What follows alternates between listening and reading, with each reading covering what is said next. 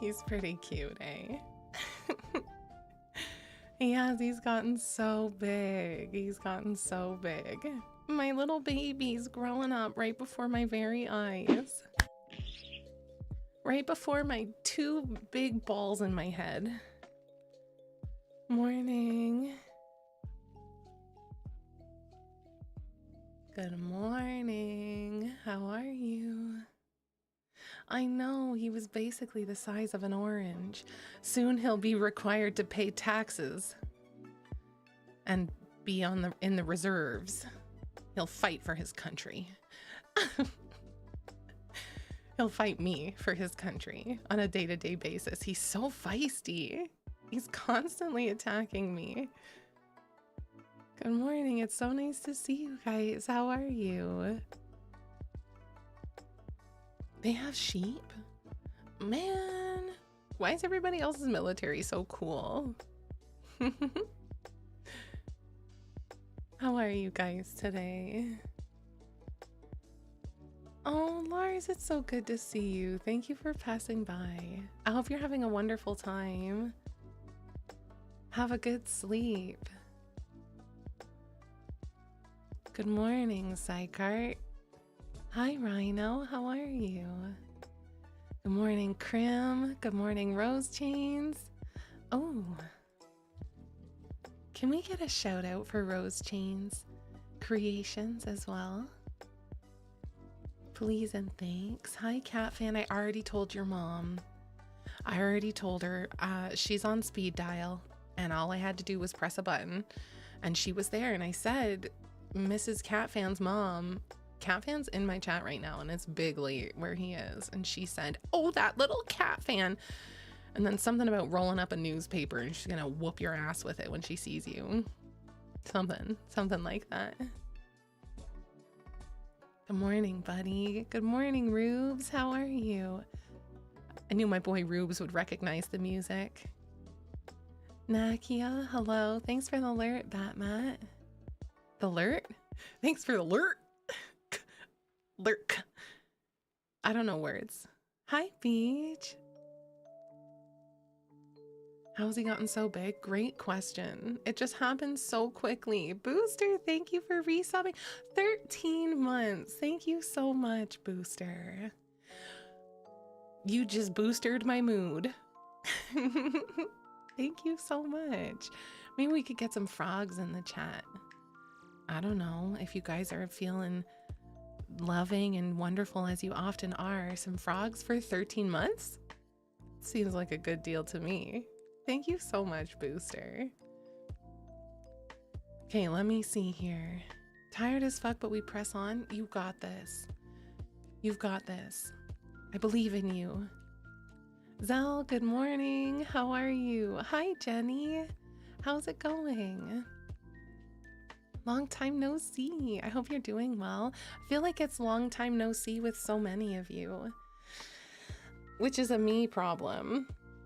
And it hasn't been that long, but it's been like 1 week, right? Booster, take them and shove them up your butt. You're getting frogs whether you like it or not.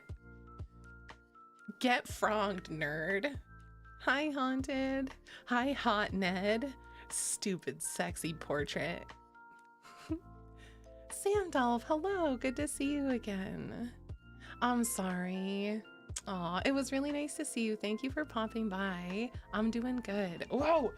Oh, Gus, don't. Oh my God. He's such a psycho. He's climbing all the furniture in here. Oh my goodness.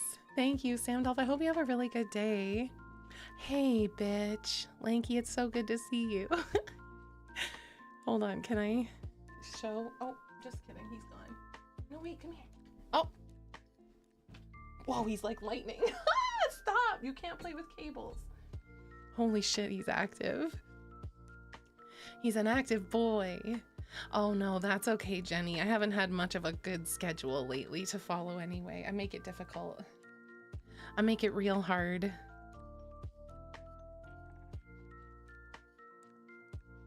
Oh, ugh. Oh, I hate getting invited to family things that I don't want to go to. Lasai. Oh. Wow, having a family that loves me, it's the worst. That's exactly why I changed my name. Just wanted some recognition for how fucking stupid and sexy I am. D-Man, hello. Okay, right? Like, I really appreciate that they thought of me, but also leave me alone. It's weird too, because it's like, you didn't think about me for a long time, and now you think about me? No. No. Go back to not thinking about me. Maybe I will. Maybe Cat Daddy and I'll move to England. That's so rude. Some people just want family and they want connection. I want connection with one side of my family, and the other side of my family, a little bit of distance would be okay. Like an Atlantic Ocean.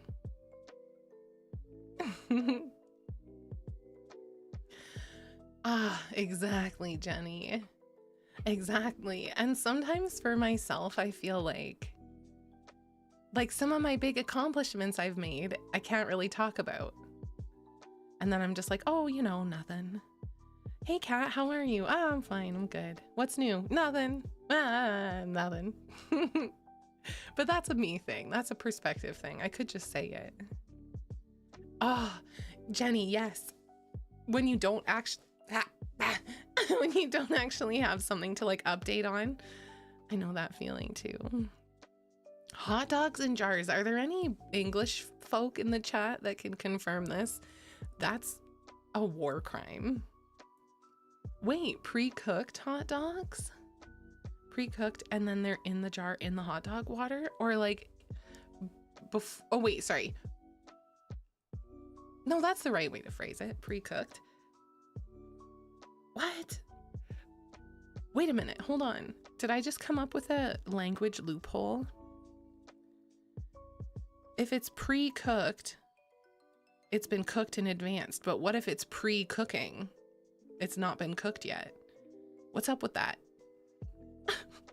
And what's the deal with airline food? Do you understand what I'm saying?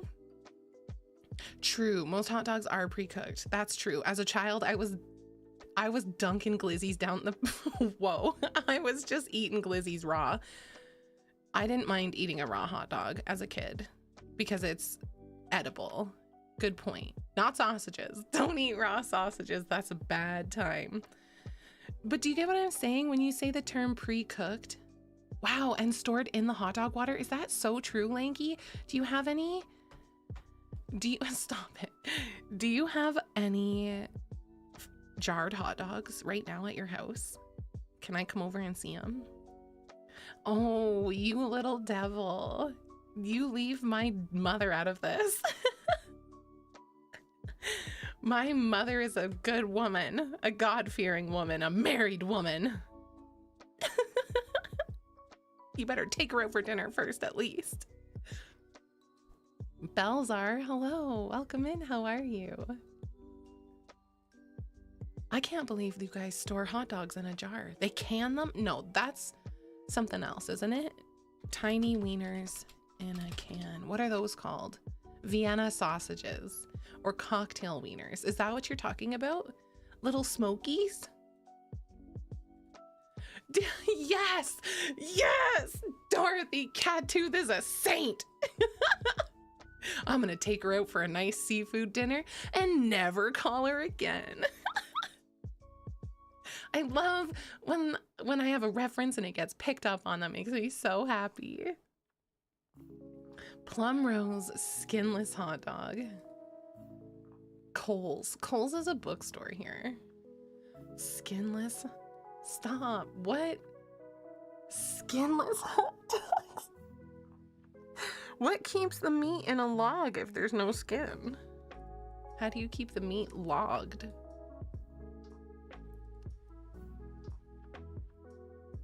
Morning, Sleepy. Only one of us will be eating that. Leave Dorothy Cattooth alone. Water in a can? Okay, wait. Speaking of water in a can, that reminds me of Liquid Death. Are you guys familiar with Liquid Death? It's like a company that does, I think, just water in a can. Is it mountain water, sparkling water, flavored seltzers, iced teas, and low sugar energy drinks inside edgy heavy metal styled aluminum tallboy cans? They're doing a thing right now with something Kelsey, the not Taylor Swift marrying Kelsey brother. They have like a commercial for gathering up your piss and sending it to your local AI data center. That made me like both of those. I know nothing about Liquid Death other than it used to be sponsored by so many podcasts I watched. And then, so many podcasts I watched would mention, Jason Kelsey, thank you, would mention Liquid Death. Never had it. Canned water seems crazy to me. I don't know why it freaks me out so much, but now I'm like, I want to do it. I want to pee and send it to the data centers. I tried one of them. It was so horrible that I did not try more. Do you remember, was it mountain water or carbonated water, or what about it didn't you like? I'm so curious. Have you heard of this really popular thing? I don't know things, okay? I don't know what isn't popular. With the power of friendship, that's what keeps the meat together. I'm trying to eat some skinless friend dogs. Okay, it's like seltzer water. See, that's weird. Why do you do that? Just drink water like water. Why carbonate it? Carbonated water upsets me. Chat, where do you stand on carbonated water? The hot honey equivalent of water. Is that a good thing?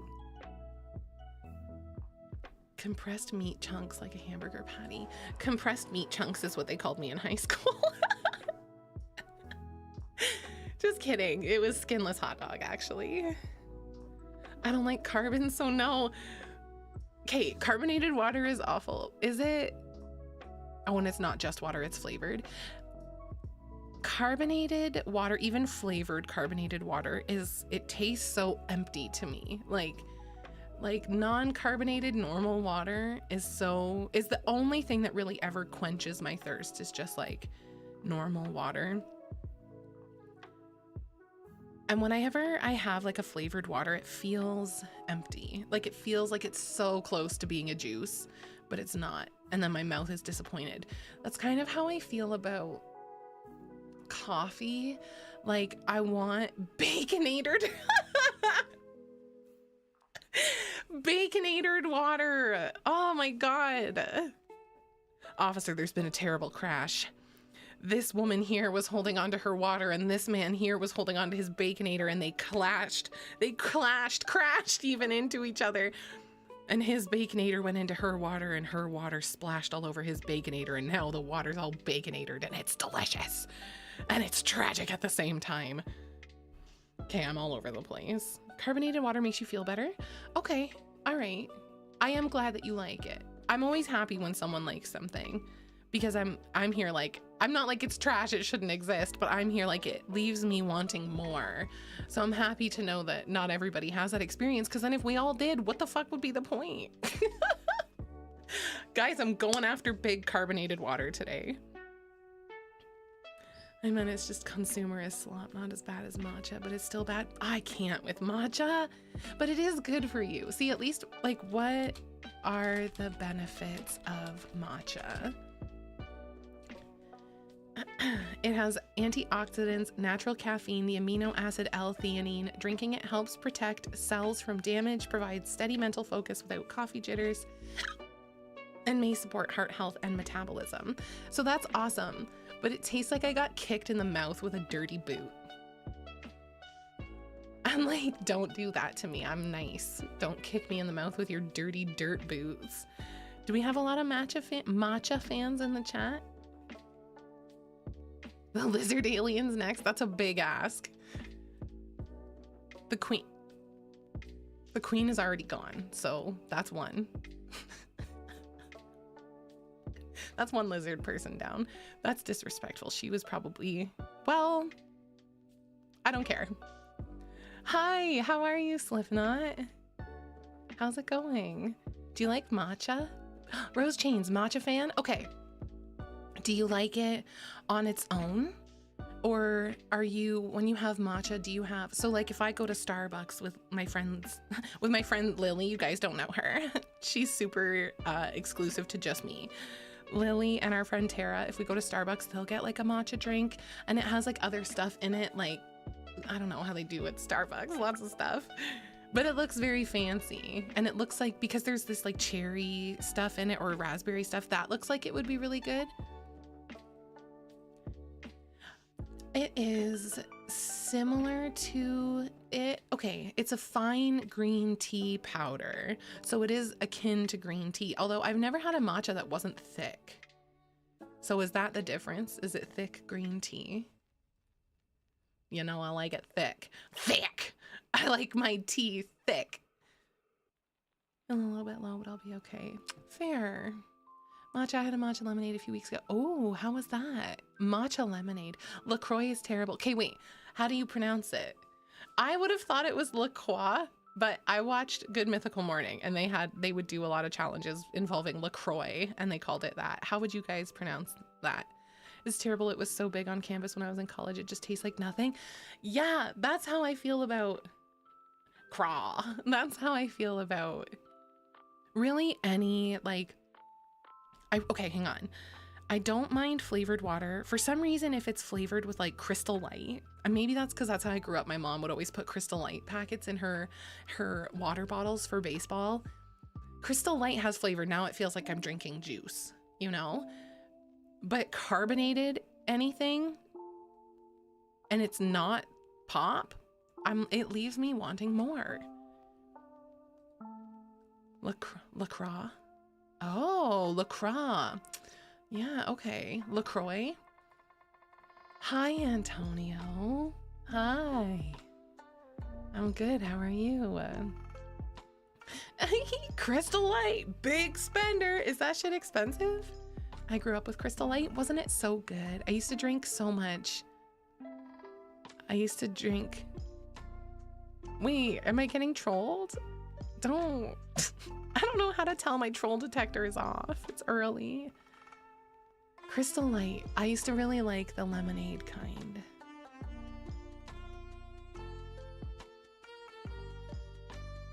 Man, now I want lemonade and I don't have any.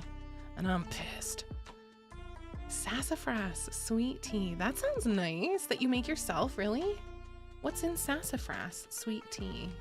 Sassafras sweet tea. Roots or bark of the sassafras tree and sweetening the resulting pink-red liquid with sugar, honey, or maple syrup. Wow, cool. What does a sassafras tree look like? Pretty.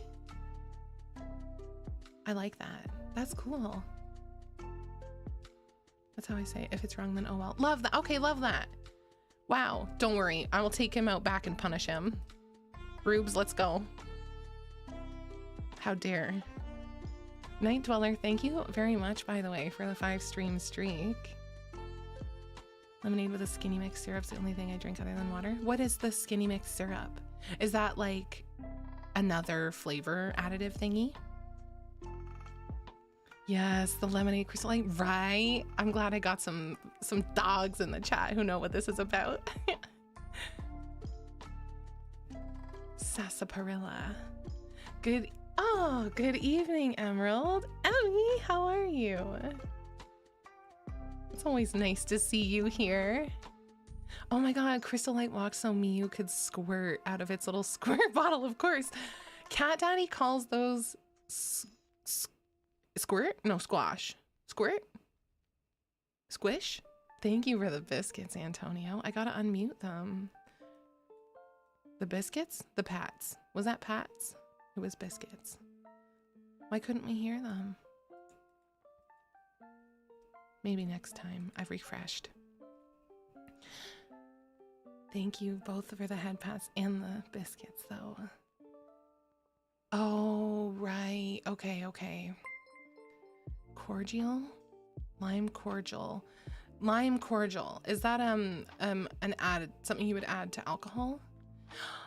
6 months, currently on a 1-month streak. It's dangerous to go alone. Take a prime sub to use in your darkest hour, Emerald. With your beautiful green light, you've lit the way. Thank you so much. Thank you. Thank you for subbing. Thank you. Wow, squash? I think that is what he called it. All right, I've got a tab for Plum Rose skinless hot dogs. Chat, what would you rather eat? Straight from the can, 6 skinless hot dogs, or 1 piece of pizza with a little bit of mayonnaise on it. And it can be from your favorite pizza place and your favorite mayonnaisery. Would you rather eat 6 skinless dogs or 1 slice of your fave pizza with mayo on it? Oh, hey, thank you so much for the follow. Karma Centric, welcome in. Thank you so much. If you are chatty and you want to answer, you can also advise. What would you rather eat? 6 skinless dogs or pizza with mayonnaise? Listen, I can't have all your lives on my hands. You'll neither starve nor KYS. How are they skinless? That's what I want to know. I'll show you the picture of the can so you know I'm not fooling. Hold on. Gotta put on the skinless dogs.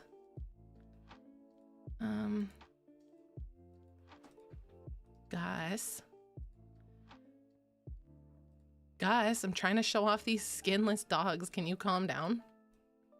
See? Here, I'll put them over here. I'll put them big styles over here. 6 skinless dogs. And like, I don't fully understand the skinlessness either. I was advised that the meat stays together with the power of friendship.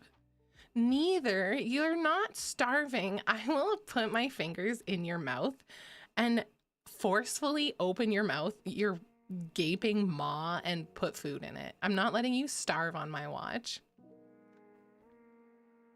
Compressed leftover hot dog bits form. Man, are hot dog bits not already compressed leftover meat bits? Are we gonna have 4 beer? Yeah! Yeah! Let's wash it down with 4 beer. 4 beer, everybody. Cheeseburger pizza with mayonnaise? That might have been a loophole. That might be genius. That's so smart.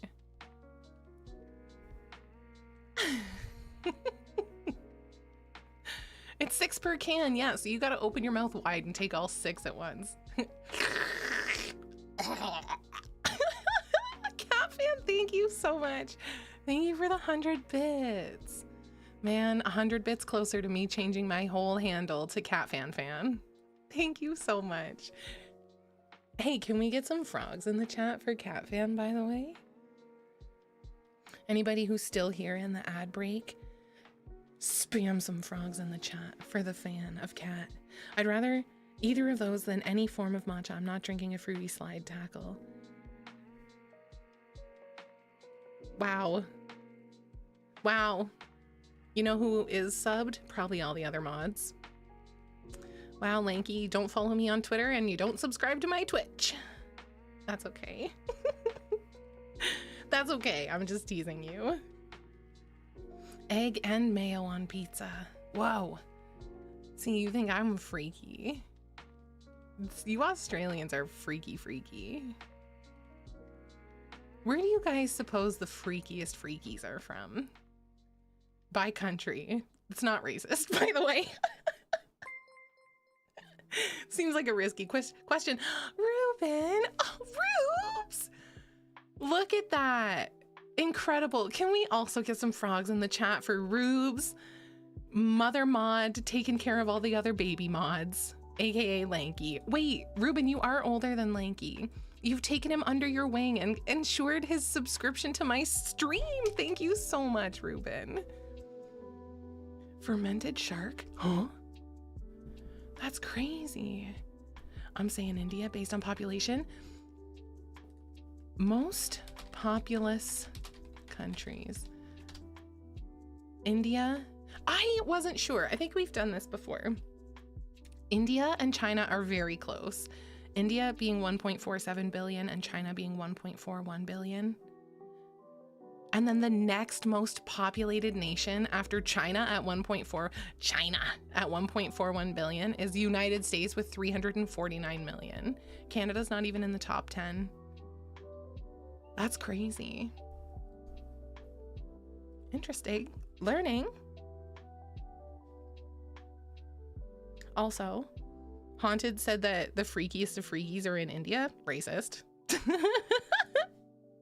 Somebody clip it and then ban him. Just kidding. Just kidding. I love you. I'm just teasing.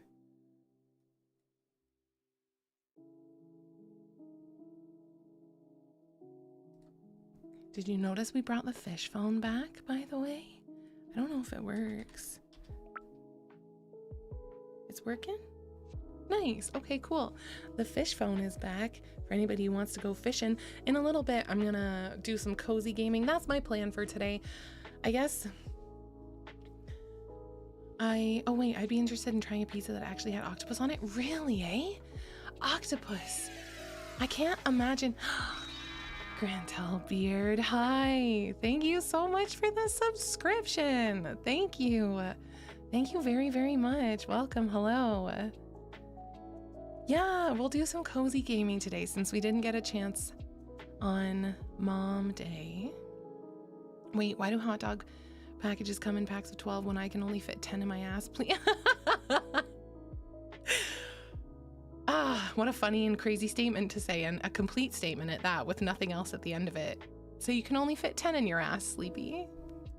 You want to come over? I bet we can make it 12. What I want to know is, why do they come in packs of 12 when there's only ever 8 buns in the bun package? It's lovely to have you here. No, there was no end of anything. That was his full message, guys. Don't scroll up. Don't verify. You can trust me. I have to get my merchandise together for a convention. Hey, that's cool. Oh my God, Rose Chains, I hope you have a great time at the convention. I used to work with a woman who did on the side. She was my supervisor at my old job, but on the side, she'd had like a, I don't even know what to call it, like this sounds so demeaning almost, but like an arts and crafts business. Like they would make custom t-shirts and pillowcases, and they made purses, they made like really cool cups and mugs, and they did like the screen printing and everything. It was so cool. And they would do that. They would go to conventions on the weekends, and I always thought that was so awesome. I wish you the best time.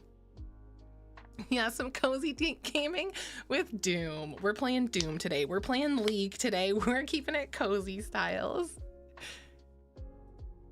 I really want to try the pizza from Death Stranding too. Yeah. Ooh. What food from what either game or... Bro, it's always food. We gotta do a cooking stream sometime.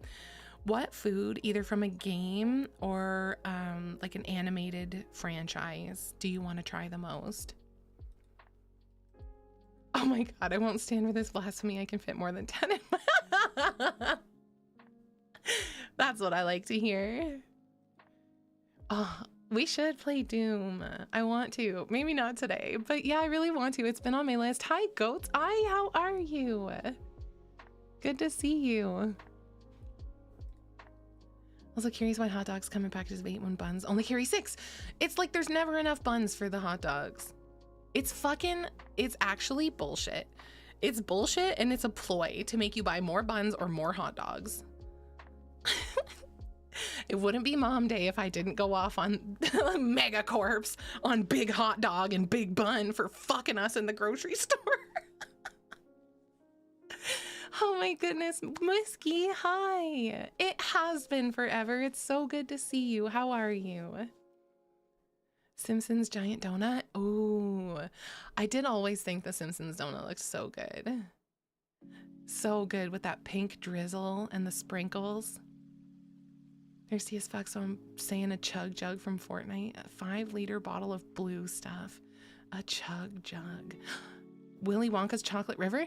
You know what? Actually, OG, like Willy Wonka and the Chocolate Factory. Is that the original one from like 90s or something, or 80s? That one had a lot of like really crazy out there food that I wanted to try as a kid. But for some reason, the remake, the Charlie and the Chocolate Factory one, I didn't think the food looked cool or exciting. It looked fake, which maybe it's just because I was older. Either Eternal or 2016 for the first time. That's what I have heard. What do you guys think? For those of you who've played it, what would be a better place? And I'm probably not going to play the whole game. So what would be the better one to try out? Doom Eternal or Doom 2016? Campfire Steaks and Dragon's Dogma 2. What would mine be? What would my food? A lot of the Studio Ghibli food looked really good.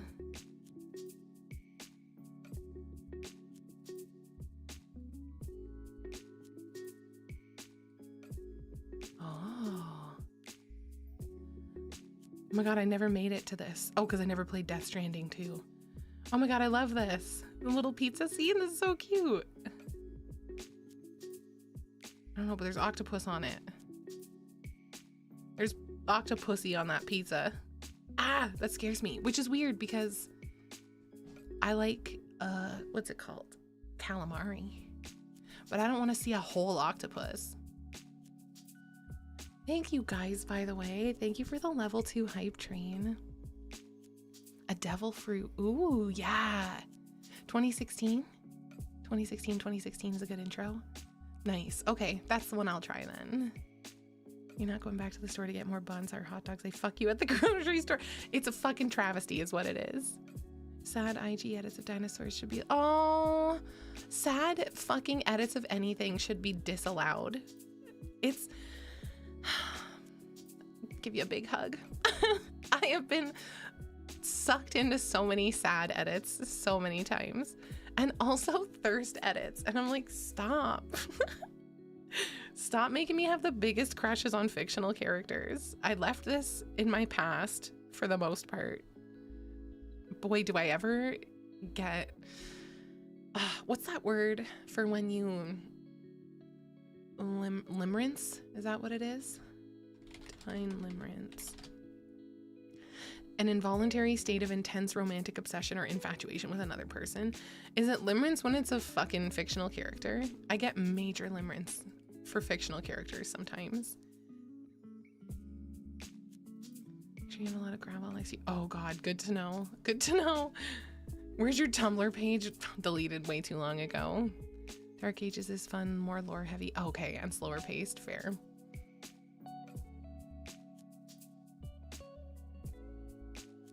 Okay. Man. Gus, come here. You come to visit Marshy? Where are you?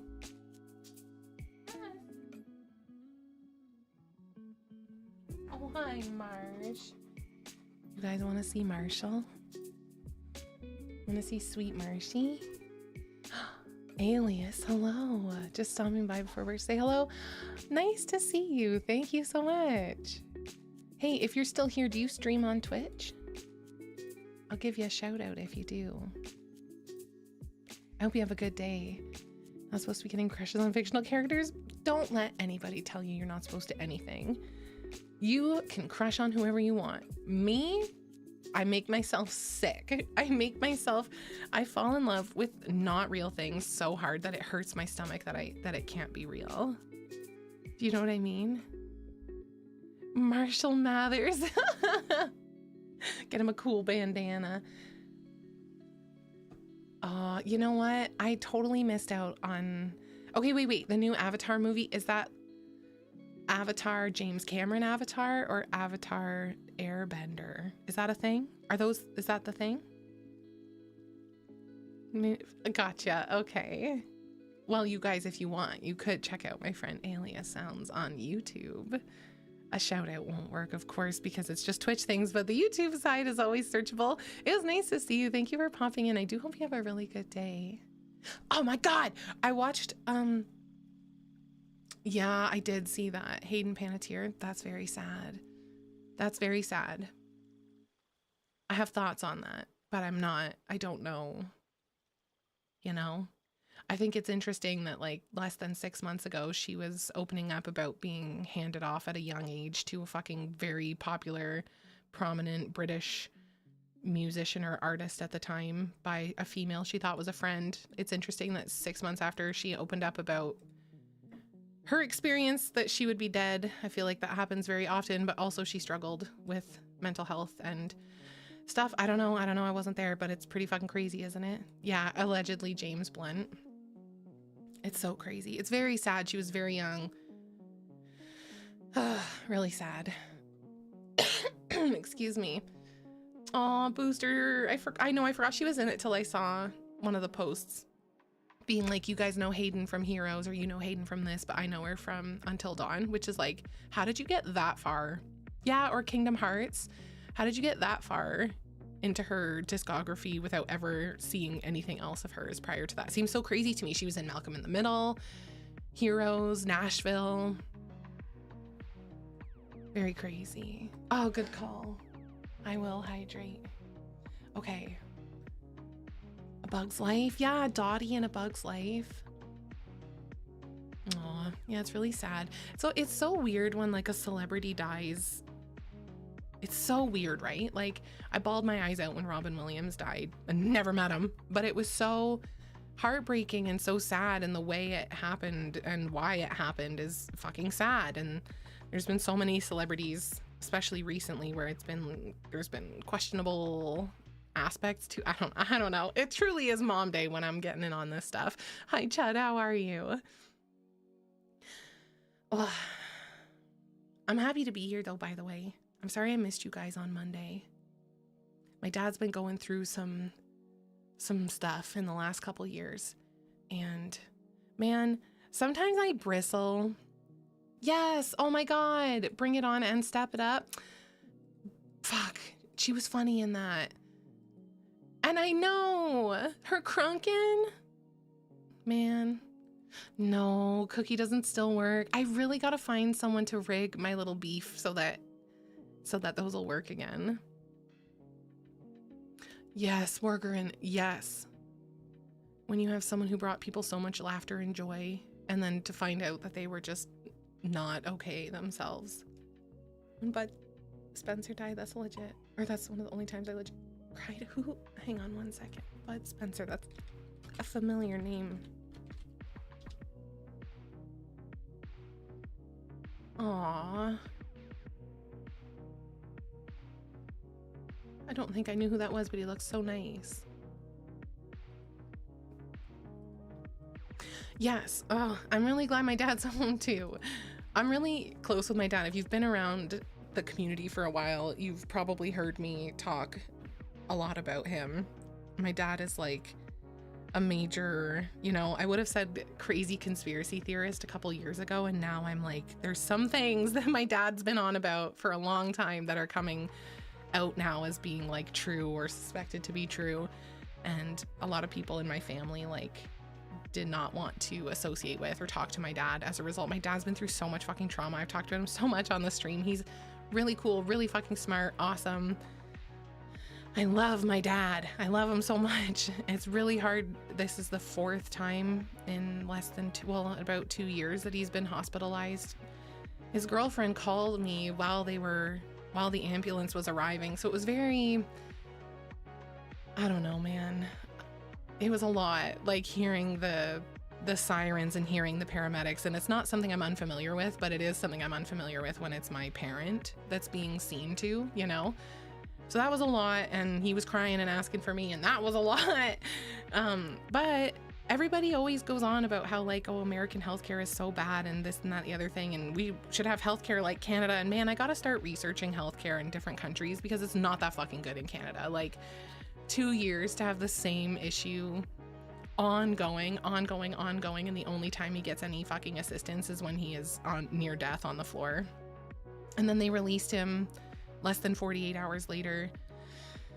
I don't know, man. It was a really hard weekend. It was a hard beginning of this week. But all of that is to say that my dad is home now, and I'm just I was very nervous about what this week was going to look like.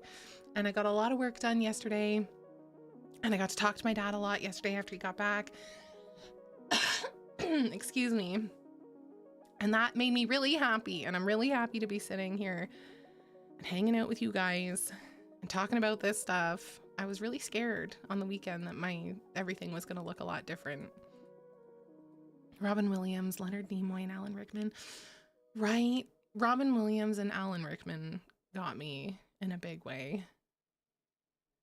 Such a good guy. Can't watch Die Hard without getting missy now. Aw, he has a crystal ball under his bed, but nobody believes him due to it being invisible. Pretty much. Morning, Tyler. How are you? I experienced something like that for about almost 6 to 8 months, where I was calling an ambulance, going to the hospital, being sent home all the time. Oh, that's awful. That's awful. So long to deal with that. I had gallbladder issues, like gallstones, and I had to get my gallbladder removed. And the first like attack of that I had, I thought I was dying. I thought I was having a heart attack. And luckily they identified it right away and made an appointment right away to get my gallbladder out. This was in 2018, I think, 2017. I myself have been dealing with medical shit since December of last year, and it's so fucked. It's so fucked. And I'm like, I know it could be worse. Like, I know it could be, but I'm like, it's just hard. It's hard. Was even harder seeing my dad go through it because I'm not nearly dying, you know? Once I know what's going on, I'll open up more about it. I don't want to scare anybody when I don't have enough information myself, but yeah, I'm very grateful that my thing isn't life or death, but my dad's is, you know? And yeah, it's crazy. Here's enjoy every moment you get with him. Don't take any health problem as routine. For sure. Absolutely. No, we're taking it very seriously. His girlfriend's taking it really seriously, which I appreciate, but also need her to chill a little bit. She's talking about like, if he doesn't start taking care of his health, if he doesn't start blah, blah, blah, I'm leaving him. And blah, blah, blah. I'm like, girl, I understand that you are scared right now, but like, he's doing everything that he can. I don't know what you mean by take his health more seriously. Like, he is going to all the doctor's appointments. He's getting all the blood work. He's doing all the follow-ups. It's not his fault that he keeps ending up this sick. And does healthcare systems weakened by apathy? Too many people working there just to get a check and go home. The resources are there. You just need to advocate for yourself and not accept apathetic care. I have had moments where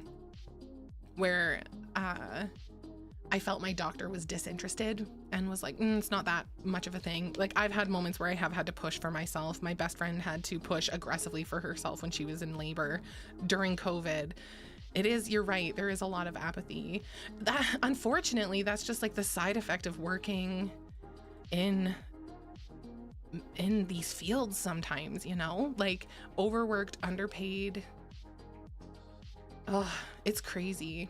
You can survive with whatever is affecting you, get shoved to the bottom of the priority list. You're only really shot at the top of it becomes, yeah, exactly, an immediate life-threatening problem, which is why my dad gets help every time he's like, he goes to the ICU every time. All his organs are shutting down every fucking time. They thought he was having a heart attack. They thought his heart was failing. He's like crying and asking for me, which is like nuts, because normally he's like, don't bother Kat, like don't tell her, I don't want to scare her. And like then he gets seen to, like only when he's ready to say his goodbyes. And don't even get me started on the fact that in 4 or 5 hospital trips, maid has been brought up twice. Like, he doesn't like that.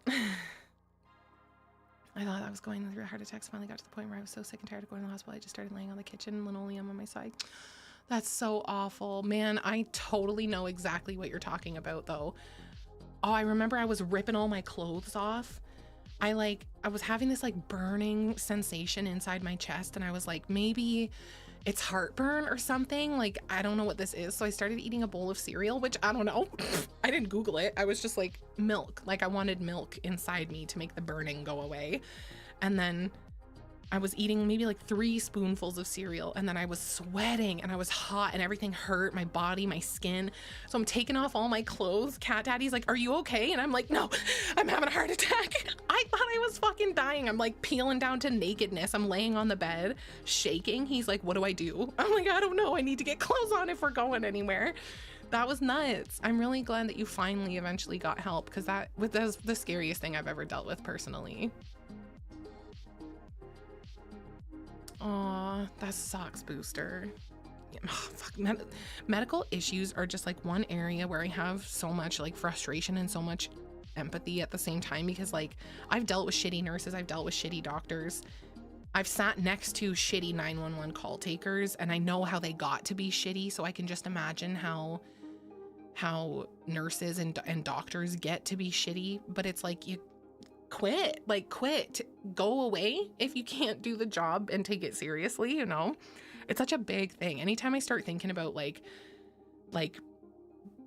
I don't know, doctors and medicine and access to healthcare and all of that, like my brain, I don't know, it just goes into overdrive, because I don't know what the solution is. Thank God I'm not a lawmaker, because I don't know. It's crazy. I just know that having free healthcare like we do in Canada is not all it's cracked up to be. Don't get me started on MAID. We have an entire department dedicated to it at my hospital, and it pissed me right off. I want to start you on it. I want to start all of you on it. If you're unfamiliar with what MAID is, it's short for medical assistance in dying, which we have in Canada now. And doctors aren't supposed to bring it up. It's supposed to be like a thing that you have to ask about. But they do bring it up sometimes. And yeah, it's weird. It's weird. How do you guys feel about that kind of thing? Hi, Voir, how are you? How do you feel about medical assistance in death? Do you feel that it is like a positive thing for a country to offer its people? To me, I don't know. I'm pretty jaded, but it a little bit feels like, I don't know. Sometimes I just feel like it's a way for them to be like, well, I don't know. Do you want to die? And then people are like, well, I guess, because I'm not getting any help otherwise. And they're like, okay, well, we'll kill you. I don't know. That's pretty negative. Like, there are lots of cases in which somebody could be like, I saw a woman, I think she was in Canada actually, or she was in Canada. Sorry, I meant to say BC. She had a really aggressive form of dementia, and she was very young, like 50 years old, around there. And she was discussing on TikTok why she had chosen MAID. And that is a case where I'm like, absolutely, like, I can imagine being too scared to want to live for very long with an aggressive form of dementia, and also too scared to want to do anything about it myself. So I'm like, I'm not fully against having medical assistance in dying, but I don't know, like the fact that my dad, who, by the way, it looks like it's hypothyroidism, and at worst possibly there's a tumor, which, like, obviously aggressively hoping that's not the case, but like MAID twice for someone who's been dealing with the side effects of like organ issues because he's had undiagnosed hypothyroidism, like you'd just rather kill him? I don't know. Okay, wait, your dad called you screaming on the phone, Cat, my sweet baby cat, they're going after my other nipple. Oh my God. Zell, that's so funny. You're funny. Also, my dad's family doctor is a lovely gentleman from Pakistan, and he loves him. He loves his doctor. I'll have you know. He likes his doctor because my dad was against forced vaccines during COVID. And when his doctor was like, you have to get it, my dad was like, do I? Is that your official like advice as a doctor of medicine, or is that the government's advice? And he said, well, it's technically the government. And my dad was like, okay, straight shooter, I like you. And now he loves that guy. Decided to discharge me early. Oh, that's awful. Oh, I'm glad everything's fine now. It's legal in Australia. Since everyone's sharing medical stuff, specialists are fucking useless if your condition falls out of their little box. I thought you said litter box. Oh, that's awful. Yeah, like where I'm at, I'm going through the motions dealing with some like, I don't know. I feel weird about talking about it. It's TMI. I've just been going through the motions with some shit myself, and it's genuinely just like, oh, well, it's not this and it's not that. It's like, okay, well then what is it? Like, I'm not coming to you to shoot the shit about it. I don't understand. But again, it's like there's so many people that need so much care, and I can't help but be like, I know that people need it worse than I do. Like, but also my issue is serious too. And if we don't get to the bottom of it now, it could be way more serious down the line. This is just such a it's such a messy issue, right? Constantly touted permanent solutions to temporary problems, and now MAID is being offered for people with relatively treatable, yes, mental health problems. Yes, like what? It's fucking crazy. It's crazy. On their own terms should be a right to everyone IMO as long as it's something 100% terminal, of course. See, that's where I agree, Spencer. Like, I would never want to be like no MAID at all because it can be used like as like an improper thing. I'm like, I think it should be an option because yeah, like some people, I would like to die with dignity when I go, you know, and I think that is a good option and something that is nice to have, but it should be what it always was supposed to be, which is like the absolute last resort thing. And the doctors don't bring it up. You do. Like, I don't know. I just think that's so nuts. Enough red tape to catch the people who have a reasonably high likelihood of being treatable. I think it's cruel to tell somebody you're not allowed to kill yourself, especially considering that they'll do it themselves less well. True. I agree that it is cruel to tell someone you can't do that. You're right, because if you tell them that you can't do it in this surefire, professional, safe way, that there are going to be people who attempt and are not successful in that. Man, this is such a like dark combo. I hope you guys know that I'm trying to look at this not from like the emotional side, but from just like the practicality side. Sometimes I like having these chats with you guys, and then I'm like, is this too dark? I don't want anyone to walk away from this sad. Everything is good. It's just an interesting topic, right? I remember growing up and it being like, there was a thing I remember hearing about, what did they call it? Is it Switzerland that they had assisted death there? I always thought, whoa, like that's so nice that exists somewhere, because yeah, like people should have access to that if they absolutely need it. But what a messy thing, right? And I agree, if brought up unprompted, their medical license should be revoked. Or at least considered. It should be looked into. I was sitting with my dad, not one of the times he brought it up, but one time a doctor came in and was talking to my dad. and was like, okay, so we just have to ask, you know, if your organs do start failing and blah, blah, blah, like, what do you want us to do? And my dad was like, help me? And they were like, okay, so resuscitate. And my dad's like, yeah, bro, like, I'm at the hospital specifically because I want to live. Like, I would have just kept on the floor and died if I didn't want to live. It was very weird. It was very weird. It was odd the way it was phrased, the whole thing. And then my dad was like, this is fucking bullshit. Twice now they've offered me maiden. Now they don't even know if I want to be revived. Like, so weird. Oh, well, that's so sad. Emma, that's awful.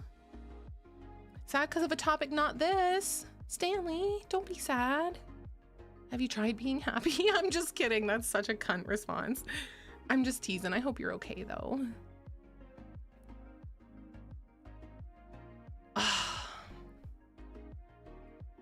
Oh, I didn't see it. Hold on.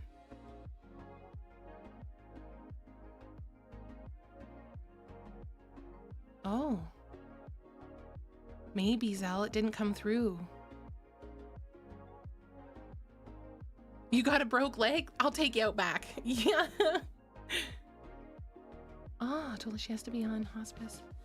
Basically waiting on her to pass away. There's no other way to prolong her life at her school. Sad. Knowing she's being cared for and she'll be comfortable at the end of her life. Yeah, first of all, that's really difficult, and I'm sorry. And I agree, like, the main thing, I don't think that it is bad inherently.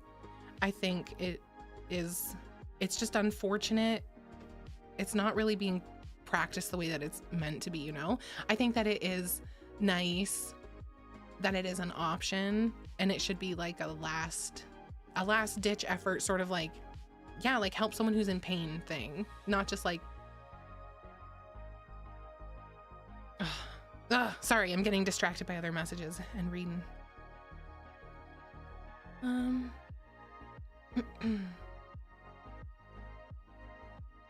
Oh no, I know. It's the fact that for him, it's the fact that twice before they brought up maid, and he was like very clear that he has no interest in dying. He has every interest in being alive and well. And so to have that brought up to him twice, and then have another doctor come in and be like, so what do you want us to do? And it was very like, I was right there. Like, I'm not like my dad where I'm like, these fucking doctors, blah, blah, blah, blah, blah. Like, I'm like, they're all, for the most part, they're doing their best, right? But I heard the way he said it, and I'm like, oh, fuck. Like, the way he asked my dad was like, what do you want us to do? Huh? If you fucking die, what do you, I'm like, huh? Like, it was just crazy. But you're right, that is a normal question to ask, because some people don't want to be resuscitated. They don't want what could potentially happen if they flatline and then are brought back. So it's a real question. It was just how he asked it and everything else that had been going on. Good meowing, Solid, for 23 months. Thank you so much for resubbing. Can we get some frogs in the chat for Solid, please? 23 months, that's almost 2 years, dog. How are ya? But I do think it's a nice, like, don't get me wrong. Again, I do think it's a good option to have. I know that if I were dealing with certain things that, yeah, that would just have me being in pain for the rest of my life, I would want like a dignified alternative. Very interesting. Thanks for talking to me about that, guys. It's been a crazy week. It's been a crazy week. So I've had a lot of deep topics on my mind. Yeah, like being asked that question, I'm like, well, yeah, I want to be alive. Did it seem to you like doctors are distracted or kind of high? It seemed like, do you know what? If I'm being fully honest, it seemed like they were just fed up. And maybe of my dad, who, like, I can be very honest and say is not an ideal patient. Like, he's not like me. He's not super duper friendly and outgoing. Thank you for the lurk, Solid. I'm doing well. It was really good to see you. I hope you have a good day. Also, hey, Star Killer, how are ya? My dad is a difficult patient, and does not want to be in the hospital. Only goes when he's gonna die. When he feels like the alternative is death, then he will go to the hospital. So I get the impression that there's a note on his file that says that he doesn't want to be here and to release him as soon as he is able to go. And I don't blame nurses and doctors for seeing whatever note I'm sure is on his file and kind of having this attitude of like, well, if you don't want to fucking be here, then we don't want to fucking help you. But also you're a doctor and a nurse. So like a doctor or a nurse, it doesn't really matter. Like you're supposed, it's how I feel about cops. It's how I feel about dispatchers. It's how I feel about anybody in like life-saving professions. If you are to the point where somebody being difficult or somebody, I don't know, frustrating you is making it so that you no longer care to help them or want to take their problems seriously, then I think you need to take like a break or consider another career. That's just the way it is. And so, yeah, I get the impression that they just have an impression of my dad and don't want to deal with him because he's difficult. But he's also not throwing and yelling and shitting on nurses and stuff difficult. He's like a boy who almost died as a child and spent 1.5 years in a hospital and has a ton of trauma from that. You know what I mean? So like for him, it's just scary. Like hospitals are death for him. Thank you for the biscuits, War. So like, yeah, that's a long answer to a short question. Exactly. There's a handful of jobs where like you just gotta leave your feelings checked at the fucking front gate. Like, and if you can't do that, you shouldn't be in the profession, you know, or you should take a break if possible and then come back. I took a break and realized I couldn't come back, so I quit. I know, so many points because I always have the fucking redeems turned off. Everyone's just accumulating endless amounts of points, and it's a very rare occasion that I let you spend them. Thank you for the head pats. Excuse me. Oh yeah, Emma, like it depends, right? It's hard. And I also understand that they're kind of locked as well. This is Kay. Sometimes I feel like I make a bad content creator because I'm like, well, I have strong opinions on things, but then immediately I can see the other side instead of just like aggressively going in on one side, because I'm like, it's a lot easier said than done to say, well, if you're a doctor and you are lacking empathy, then you should quit your job, because like, who's gonna just fucking quit their job? Like, and no one thinks they have a problem until it's a problem, right? So I have empathy for folks in that profession. And I have empathy for people that deal with people like my dad who don't want to fucking be there. But I'm like, you have to have empathy for him too. Like, we all have to have empathy for each other. We're going nowhere. Those are my feelings. Fuck, cat fan. Ah! Hi, Israel. 95 stream streak. Let's go. Yellow, is this the people against internet? You bitch. You bitch. I can't believe you've done this. It's good to see you.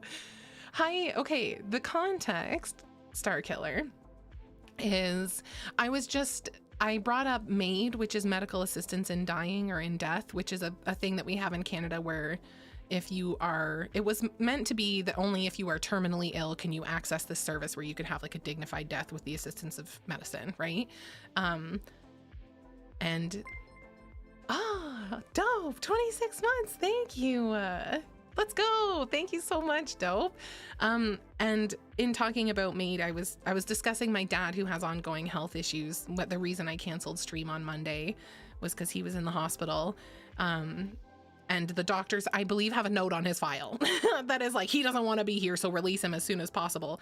And therefore it now feels like the medical staff don't really seem interested in helping my dad when he's there. So that's kind of the context. And yeah, you can get it for mental health issues too. Yeah, it's fucking ridiculous. But it's also like, I don't think you can go anywhere and get it for anything no matter what. But there are just some doctors who will be like, oh, are you, what's that fucking word? I don't care. Are you homeless and you deal with drug addiction and mental health? Do you want MAID? They're not supposed to do that, but sometimes they do. You know what I mean? And it's not a reflection on all doctors. I don't think they should just take everything a patient throws at them. Some can be very offensive and they truly make it seem like they don't want their lives to be saved, but it comes with the job. I do think as a family member, we have to make sure that they also have empathy for the healthcare workers. Oh yeah, 100%. 100%. That's why I wanted to clarify that, like, my dad isn't the word is bum. My dad isn't like a throwing shit and yelling at you patient. He is a scared little boy who doesn't want to be there. Like, he's not, I've seen the way he talks to them. I mean, maybe he's different when I'm not around. I'm sure he is a little bit, but also my dad does not ever censor himself. So like what I see when I'm there and I'm watching him interact with them is them ask questions like, so, El Gato Grande, if your heart stops, what do you want us to do? And then they just stare at him over glasses, unimpressed, with their fucking, like, just waiting for his, and he's like, what? Huh? Like, what do you mean? What do I want you to do? I want you to revive me. I'm here because I want to be better. And then the doctor's like, and write something down because he's taking that as attitude from my dad. And I'm like, again, he's just scared.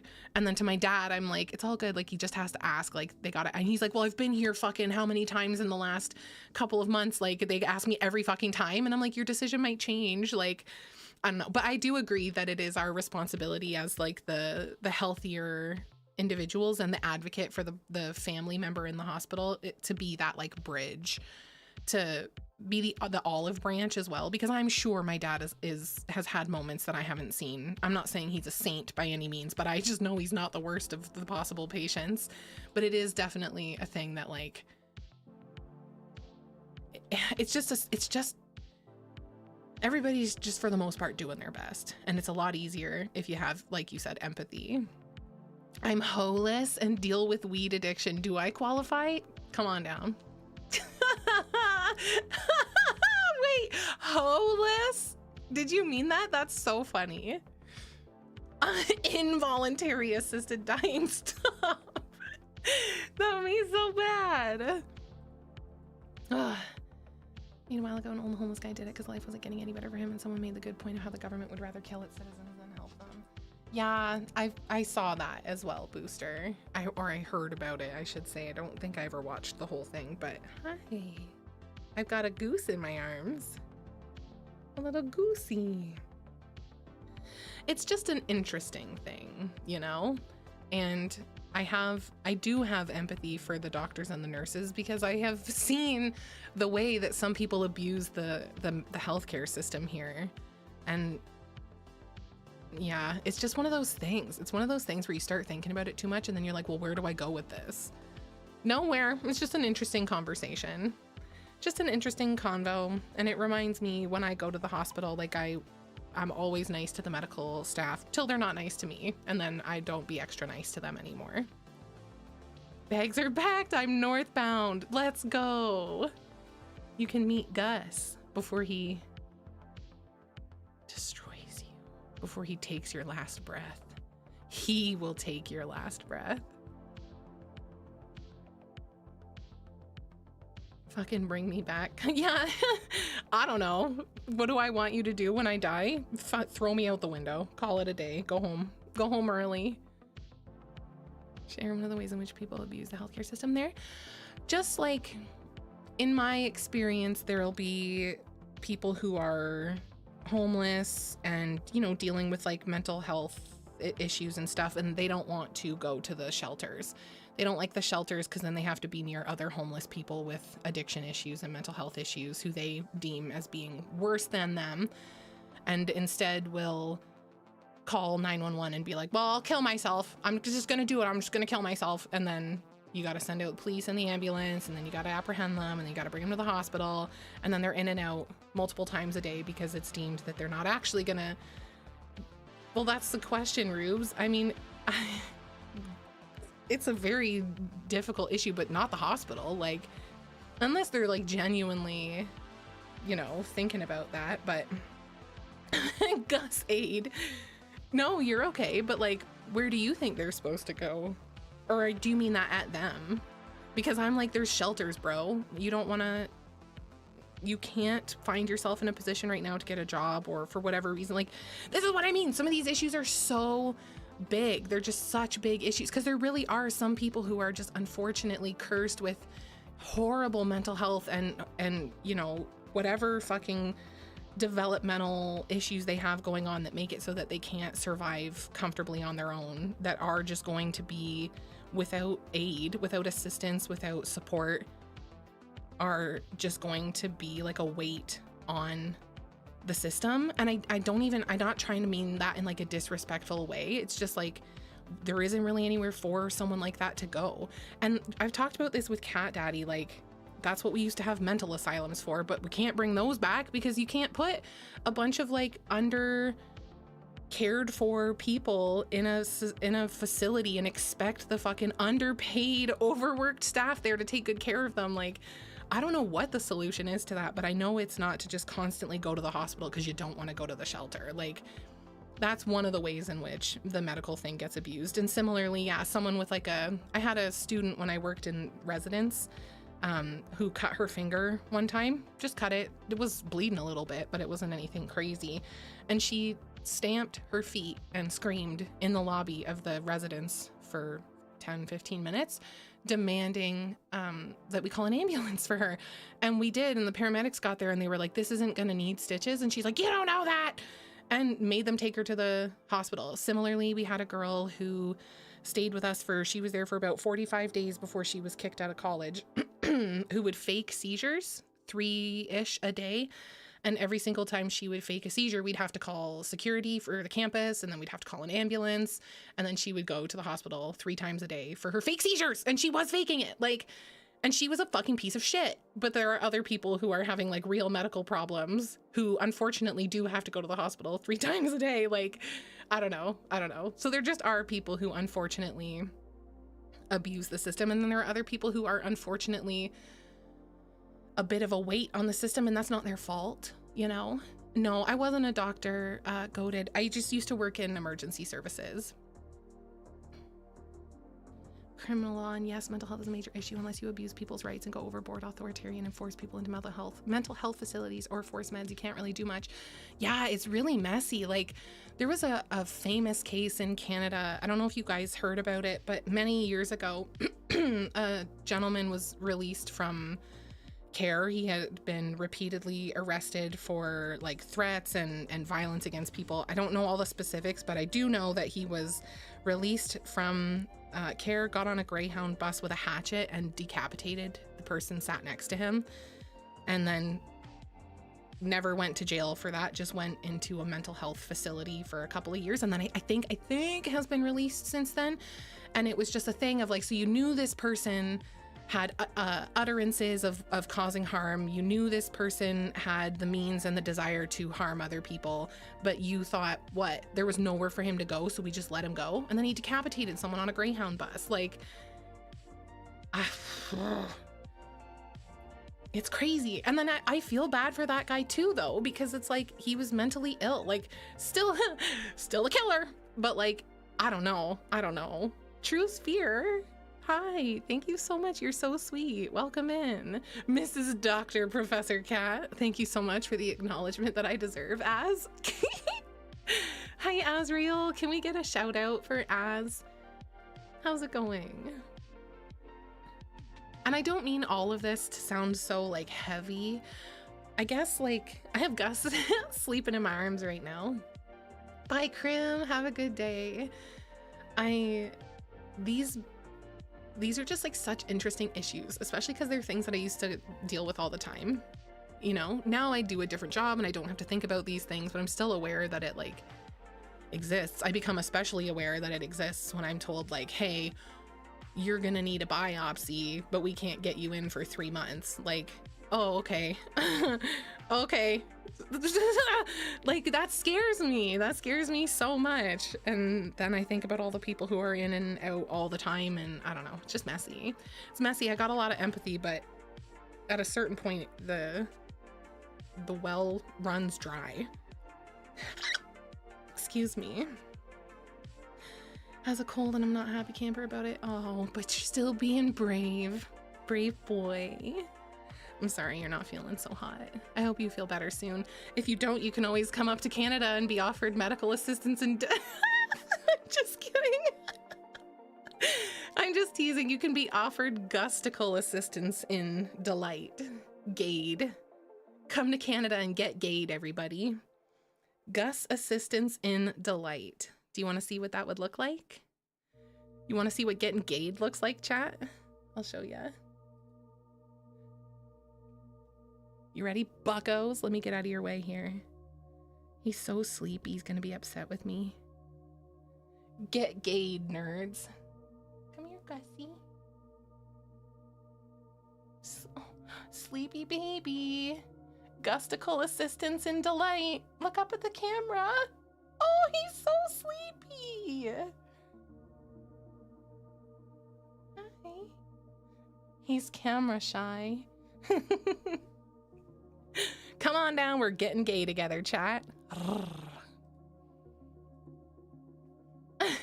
You may even enjoy it.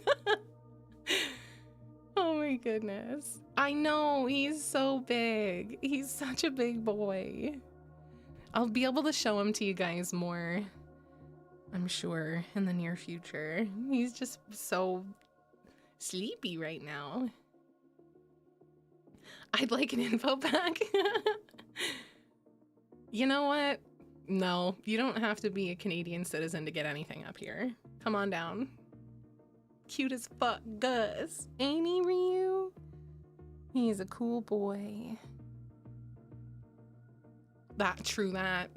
It's not gay if the socks are on. No, Zal, I'm waiting till Venny can be here. I want to stream with Venny here, and I want all the mods.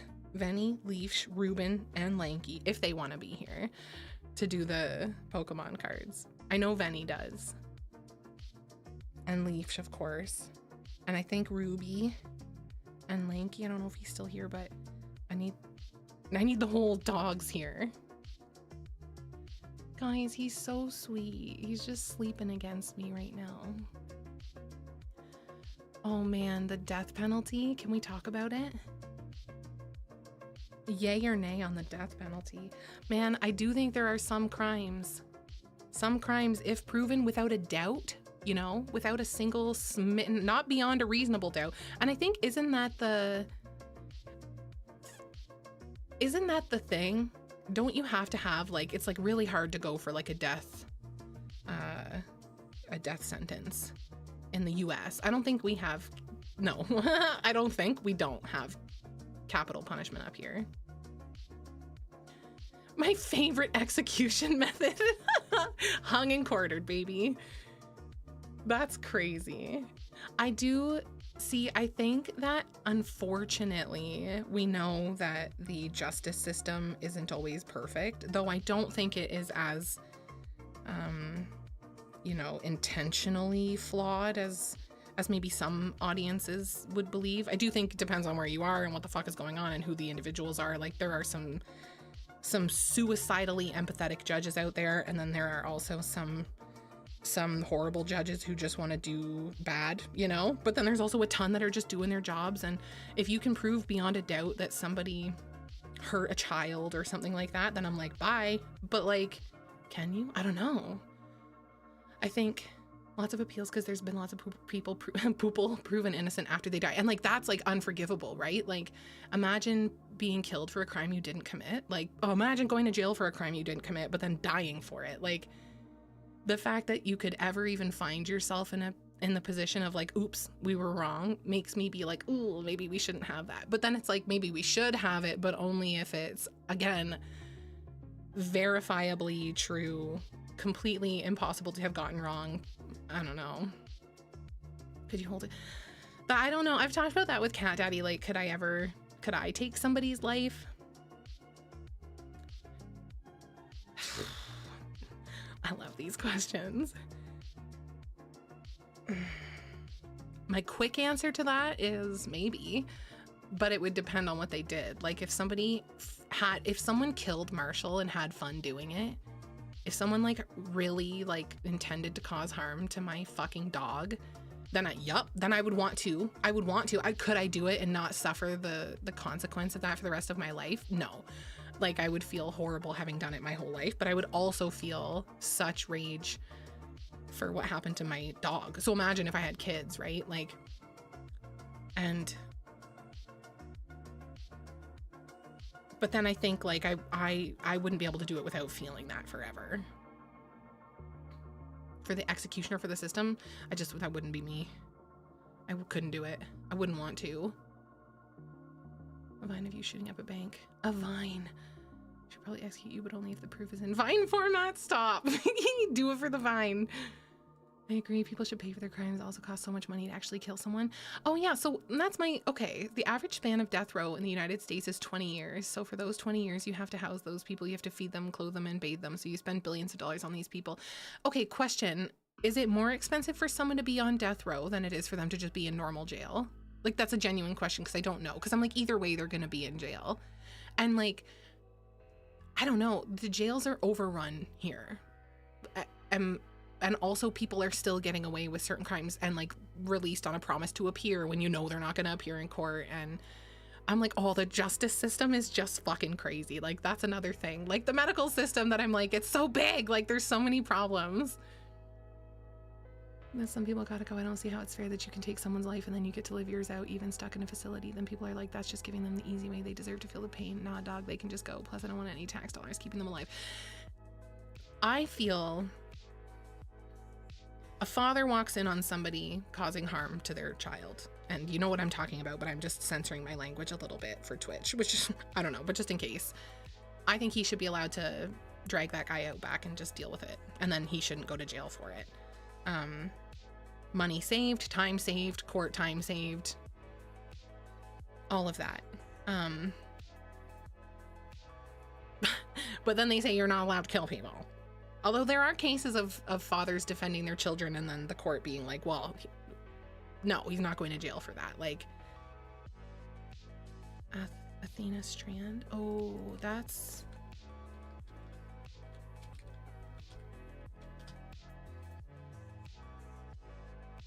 That's the FedEx driver one. That's so fucking sad. That was really sad. And like, that is a case where it's like, it's on video. It's like, I don't think any, like, I don't know, man. Like, I'm like, don't waste time at all. Don't do a court. Don't do a court. Like, just execute them. Like, I don't know, man. I know that sounds crazy, but I'm like, I agree. Like, I think that if you are capable of hurting like killing someone, or sexually assaulting like a child, like I don't know. I don't know. I'm like, why should you get your day in court?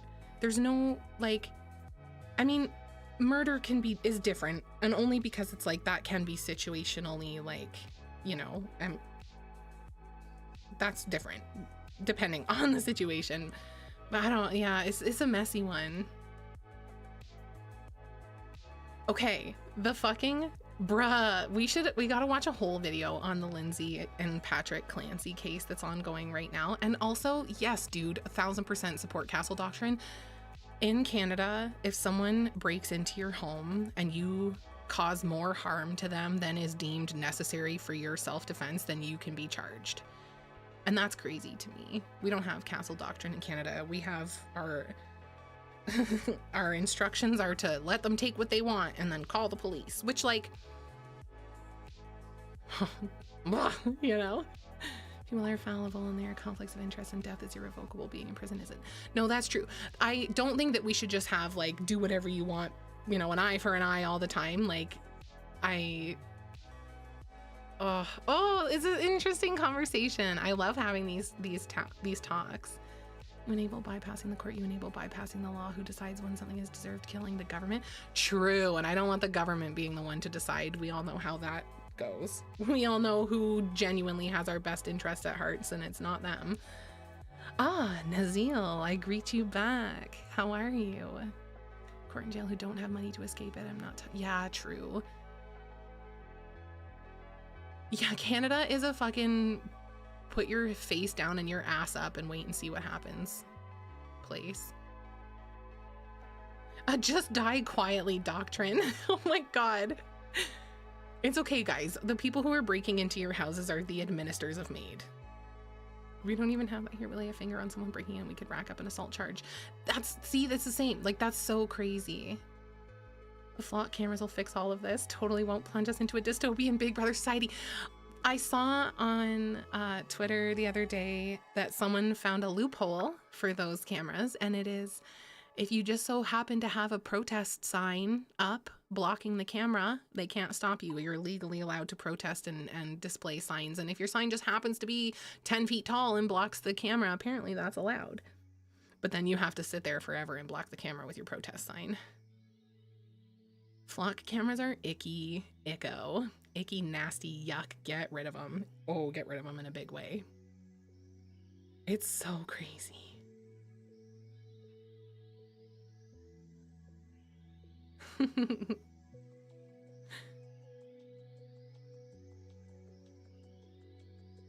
I've thought that, War. I've thought that. Like, if it's some random breaks into my house, we have no ties, who's gonna know? I don't have a Ring camera. I don't have house cams. Like, who's gonna know they disappeared at my house? Don't break into my fucking house. This is all jokes, by the way. This is jokes. You know, it's the unfortunate thing is there's so many of us, and I don't know what the perfect system would be. I do believe that most people are owed their day in court, especially because unfortunately a lot of people are, like, any people is a lot, because it should never happen, but unfortunately it does, where someone is falsely accused or charged with a crime that they didn't commit. So I do believe that it is important for people to have their day in court for the most part, but I do also have the opinion that, like, some things are truly in my mind, I'm like, there can just be situations where, I guess because, like, if someone like that FedEx driver that abducted and sexually assaulted that little girl, I'm like, why does he get a day in court? Why do we want to hear from him? What's the defense for that? I'm saying maybe like 0.05% of all crimes ever committed. I'm like, those could just be, let's just make a decision right now. So, like, we can't do that, because you're right, the justice system is fallible, and, like, yeah. Is it fair? Like, who decides that? And I'm not disagreeing with you. I'm being, like, intentionally representing the other side of the argument. You know what I mean? Is it fair? Like, you committed a sex crime against a child. Why do you deserve fairness? That was not fair. Not saying I'm right, just an interesting thing to consider. Who determines what is fair? But it was said earlier, who determines what crimes immediately result in death? The government? And, like, do we want the government deciding that? Because if it's like anything involving sexual assault of a child, immediate death, we could all get on board with that, like, absolutely. But then it's like, it's technically, like, things are, it's like, is that, like, I don't even want to get into specifics on that, because it would just be yucky to describe, but it's weird. It's weird. It's important to get the facts straight out there in a court of law. It's important to be almost unemotional and factual. This is true.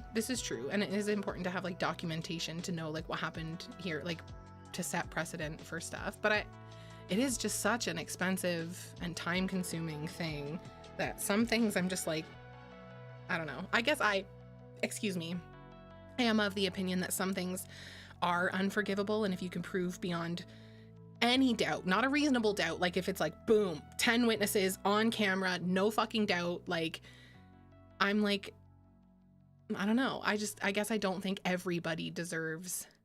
That's true. We are supposed to be better than them, but I think better than them, me personally, is like, it's not a perfect system, but then if not, you're supporting anarchy. Yeah, I'm just reading. Hang on. Oh, goose.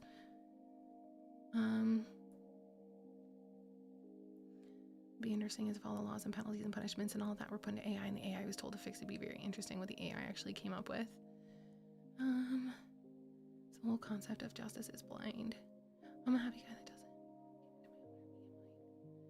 it. Yeah, it's just interesting. There's a lot of, okay, wait, how can you be sure they committed a sex crime against a child? It's not a perfect system, but if not, then you're supporting anarchy.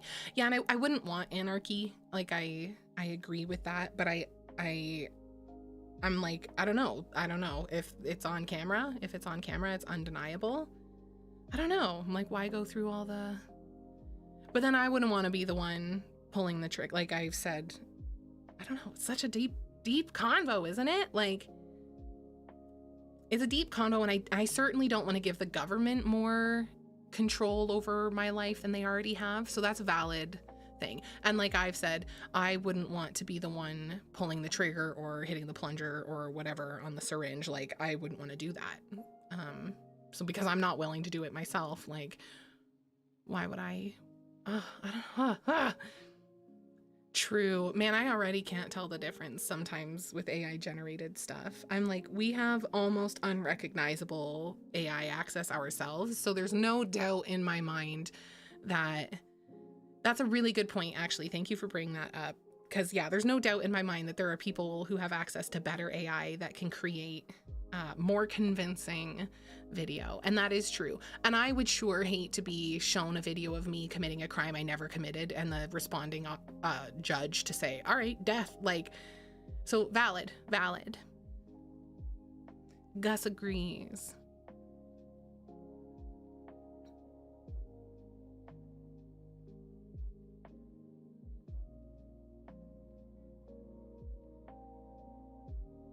Do you know what I wish in a perfect world?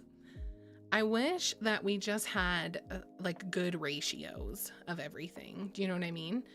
Like the bigger injustice is that someone could commit like a horrific and horrendous crime and then spend years waiting to see a trial. And I don't know. On the converse or inverse side of that, someone could have done nothing wrong and be accused of a horrendous crime and wait years and years and years to be proven innocent. Like, it's like the medical system. It's like, it's so easy to sit and acknowledge the flaws in it. It's really, really hard to imagine exactly what you'd have to do to fix it. Like, if only we had more courts and more judges and more like good courts and good judges and good police officers and good doctors and good nurses, but you can't get more nurses, doctors, officers, judges, and all of that without also getting more bad ones. Like, I think that that's like a thing that I have like struggled with recently in my like thinking, is that like there's just always going to be a percentage of everything, like a percentage of every group that is bad and is not a good representation of the whole. And it really sucks. It really sucks when the bad part of something that's supposed to be good or supposed to be neutral makes it bad. And that's putting the onus on individuals, but also the system itself. Like, it's unfortunate. I don't know what the solution would be. Like I said, I feel like we need more of everything, but only the good. It's hard. Ooh, I watched The Last House. Have you guys heard of that? Oh wait, I'm from Tennessee. Are politicians trying to get being trans classified as assaulting a child? That's fucking ridiculous. Like, that's so dumb. That's so dumb. And that's what I mean. Like, can we just have normal fucking representation? Normal people? Like, I mean, that, yeah. Speaking of nurses in particular, I just heard last night that a hospital nearby is laying off 9 RNs from one department and being replaced with temporary RPNs. I get why overworked nurses become a bit jaded. Yeah, like I have empathy for, that's why when I was talking about like my dad earlier, I'm like, I know there's a note on his file that colors their opinion of him. And I understand, because I have spoken to callers on the phone where I've been told before I've even exchanged a word with them that like, oh, that's so-and-so. He fucking calls all the time. He's just he wants to get someone to say something so he can complain and go to the ombudsman and blah, blah, blah, blah, blah. Like, it's like immediately colors your interaction with a person. I'm like, I don't, in some cases I'm like, that's shitty. And then in other cases, it's like, man, it's good to have a heads up that this person's going to be a fucking asshole so that I'm not like caught off guard. And I don't know, like I do have empathy for everyone in all of these fields. I have empathy for teachers, though I don't want teachers like overstepping in some cases. I have empathy for doctors, but I don't want doctors like losing their empathy. I don't know. It's so crazy. You are, love that, Jenny. So true. So true. Try to restore a little faith in humanity. The system is working better than we give it credit for because the news stories about it not working are all that's covered. So true. Oh my goodness. It is a rather deep convo for so late. Emerald, thank you for coming by. Thanks for being part of the conversation. I hope you have a really good sleep. Good night. This is why I like these conversations with you guys, because I feel pretty like, I feel pretty firm in some of my opinions about things, but then you'll say a simple sentence and I'm like, oh yeah. Oh yeah, and that is also true.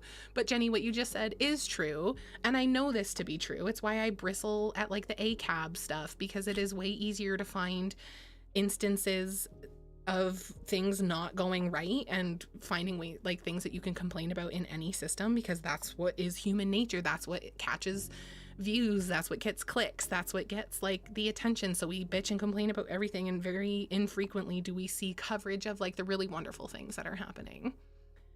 And there are a lot of those, and that's nice. And thank you for reminding us of that.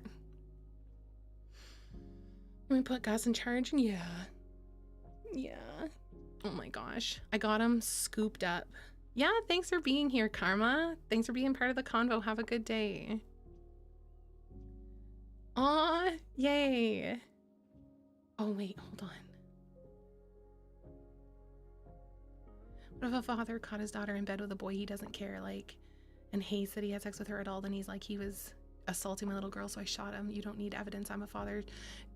No, that's true, actually. That's true. In my mind, I'm like, the only time that I'm like, I need 10 witnesses. I need it on camera. I'm not like, a dad walking in on it wouldn't be enough for me, because you're right. Like, that's a he said, she said, he said, whatever situation. And that's a good example of a situation to bring up, because you're right. Like, that wouldn't be enough. And I wouldn't want it to be somebody's opinion. And if you're closely related to the victim, it's going to be an opinion. Even if it is a statement of fact, there's going to be opinion in it. So but it's like, who is going to be hurting a child in front of an audience of 20 unrelated people? Because it could happen, but I would imagine that it doesn't. Oh, aw, Whiskey, you rock. Thanks for being here. It's so nice to chat with you. More and more I'm appreciative how, oh, Star, thanks. Can I be honest with you guys? I've actually been struggling so much lately with like, I don't know how to explain this without sounding like a fucking asshole, but I have been in my personal life, and I spend too much time taking in like news stuff, and I've really been changing that. Like, I've really been working to have hobbies again and have like interests that aren't just sort of like current goings on. But I spend a lot of time consuming content that talks about like current goings on and political stuff, and I really like talking about that, because for the same thing I said earlier, where I'm like, oh, I make a bad content creator because I'm very infrequently so passionate about something that I won't hear the other side. In fact, I try always, no matter how passionate I am, to hear both sides. I've subscribed to right-leaning and left-leaning content creators, and I sit through the discomfort of hearing some of my favorite conservative creators say stupid shit, and I sit through the discomfort of hearing some of my favorite liberal creators say stupid shit. And I wish that everyone could just fucking be a little bit more in the middle. And I only mean in the middle as far as like, you can be firm in your belief that something is right or wrong, but like, why can't we understand that the other side is firm in their belief and they have reason for that too? Anyway, all of that is to just say that I get really scared talking about some stuff on stream, and I'm like, sometimes I don't want to just play fun little games, and sometimes I don't want to keep it light and breezy, because there's real things going on, and I think it is so important to have like real conversations and talk about things, especially because, like I said, sometimes I feel very firmly in a belief, and then I'll talk to you guys about it, and you'll say something, a simple sentence has me like, oh yeah, and then I think about the other side, and I like that. It means a lot to me to be able to do that but then I come on here and sometimes we talk about serious things and the viewer count drops or I'll lose followers or whatever. And it's just like weird. It's hard. Like, it's hard. It's been a big thing for me. Like, there's a lot of division and a lot of like left versus right. And it's so, and everywhere. And it is not that. Like, that's not the thing that is happening. It's up versus down. It's the in control versus not in control. And I really like having these conversations. And I don't know. It's been really good for me for like my social anxiety, I guess, but also I worry about you guys. Like, I worry about my audience. I worry that like if I'm my true self, like, you know, I'm asked what are my interests and I'm like, I don't know. Like, I don't know. I have interests, but I'm just living. I'm just like reacting to things in real time like you guys are, like real life shit. And sometimes I don't have like a fun, cool, and I need to work on that. Like, I need to work on having more hobbies so that I'm not chronically online and being sucked into the like the nonsense of it. But yeah, I don't know what I'm trying to say. I think what I'm trying to say is like, it's hard sometimes as a content creator because I know that I could blow the fuck up if I said certain things and acted a certain way.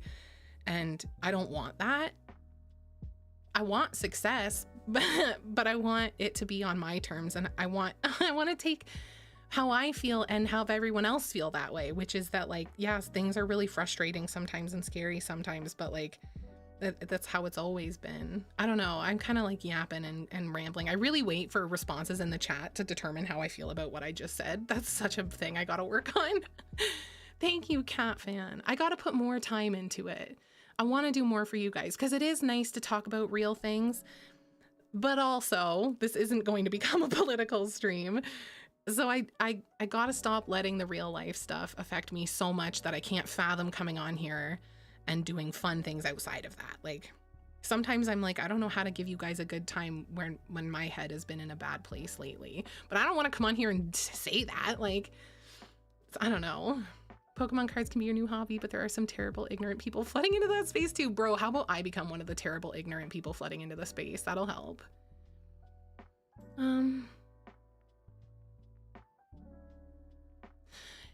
No, absolutely not, Emma. I hate that so much. I hate the idea, like, sometimes, there are just some things I want to talk about so much on stream, and I know that some of the things I say might like hurt people's feelings, but this isn't going to hurt anybody's feelings because anyone who thinks that you should have to go and realign your brain into a neurotypical fashion can fuck off. Like, fuck off. I am all for people figuring out who they are and what that looks like and who they want to be and then just going with it, you know? And whether that's on like an interest basis or on a fucking like gender identity basis, like whatever that is for the person, you should always be able to. In a perfect world, I wish that everybody could just sort of identify however they want. And again, I don't mean that in a gender. Some people just be identifying as they were assigned at birth or what have you. Like, I just, in general, can we not just like fuck off? You know, can we not just like let people be? God damn. Sorry, I'll rein it in a little bit, but a competitive, oh my God. I would be really good at that. White trash party scene. You're a normal human person. That's great. Thanks, dude. I really love that about you guys. I really love that. I love having these convos. It's just weird. It's weird being a content creator right now. And it probably has always been. I think I'm also just really autistic, you guys. Like, I don't do good at not being me. And I'm like, this is just what I'm dealing with. And then I'm dealing with like real life fucking health issues in the background that have me scared and fucking, I'm like, I don't want to tell you guys that stuff. Like, you kind of gay, but you I. That's what they said about me in high school. And I've carried that with me like a badge of honor. So many bourgeoisie come in and are taking clothes from those that don't have the option to pay $50 for pants. So thrifting is becoming more expensive? That's shitty. It's the Canadian healthcare. That's what I meant when I said at the start of this, where people are like, oh, American healthcare is so shitty. I wish we were like Canada. I'm like, no, you don't, actually. I know tons of people who've gone and paid cash money, and maybe they had to take out loans. Maybe they had to ask for help, like, to do it. But I know people who have gone across the border to seek care for situations that they were told it's going to be months and months or a year or however long to see a specialist. Like, I got told in, was it April? No, April or May of this year, that they finally were getting me in to see a specialist about one of the things I'm dealing with. And then February is when they could get me in of next year, like a year away. I'm like, yeah, I don't know. But the way we do it isn't the answer either. Like, but it is. But is it? I don't know.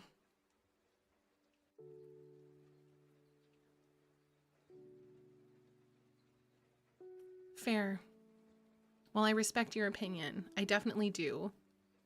I feel like there are people, I mean, it depends. I don't know enough about Medicaid. Is that what it's called? Or Medicare? I don't know enough about that to comment. You know what? That's my thinking, is that I don't know enough about American healthcare to say without a doubt anything, but I do know that Canadian healthcare isn't as great as some people think it is. The grass is always greener on the other side. Yes, exactly. And it's not always free in Canada, which is very interesting to me. There's a lot of talk of like, everything's free all the time, and it's not. But it isn't like if you go to the hospital, you get sent home with $100,000 fucking bill because you had a broken leg. I'll give you that. Only certain people can qualify for Medicaid, is that right? Yeah, Nazil, I'm Canadian. Let's see. I should learn more. What a fucking stupid thing to say. I don't know about it when I have Google right here. Medicaid. What's the word I'm looking for? How to qualify for, and oh, it's different in states. You guys are so annoying. Okay, in New York, because those are our brothers down there. You must live in New York State. You must be a citizen or meet specific immigration guidelines. Income limits. Your monthly and yearly household earnings must fall under state caps dependent on household size. Generally, non-seniors under 65 do not have an asset limit. Okay, so you just have to you have to be a citizen in the state, and you have to make under a certain amount of money. Is that right?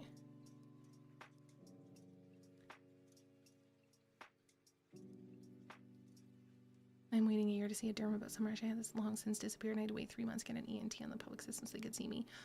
And then 9 months for the surgery, but it was free, which is really nice. Like, don't get me wrong. I'm not here saying that Canadian healthcare is bullshit. I'm just, the grass is greener is the perfect way of saying it, that the grass is greener. And you know what? I will go ahead and say that I'm lucky that I live where I do, and it's only a couple hours drive to get to the States. Because if this situation turns out to be a certain situation that I need immediate medical care for, and I'm not going to be offered that in Canada, then I'm going to start busting my ass to make money, and I'm going to go to the States and get that care. And not everyone has that ability. You know, so I don't like, please don't get me wrong when I say that, like, it's not as good as it's cracked up to be. I'm not ungrateful for it. I am just currently in a situation where I'm waiting a year to see somebody for something that could be potentially very serious. So like, that scares me, and I'll be really angry if it's the worst case scenario when I finally see somebody. It's easier to get checked over and walked out with a $2,000 bill. Oh, that's fucking awful. That's awful. That's really shitty. And like, people going in and having a baby, like giving birth, and then they're given like $120,000 bill. Like, that's fucked. It is fucked. It's fucked. I don't know what the solution is. I'm sorry. We need a different basic incentive system that makes politicians want to spend money on healthcare system. Like, they always spend money on cops here because they always lose politically to oppose them. We need a similar powerful incentive structure to make politicians want to spend lots of money on a healthcare system. Basic problem is that they keep trying to tighten the national budget by cutting healthcare. That's so nuts, eh? Like, that's where you want to cut funding from? You don't want to cut funding from your military that's fighting for another country? Just kidding. I'm just kidding. I didn't say that. Guys. Gus, you're so crazy like that. That's why I have all my babies out in the yard, as you should. Start popping them out in the pond in the backyard like little froglings. See, I don't like that. I don't like I think there are very few, if any, ethical billionaires, but I don't know all the billionaires. I don't know what they're all doing with their money. So I try to stay away from that sweeping statement. I don't think that the solution is to limit how much money people can make, because if there was no incentive for me to make money, then I wouldn't try. I a little bit like capitalism, but it's got a lot of flaws, you know? And I don't know enough about the difference between I know, but I don't. The difference between capitalism and socialism and communism and what countries thrived under what. Like, I do agree some people have too much money. Like, you're right. Like, if you can't spend it, you and your kids can't spend it in your entire lifetime, like, that's a problem. I wish that you were just a good person and would donate that money. But also, what a kick in the ass is it? Sometimes you donate the money and it doesn't even go to the cause that I don't know. Again, these are like things where I'm like, there's real problems and I don't know what the solutions are. And I hate that so much. Yeah, definitely. We're in control of our government. Oh my God, of course. Our government has our best interest at heart before anybody else. Definitely. She can't wink. She only blinks both of them. September is almost upon us. The days grow shorter and the sun burns in the west. Time for pumpkin spice is almost here. Alert the white women. You know what? I never really pumpkin spice nothing over here. Well, you know this about me. I'm not a very white woman. I don't know. Do you guys like pumpkin spice? It's a hybrid between capitalism and socialism. Some economic products are actual needs and demand is inelastic, and it works better to be socialist. Other products and services which benefit from competition. Interesting. That was a good way of putting it. We should treat our healthcare system like the tuning exams. If you can't beat the motherfucker that can manipulate sanity, then you're not getting the surgery and you can just go home. Oh my goodness.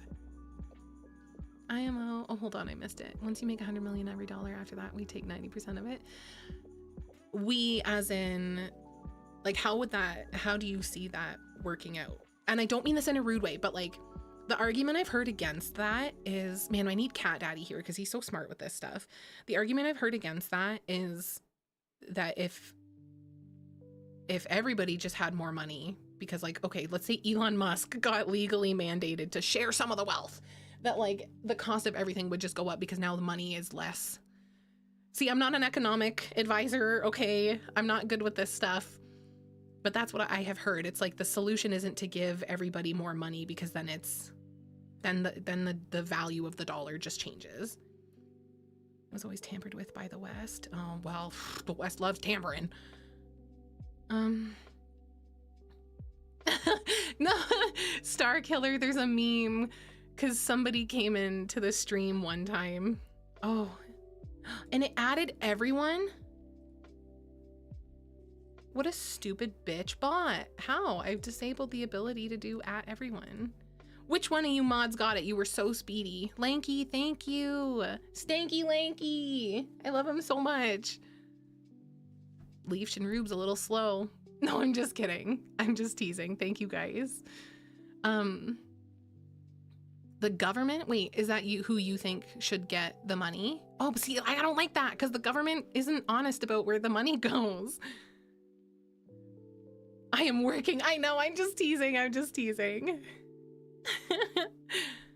Oh yeah, Cat Daddy. But he's more intelligent about this stuff than I am.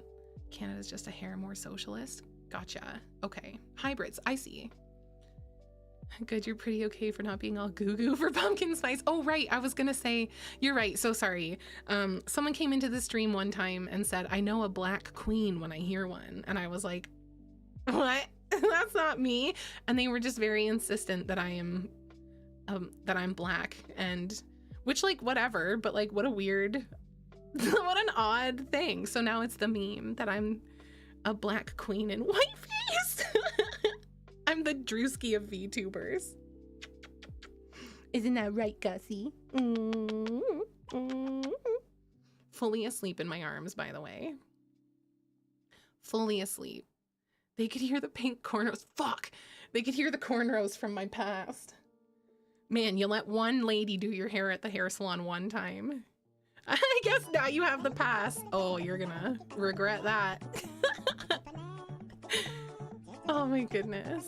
Yes, exactly. The government is bought for profit. That's the thing. That's so messy and gross. It's so nasty. Like, shake your dreads, ladies, ladies. Oh my goodness. I fucking love you guys. It's been a rough week, I'm not gonna lie. It's been a very emotional week. I've had my shit, my dad's has had his shit, and I wasn't sure that I wanted to stream. I kept thinking, before I went to bed, I was anxious about it. I was like, I don't know, do I feel chatty? Like, I don't want to bring everybody's vibe down, but then I'm like, you guys lift me up. You lift me up so I can stand on the mountains. You lift me up, and you make me feel better. So, can you hear my cat purring? He is purring. Do you still hear it? I don't know if you can hear him. It might have just been the biscuits. I think someone was giving me biscuits a second ago. Nathan, hi, how are you? Copywomp is back in action. Cat fan, not today, but yes. Yes, I would do that. In fact, I've been hoping to do a poolside karaoke stream on Twitch. Excuse me, I just haven't wanted to say anything because I don't have a date. Fuck. Planned yet, but it'll be before 2027. I know, at this rate I'm such an asshole. You can't ever trust anything I say in terms of like when I want to do an event, but I really do want to try and do it the first full weekend of September. Whoa, which is the first weekend of September, the 4th, 5th, 6th. I kind of want to do it on the 6th. Poolside, swimsuit, and I'm doing it on Twitch, so keep your wieners in your pants. Thank you, Dope. Thank you for the bits. Thank you so much. Can we get some frogs in the chat for Dope and his dopest generosity? Never trust a cat. I'm sorry. I know. I've become aware that the path to hell is paved with good intentions, and I'm going to hell, you guys. I say a lot of things. Aaron, you're the dog. Hi, Joe. I'm going to hell because I have a lot of good intentions. I say a lot of things and I don't always follow up as much as I want to. So I'm really trying not to say things unless I mean them. So I really do mean it. I'm gonna do, we were supposed to do a karaoke stream a while back and I didn't end up doing it. I haven't wanted to plan a date though because there's just been health stuff. Just been some health shit. Heating rod. Oh, okay. Interesting. 28 months. Thanks, Nathan. Wow, thank you so much. They say that, but never forget the path to heaven isn't filled with bad intentions either. True. Aaron,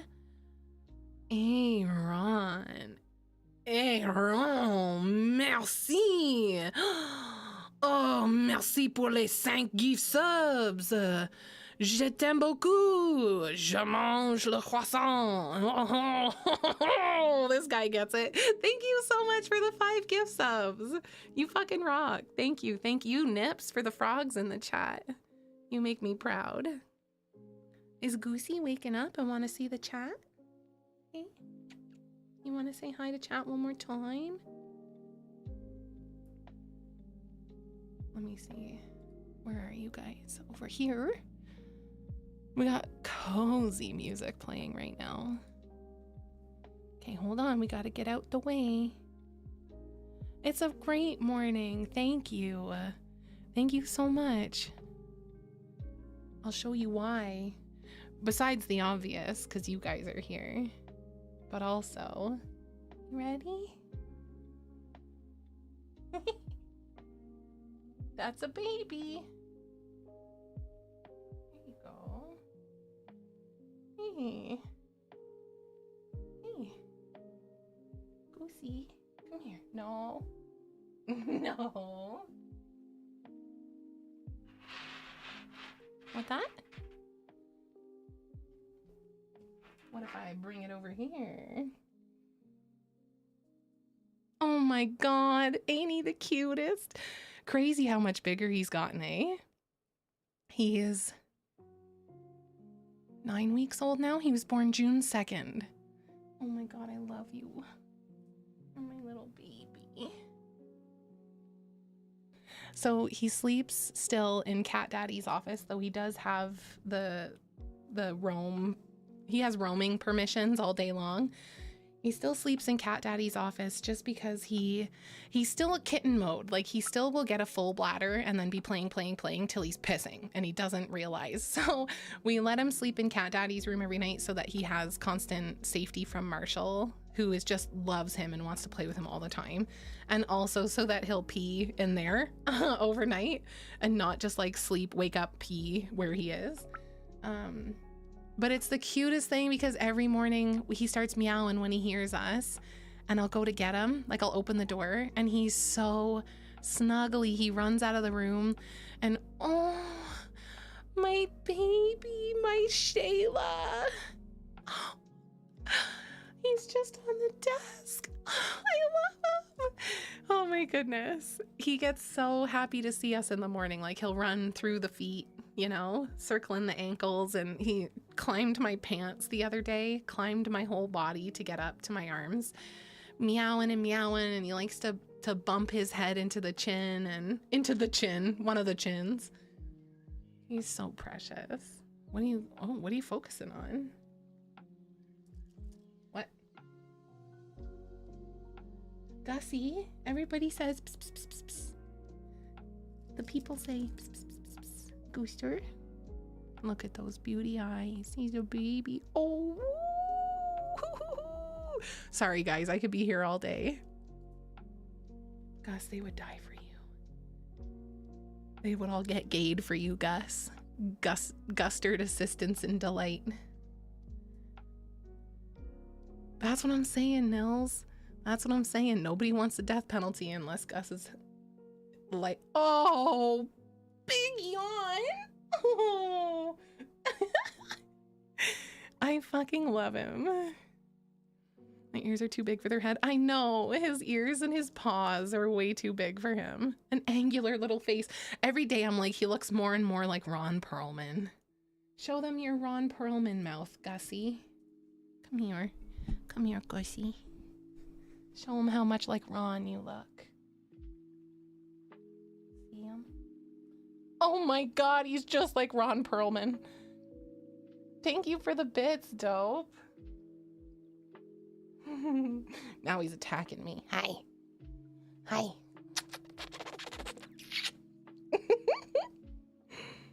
There you go. You want back up there? What? Oh, gosh. He's trying to attack my fingers. Stop it. Here. There you go. Okay, I'm gonna leave him right there for now. He was born on June 2nd. So let me look at a calendar.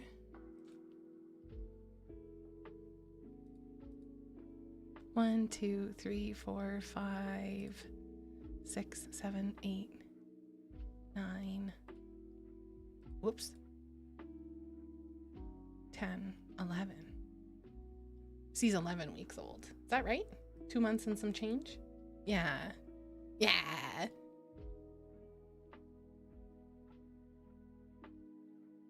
Thank you, Leash. Give him a toy or something.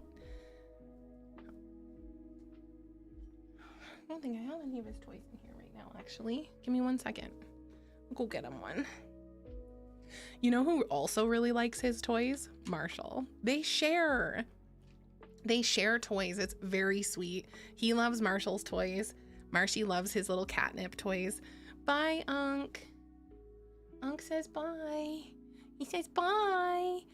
Have a good day. Also, Buckshot, good to see you. Nils, you too? Yeah, I got him. We got him the last week of July, or the second to last week of July, like July 20 something, 22nd. So he was only 6 weeks, 7 weeks or something when we got him. 7 or 8? I don't know. I don't know math. Give me 1 second. I'm going to grab him. Just like Ron Perlman with radar dishes on his head. I'm going to grab him a toy.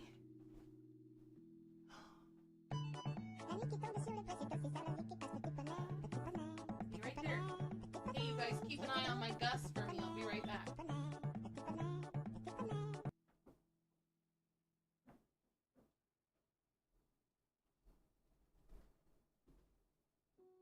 Oh, you wanted to follow me? You're such a sweetie. Come here. You want to see a toy? Come here. Wow, you guys did really bad at that, by the way. He's gone, and he's gone forever because he gone missing because you didn't watch him good. And now you're never gonna see him again. We just flat out lost your baby. Come here, Gus. Come here. Come here. Hi. Look, I brought you a toy.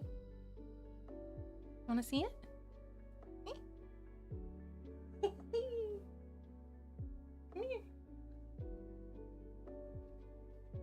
Oh, you're such a little sweetie. Careful. Careful, mister. Ready? You want to show him?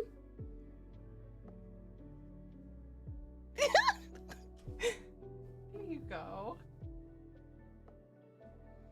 He's got a little frog toy. Oh, fuck, you guys. I actually love him so much. Does Gus want to smoke? Hey, buddy. Hey, you got to try crack eventually. Might as well do it with your trusted Catnips. Right? The death grip, he holds on so tight to toys. And it's very sweet. Like, him and Marshall have been so good together. And he knows Gus, like he knows that's his name. I feel like he's very selective in when he cares that's his name. He is always Gus when there's food involved and when there's treats, which I say treats. He hasn't had a lick of dry food since we got him. Yeah, dope. I couldn't find it when I went looking. I think maybe Cat Daddy was playing with him with it downstairs. But it's got a big long rainbow string on it I put little knots in the string so we could grab onto them. You grooming? Yeah, you grooming. He's like, you're really mature for your age. Oh my goodness. Yeah, I think he is. I feel he loves wet food, and I don't know that we're ever going to get him to eat dry food. We put dry kibbles on top of his wet food to see, and he eats around it, removes the kibbles, and then eats the wets. We got him a cat tree, and so he has one in Cat Daddy's office, and he has one downstairs. He's got a litter box upstairs and a litter box downstairs. He's got food and water bowl. Upstairs, we keep his food away from Marshall's, but he shares a water bowl with Marshall downstairs. We got him his own water for downstairs, and he much prefers to go into Marshall's water bowl. And Marshall will stop eating and move so that Gus can get in, which I'm like, wow, like so sweet and so lucky, because some dogs are very territorial when it comes to food and toys, and Marshall is just like, okay, you can have it. It's really nice. And I know Leaf, they were like, he eats wet food, like he eats this and that. You can try to give him some of this dry kibble, but he might still be a bit young for that. And we were like, okay. And now that he's had so much wet food, I'm like, he's never gonna eat the kibble. Like he's a not kibble cat. My guy's playing with his tail. Oh my God. Hold on. Oh. What this?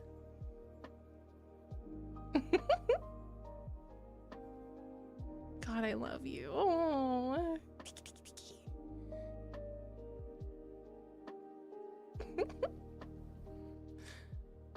How often do I sing him songs? Daily. No, Nils, he sleeps in Cat Daddy's office. Every time we have gotten close to letting him be out all night by himself, he's peed on the carpet. He gets, I looked it up, and they still have a bit of a difficulty with their bladder at this age. They are very just kitten-y, want to play, want to do whatever, and they won't realize they have to pee until it's like, gotta pee right now. So yeah, for now he still sleeps in the room with his litter box in it, but he's got a tree in there and a little house, and he's got lots of toys in there. And we miss him at nighttime. Like, I really want to be able, like my sister. Yeah, pack bonding. It's true, Jenny. Oh my gosh. They're so cute. Gus will jump on Marshall's whole face, like a fucking face hugger, and like rawr on Marshall's face. And Marsh just like gently moves his head to the side. He's so good with him. They're little homey homes for life. I had many surprises before, yeah. This is the first time in my adult life I've had a kitten. As a little girl, we had a half Siamese, half Himalayan cat named Maggie. And Maggie was the sweetest fucking cat ever. And then we got her a boyfriend cat, and his name was Mr. Whiskers. He was also half Siamese, half Himalayan, and they had a bunch of kittens. So when I was growing up, we always had kittens around. But I wasn't the one taking care of them, you know? And now as like an adult, I'm like, oh, it's truly like having a child, except for way easier and way less poo. But I do love to tell my best friend, who is a mother of two, that I think I know exactly what she went through. Because Gus keeps me up sometimes with his meowing. I really make sure to let her know that we're the same, her and I. Goose, come get your frog. Look at him.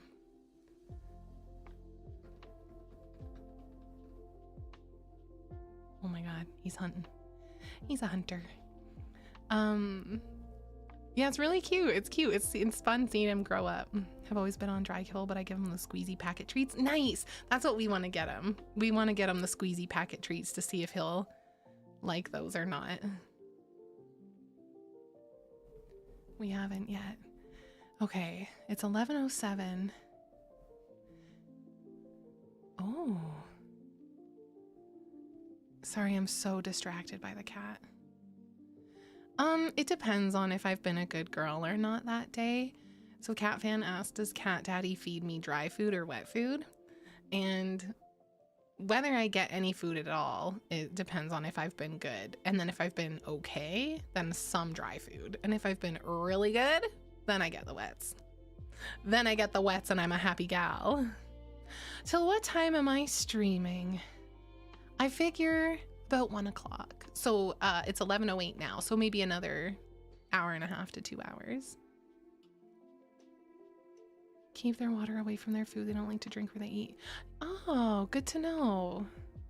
Good to know. We keep the food and water far away from his litter, but I didn't know to keep those two things separate. So we will do. Anything can be lewd if you try hard enough, Emma. Don't let him play with your fingers unless you want to. Yeah, I know. But look at him. How am I to tell him no? It's what he desires most in this world. He been scratching us up. Like, look at, I got scratches. Scratches. Man, the thing that Cat Daddy taught him was chase feet. So we've been trying to slowly discourage that behavior. He's fucking psycho about feet sometimes. Like if I just no. No, don't do it. If I just move my foot, he's like, game on. Aw, I should get a little, I don't know, put a little setup here for him, like a cozy little blanket and some toys, and I'll just leave the Gus cam on all day. I wonder how long he would stand here for, or sit here for. Chat, before we get into some cozy games, would you like a froggy affirmation card for the rest of your week? He said, get on feet finder, boy. Look hard enough and you'll find your mama. It's cute when I got Gus on my right foot and Emma on my left foot. Yeah? Okay, let's do it. I'll show you what my froggy affirmation card was. Mine. Oh, I grabbed a couple. I had two. So one of them was, I trust myself. Look at him. Ain't he fancy in his boots and his mushroom cap? Night Gun, thank you for the follow. Welcome in. How's it going? I trust myself. Gus, trust yourself. There's no one else in the world you need to trust the way you need to trust yourself. That was my first froggy affirmation. And my second one was, I thank my body parts. Example, I am thankful for my hands and for all the ways they help me. Which, as somebody who has been dealing with body parts that are causing me mischief, this card felt very poignant. It felt very necessary. And so I did actually take time to thank the body parts that I've been struggling with. I think it's really nice. So I'm going to pull a froggy affirmation card for you guys. Artaic, how are you? Gus is here. Gus Artaic is here. Cooking at the same time. Oh, love that. Right on. Thank you so much. Well, enjoy the lurk. Thank you for the follow. That mushroom helmet is very safe for that. Five. I don't know. A mushroom helmet would be so squishy. Can I get in here, buddy? Excuse me. Try not to put my whole face in the camera. Okay. No, you can have these two. There you go. All right. I'm going to shuffle them for you guys. I'm going to shuffle them. And then I'm going to pull a card when the first person in the chat says, what should the statement be? Whenever the first person in chat says,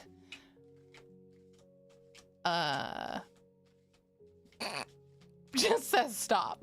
I can't think of anything clever. You fuckers. Cool. Okay, we'll stop. It's so brave of me to exist. Look at him. Tell him, Gus. Tell him. Yeah, it is. Oh, what? Gus, look. Oh my goodness. Look at those little chompers. Those little chomp marks. He's gonna kill that fucking frog. I love this, chat. It's so brave of me to exist. And ain't that the fucking truth? Because sometimes shit's really shitty and it would feel, you know, could feel real nice to just not be dealing with it. But it's brave to keep dealing with it. And to be who you are. Love you guys. That's your froggy affirmation card. Okay. Gus. You guys want a second one? Now that Gus has thoroughly destroyed this first one. It's okay. I'm still putting it in the card stand.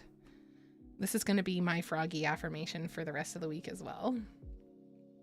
Okay. You gotta go over here, buddy. All right. We'll do one more. That one, yeah, that's Gus's affirmation for the week. Okay, chat, tell me when to stop.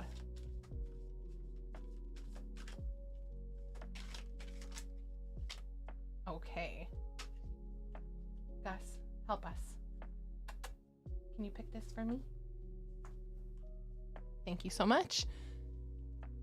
Oh, that's so nice. I'm capable of more than I realize. And you are. Bruh, we are. Sometimes I be catching myself in the stupidest, okay, I shouldn't use that language, in the silliest lines of thinking where I'm like, hey, no, that's eye drops. Where I'm like, what am I doing? I'm not doing enough. I'm not good enough. I'm never going to be enough, blah, blah, blah. And that's so silly. I'm doing so much. I'm awesome. You're awesome. You are capable of so much more than you realize. Sometimes we talk ourselves into tight little boxes. And that doesn't need to be like that. I love this frog too. This frog loves you. Love you. That's nice. And so we'll put that unbitten with the other one. You can't bite it, Gus. Not everything is meant for your bites. See? We have this one and the other one behind it. It's so brave of me to exist. And you know, I used to think affirmations like this were so corny. And then I learned how powerful self-talk is, how much you do gotta chill. It's crazy. It's really easy to fall into a habit of like talking shit about yourself, and it's funny, it's memey, right? Like, cause I'm a fucking idiot. Like, that's how I talk all the time. But it's like your brain doesn't know the difference between fact or fiction. It just knows what you tell it. And if you're constantly like, I'm the worst, I suck, I'm such an ass, or even if you're just being silly about it, like, it doesn't matter. Like, it has an effect. I do genuinely think it is so powerful to say some of these things, like to just look at yourself. It can be hard to go from like, I hate myself to I love myself, but maybe you can go from I hate myself to I'm capable of more than I realize, right? And if you say that to yourself a couple times a day, that'll stick with you. That'll do power. That'll do power to your brain. Like, that's a real thing. So yeah, if you have been talking smack about yourself recently, I highly recommend you cut that out, or try at least, or try. Trying is more than enough.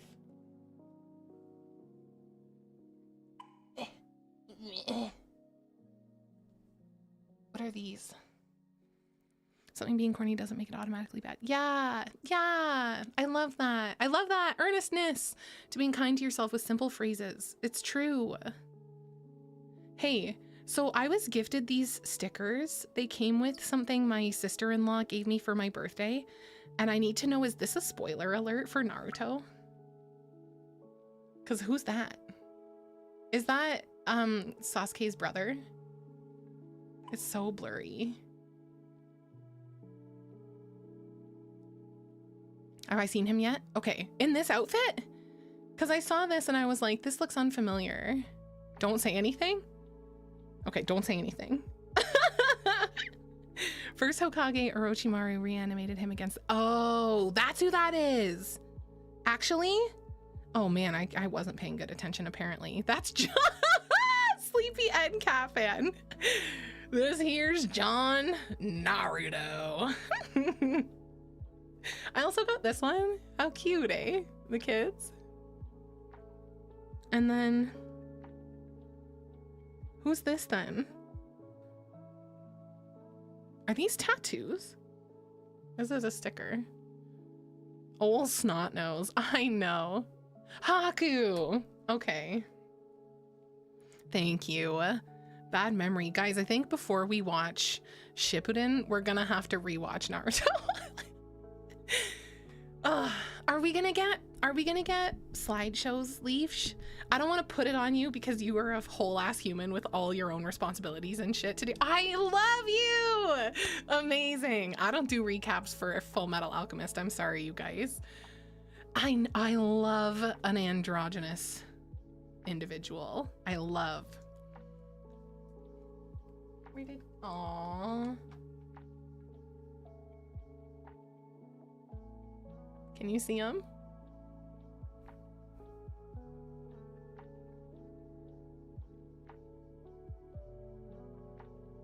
He's a little shadow. Wow.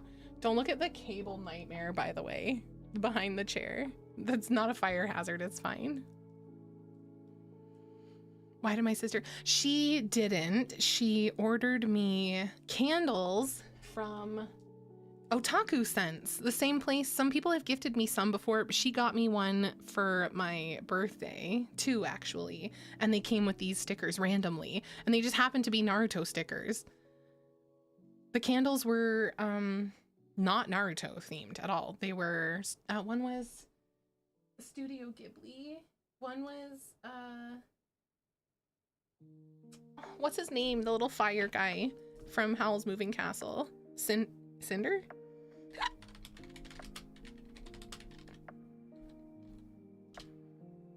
Calcifer. Cinder. A Calcifer candle and then another one. Right? Oh, I saw them and I was like, wait, is this a spoiler? Because the one didn't look very familiar. I just had a bad memory moment. Thank you for the bits. Dope. Yeah, that Gojo candle smelled so fucking good. I'm not gonna lie. I have yet to get a candle from Otaku Sense that wasn't bomb. They're so good. I love candles. Also, there's dirty socks on the floor over there and they're not mine.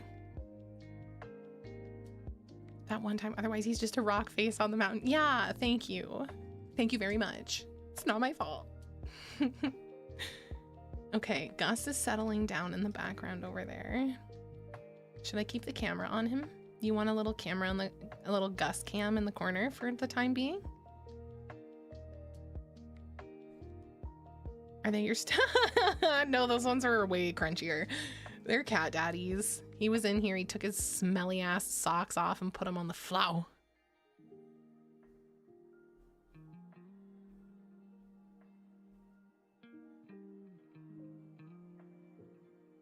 Can't really move it or the flappy thing will fall down. There we go. Gus cam. He's kind of hard to see. I know. He's going to be smoky in color. You guys will see him every step of the way. I'll give you constant updates, constant Gus dates, gup dates for you. Okay, little homies. Let's do some cozy gaming. I see a void inside of a darkness. Yeah, really. Gustifer does everything with gusto. Yes, he does. That plug is getting penetrated from every angle. It's got so many things plugged into it. It's actually so crazy. I get so scared, what with how my sister started 3 fucking fires with, with plugs. I'm so afraid that that's gonna happen.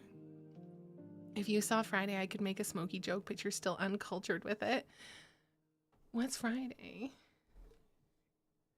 Oh, do you know what I did watch though? You know what I watched yesterday? Spider-Man. Guess which one? Oh, can we watch that on stream Friday? Not this Friday, but the movie Friday sometime? The new one? No, not yet. Unfortunately. I'm going to soon, hopefully. It was Toby Spooderman. It was so good. So good. It's always the good. It's my favorite. Not because the other, like Andrew Garfield and Tom Holland, are bad. Like they both have, there's good stuff about both of their Spider-Mans. And even, well, does Miles Morales count as like Spider-Man? I mean, he is, but he's not Peter Parker. So do people think of Miles Morales when they think of, yeah, okay. What I was learning yesterday as I was watching it, hold on, I'm gonna mute so I can cough.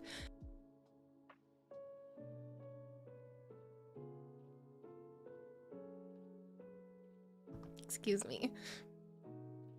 I think that's why in my head there's like a different stop. That's not why I associate him differently. It's because his name is not like, it wasn't Peter Parker and it wasn't live action. So it's like it also isn't multiple movies yet. Anywho, I lean away from the mic to cough. Chocolate rain. Yeah, so we rewatched the first Spider-Man last night. We're gonna watch the second one tonight. I'm really excited. It's so good. It's so good. I love Tobes. I love him. And I initially said to Cat Daddy, I'm not interested in rewatching the Andrew Garfield ones. And then I was like, that's mean. Poor Andy Garfy. So we'll be watching those and then the Tom Holland Spider-Mans. But when we do the Tom Holland Spider-Mans, what we're going to do first is I want to rewatch some of the like golden era of Marvel movies. So we're going to rewatch all of Iron Man. And we're going to rewatch, I've never seen all the Captain America movies, so I think we're going to watch those. And you know what we talked about doing?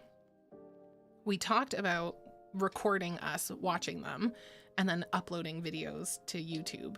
We've been struggling a little bit with the direction of the YouTube channel and a little bit of fear because of the way they're changing because of the way they're shutting down channels left, right, and center for VTubers, but also just the way they're changing the requirements for YouTube partner and shit, which by the way, we got YouTube partner on the ASMR channel, which I'm really excited about.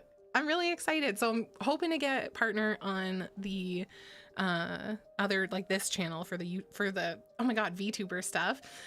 But anywho, we've been thinking about what type of content to upload. I want to do more body cam shit. I just love watching body cam footage videos and talking about stuff, but also watching movies and then reacting to them and getting like bits and pieces of it up so that I can basically watch it with you guys, but like from a distance. I love that.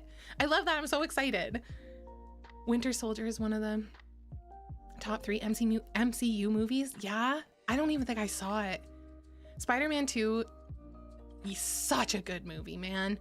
Such a good movie. I saw a post online the other day that was like possibly one of the best moments in television or in superhero movies, and it's when Toby stops the train or whatever, and then he's all passed out because he's all weakened from it, and they pass him maskless down the train car and they lay him gently on the ground, and Joey Diaz is also there, and they all are like, we don't know anything. Like, they're protecting his identity and protecting him. And then they all stand up to the bad guy together because New Yorkers, because New York, because you mess with one, you mess with all of us.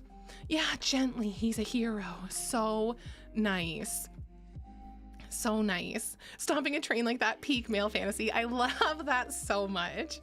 Cat Daddy was telling me that the transformation in the first Spider-Man movie when when Peter initially wakes up the next day and he goes to put on his glasses, and the glasses make his vision blurry, and he realizes that without the glasses his vision is better. Jacobs, I'm so glad. It's nice to see him, even if he's tiny. Yes, he's just a kid, no older than my son.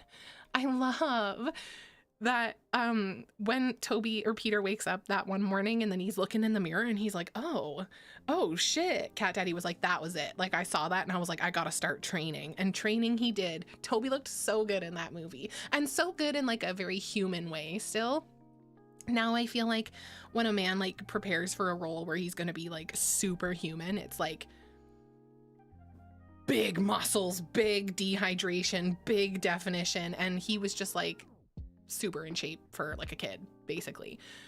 I don't know. It was just really cool. I really liked that transformation. I loved him showing up at the wrestling ring in his little Spider-Man, the human spider outfit, and the guy was like, nah, that's not got enough balls to it, and called him Spider-Man instead. Rosemary, salutations. Aw, and here I was hoping you'd be the 6 to my 9.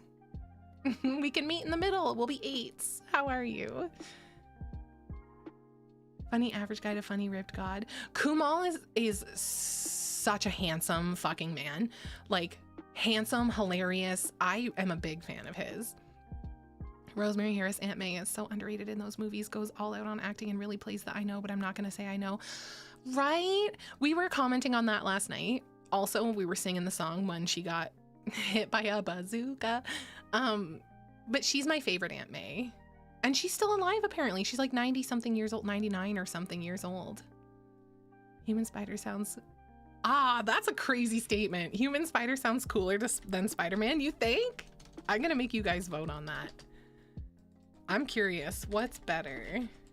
The human spider or Spider-Man? Ah!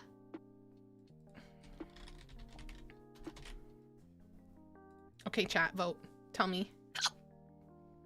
You're kind of better. That's what I like to hear. I'm glad you're doing a little better. I'm really good. Thank you for asking. I'm good because you guys are here, and I'm good because... Can you see him? Right there. Because Gus is here. Ain't it crazy? Nobody but Aunt May could survive getting hit by a bazooka. It's gonna skew the fuck out of that poll. That's crazy. I don't know what you're talking about. I said as I also voted for Spooderman.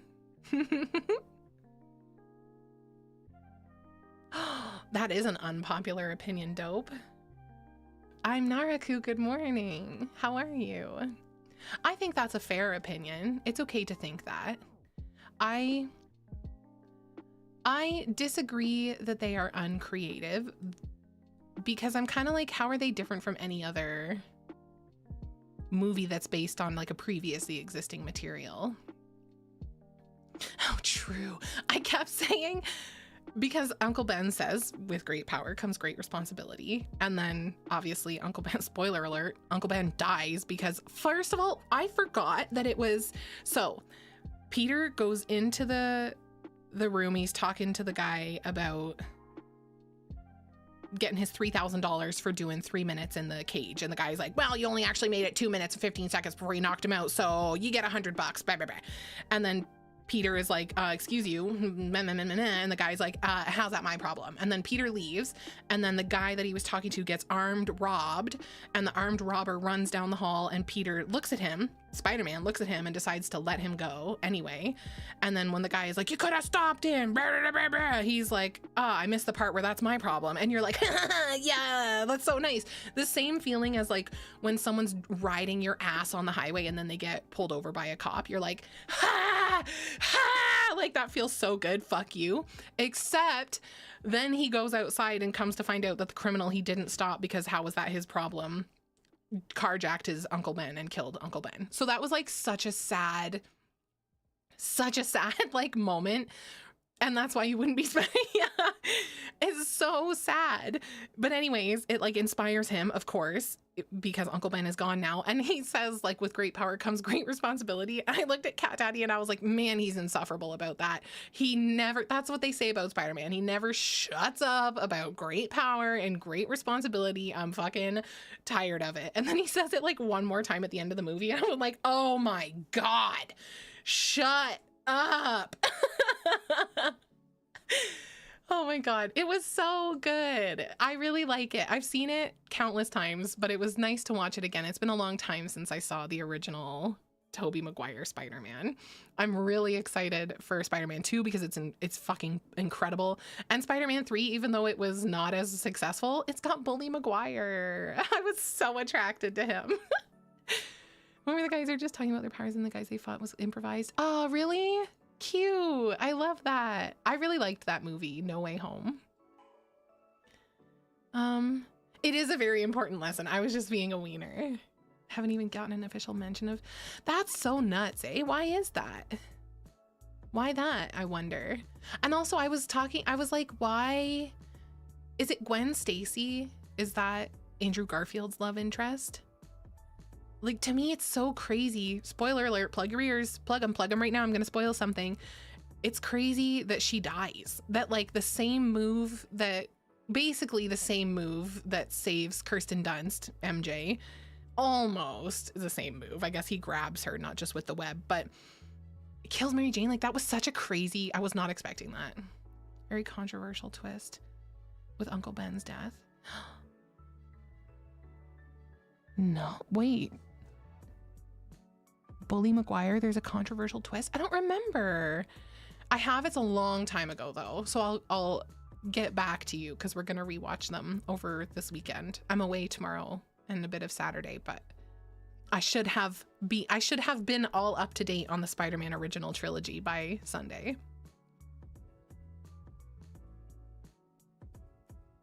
Oh, they wanted Tony Stark to play the pseudo father role. Oh, for the early Spider-Man. Fun fact, it was the highest grossing Spider-Man film until Spider-Man Far From Home, Spider-Man Homecoming, and both Amazing Spider-Man didn't make as much as Spider-Man 3. Really? I looked them up yesterday and I didn't remember that. I saw that they were close. How much did each Spider-Man movie make? I didn't realize that the third one was the most. I did see that it was a huge success for showing for showing people that you could make a superhero movie and have it be socially less successful, but still have it be financially very successful. Let's see. Okay, we're going in order. I'm going to show my screen to you guys. Hold on. Let me scooch Goose into the corner. Actually, I'll go like that and make him a little bigger.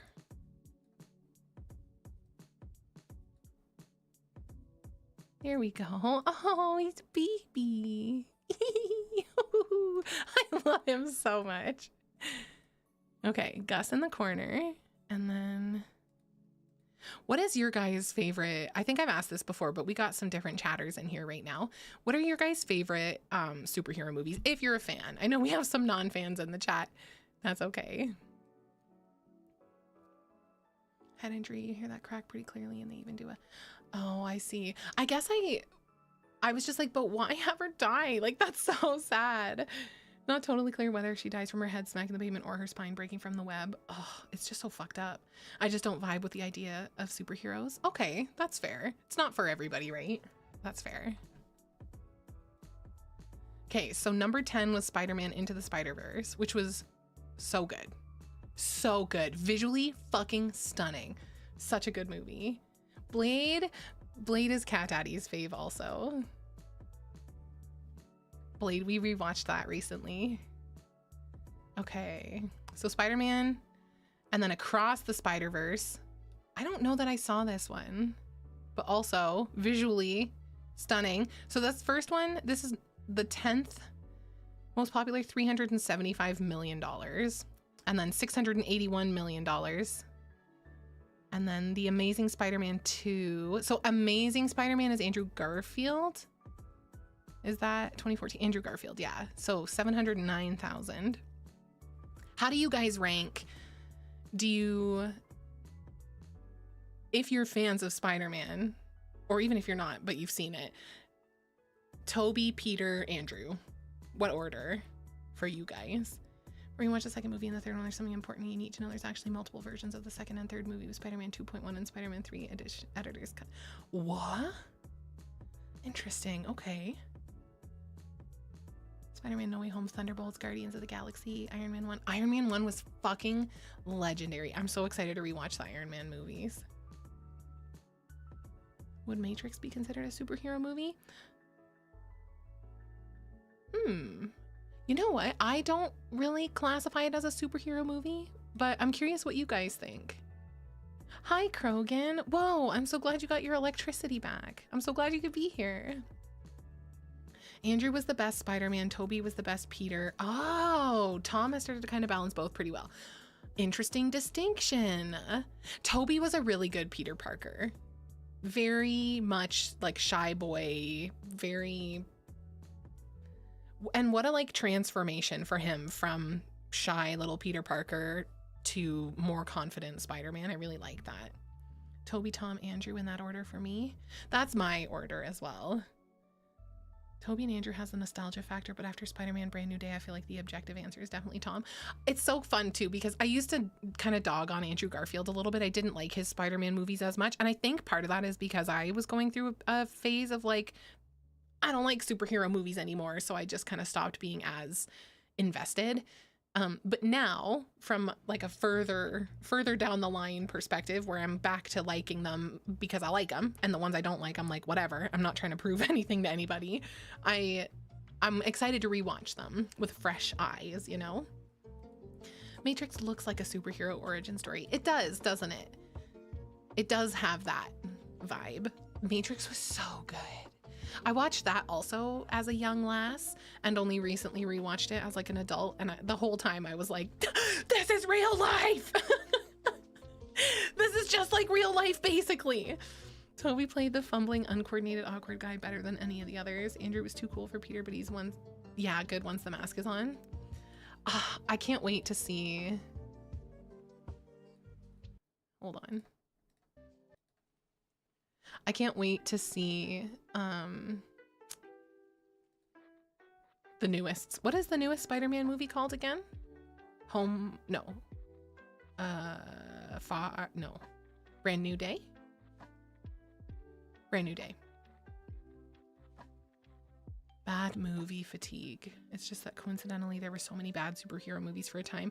That is very true. My opinion is there was a huge falling off after Infinity War and Endgame. That's just my opinion. There still were some good superhero movies, but I feel like there was a lot of bungus ones. Yeah. So I feel like it really had a heyday for a while, and then I feel like there was some fall off. You're so right though, actually, that it is bad movie fatigue. And it's okay if somebody is like, I don't like superhero movies. Like there's nothing, I'm not like, you're wrong if you say that. That's totally valid. Excuse me, I'm so sorry. But you're right, it's bad movie fatigue more than anything. Cause I would still, Cat Daddy is more of the like, He's a bit more like old fashioned, where he's like, I like what I had and all this new stuff. I don't know about all this. Like, and I'm like, I still want to see it. And then I'll decide how I feel about it. That's kind of how he feels about like Star Wars and stuff. I have some friends who are like, and Cat Daddy and that, who are like the original, the 3 and then the next 3. Oh, hi, Schmooze. He's snoozing, eh? He's so cute. And then they will just spit on anything new that is Star Wars related and not even try any of it. And I'm like, you might miss something good because of that. Like Clone Wars, for example. Must have been Spider-Man 3 with Tobey Maguire and Kirsten Dunst, came out in 2007. Oh. Yeah, I think if you were forced to watch a bunch, I could see how that would also contribute to feelings of like, I don't care for this. Nostalgia makes me literally sick to my stomach. Isn't it such a weird feeling? Nostalgia? I know what you mean, Mike. Falling behind in my movies and I kind of don't want to catch up. It's like every year I find out there were a bunch of movies and I'm like, ugh. Every now and again I'll see an ad for a movie that I'm like, that looks really good. And then I forget that it's coming out and I never see it. And I feel like that's the way of movies for me nowadays. And maybe it's because there's no commercials anymore. Maybe it's because I don't really go to the theater anymore. So I don't see like ads for movies all the time. I'll just see something on like TikTok or on YouTube or something. And it's hard to keep up with them. And I put on, okay, so we watched The Last House. Okay, I'm all over the place. I'm gonna go through these Spider-Man things in 1 second. We watched The Last House the other day. If you're unfamiliar with it, it's a film where everybody is just about living their lives and then they randomly get sealed into their homes and they can't get outside. And they're in this neighborhood and all their neighbors are also sealed into their homes. So you're in the perspective of this family of 4, mom, dad, 2 kids, and they are trapped in this house. Spoiler alert, if you're gonna see this movie, discontinue this conversation for 3 minutes. I'll be done in 3 minutes. They get trapped in the house, and while they are in the house, you're like, you have no idea what's going on, if it's supernatural, like if it's the government, if it's what. And then it turns out to be, plug your fucking ears if you don't want it spoiled. It turns out to be these octopus sea squid creatures are on land. It's raining a lot. It's the rain that's like sealing the house.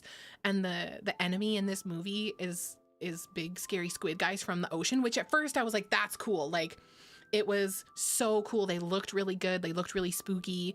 And then certain things happen. So you fuckers, certain things happen. And then by the end of the movie, you're like, okay, that's the end. Like the way the movie ends is, I'll be so quick. The way the movie ends is that one of the squids, which by the way, they just grab people and kill them. Like they don't care about people. One of the squids gets stuck on something, and because the daughter was of the belief that one of the squids is nice, she's like, that's the nice one. And then the dad, in the middle of this big squid attack on Earth, the dad decides instead of killing this squid, he's going to save the squid. So he saves the squid, and then the squid tells all his squid friends, these guys were good, leave them be. And then the squids return to the ocean. And then this family who've been trapped in their home for 5 years, by the way, by the squid people, the first thing they do upon being freed from their home and everybody else is basically dead and nature has taken over is to get on a boat and go on the ocean. Like, it was a very weird ending. And I was so excited to see that movie. It looked so good. So good. And then I saw it and I was like, that's dumb. Like, what a stupid ending. Yeah, Finding Nemo. I hate it. Okay, I'm done now. Done spoiler time. I won't say anything else about it, but it was just like a very disappointing end to a movie that I had really enjoyed up until about like 30 minutes from the end. I haven't seen End of Oak Street yet. No. Have you guys? End of Oak Street? The movie I was talking about is The Last House, is what it's called.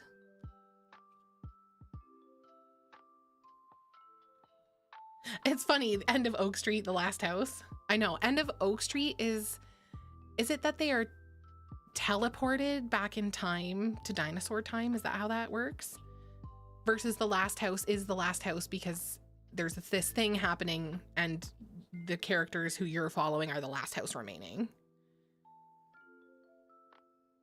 Yeah, like if I sat through the entire thing till the very end to have you shit in my fucking sandwich and call it a sloppy Joe, then I'm mad at you. You wasted my time. Cute. A wireless ASMR mic for Gus.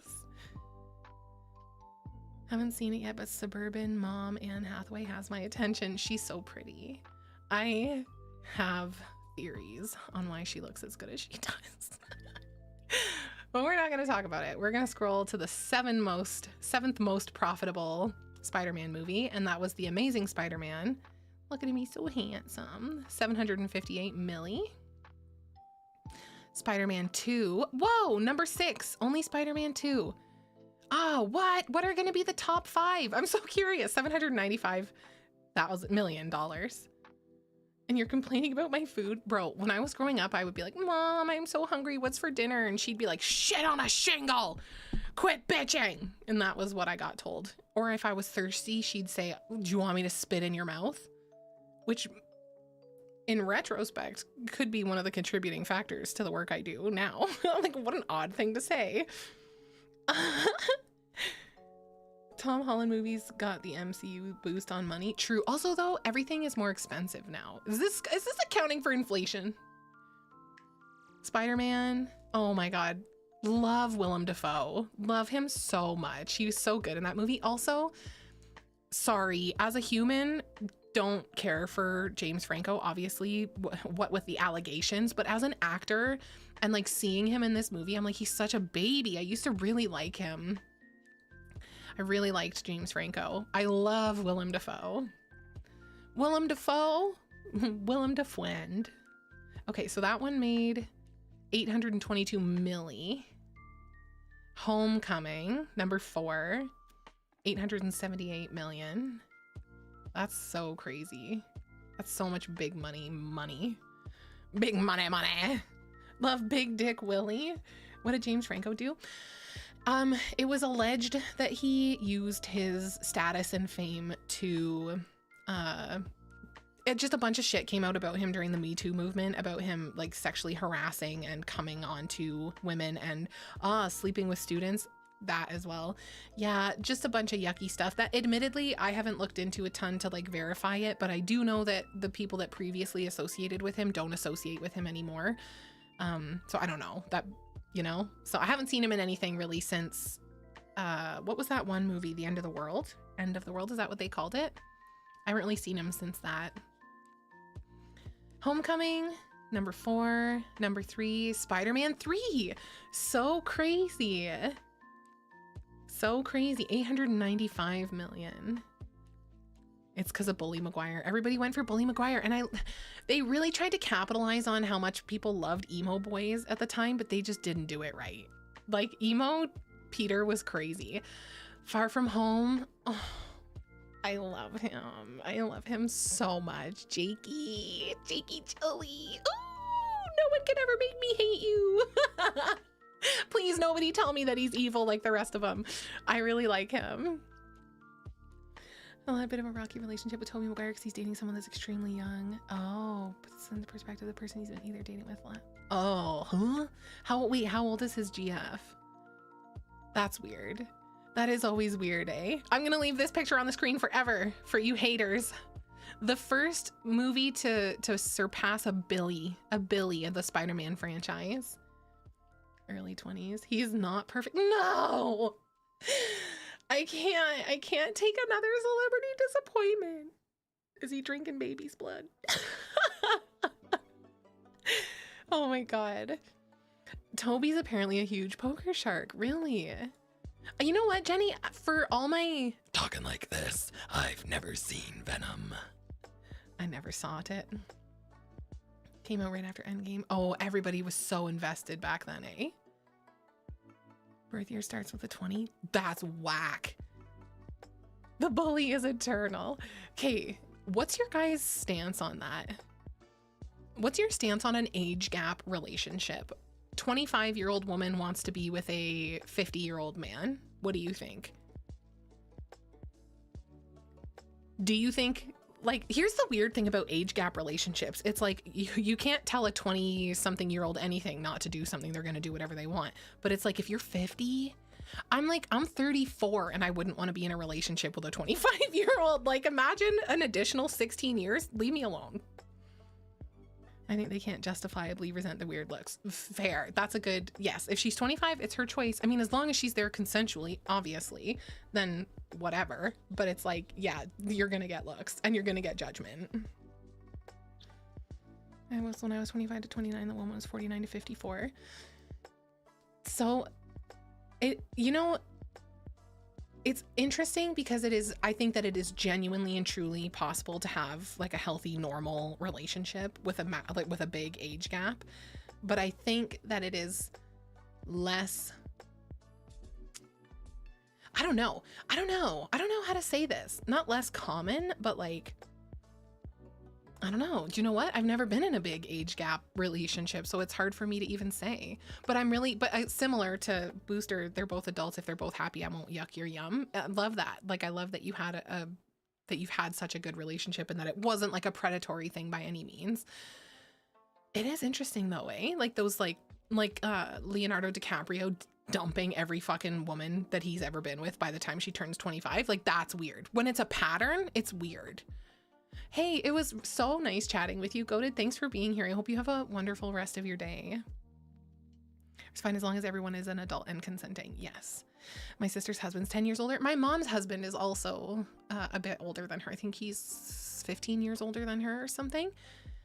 What I find is interesting. So like, I guess my genuine feeling on an age gap relationship is, as long as nobody's being taken advantage of, right? As long as the person in their 20s isn't being taken advantage of as a younger person, and as long as the older person isn't being taken advantage of as potentially somebody that could be beneficial if they pass away. You know what I mean? Because there's also that. Sometimes people question, well, why does the 75-year-old man want to be with the 25-year-old woman? Well, why does the 25-year-old woman want to be with the 75-year-old man? So as long as no one's being taken advantage of and you're all adults, fuck, live your life. But it's interesting how when it's if it's a 75-year-old woman and a 25-year-old man, I feel like that's super uncommon. I feel like people look at that differently. Good point. You should be able to hold a casual convo with that person and not be confused at the lingo they use. Like, if they're above 18, you can fuck them, but do you have an actual connection with them? But I do believe people are harder on older men with this because Aaron Taylor Johnson has had an old ass wife and he gets shit for that too. So who cares, honestly? Yeah, you know what? Everyone's free to do whatever they want. And also people are free to judge. Like, that's just the way it is in life. I think it's normal and healthy to judge people. And I do think that shame, it can be a positive like emotion. Shame tells us, you know, what's good and what's bad in some cases. It can also get super out of hand and you can have real problems with shame, but I think it is good to have a healthy amount of judgment in life. And I also love the people who can judge from afar quietly because they were never asked, right? Like, if I'm dating a fucking 69 nice year old man, like, and I don't ask you guys your opinions on it, like, whatever you think is fine. Whatever you think is fine. But if you all start dogging on me for it, that's kind of rude. Like her for how she treated us. Aw. I'm glad that you had each other. I'm glad that was a positive thing. I know sometimes too highly traumatized people can make for not a good connection. So that's really nice. Meowdy, welcome back, Solid. I would never judge your relationship. Eugene, you doxed him. Eugene, you dick. I don't remember who it is, but a good while ago you talked about a celebrity that's super old but has a 3-year-old. That guy's, what's his name? He's expecting again. That's so crazy. You know what's nuts? Sorry, I'm gonna say it. It's so unfair that men can just keep dick havers can just keep shooting and keep impregnating for as long as they fucking want, basically. And for me, I have to get pregnant within a fucking window, basically, or it's going to become very risky. I'm like, that's such an odd bit of biology. Like, oh, but that's a whole other topic. Let's keep learning. Let's find out what the number one No Way Home in 2021 made. $1.9 billion, which, like, of course it did. Of course it did. That movie was I thought it was so good. I loved it. I loved all of them being there together. It was so nice. Okay, that was really interesting. I'm glad we looked that up. That was cool. Is it? No, not Al Pacino. Who is it?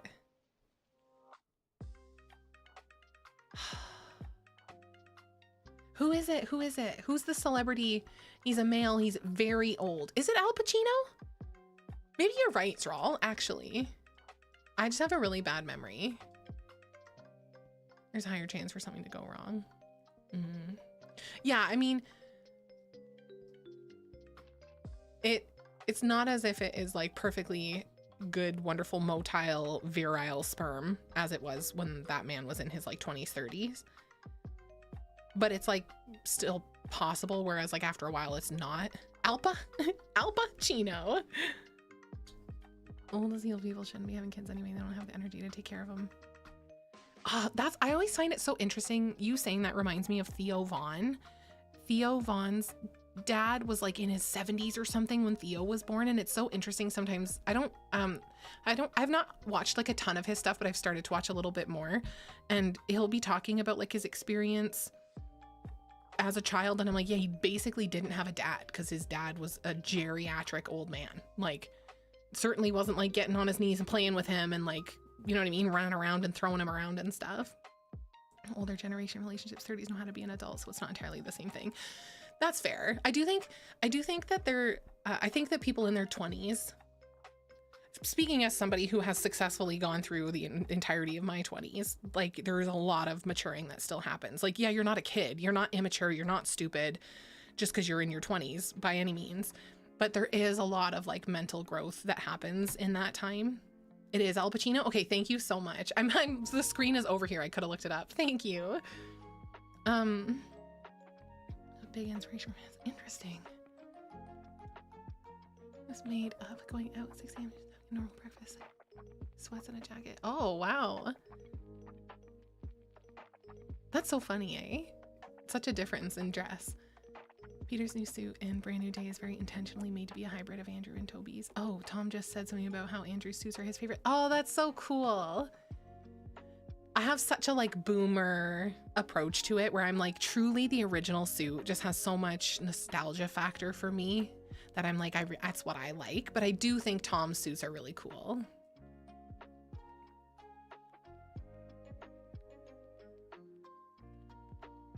Love the DC icon for the cat. Oh wait, like when I'm disconnected? Like this? Oh, she's not doing it. Just kidding. Anyway, I can't make it happen apparently.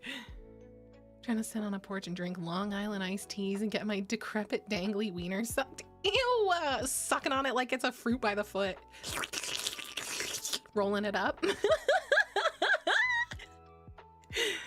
Times 3, because you got big dangly slappy flappy balls as well. That's cute. Lost connection to the mothership. Partial to Spider-Man 2099. What? Hold on. I'm gonna look it up. I only do this because I'm afraid it's gonna dox me. To Spider-Man 2099. Ooh. Ooh, that is cool. Man, with the spikies? The slashy bits? Danger. That's pretty cool looking. Yeah, yeah.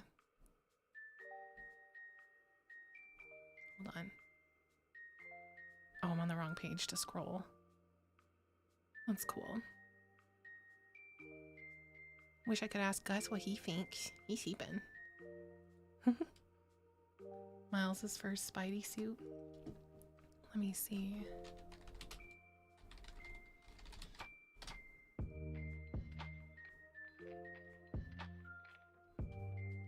What's the one where they gave him the hair?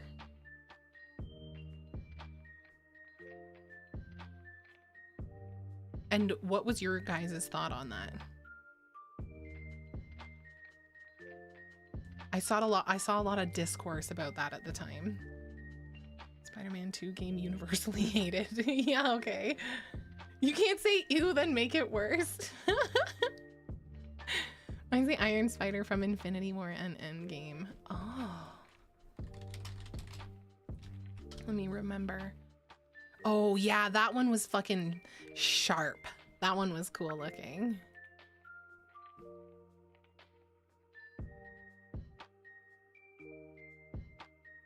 Man. This makes me want to be a kid. I'm like, I want to play with stuff. I want to play with figures. And it looks horrible. Yeah, it was not great. Bye, Jenny. Have a good day. Bye. Favorite straight out of the comics. Love that. Venom is cool looking. I gotta actually like watch the Venom movies. Venom, a fan chat? You guys like that? Did you like Venom? I heard a lot of negative stuff about Venom. A Wampus action figure? Oh, that would be cool. Some are good, some are bad. Miles has like one good suit. Aw. Give Miles better suits. Give Miles more good suits.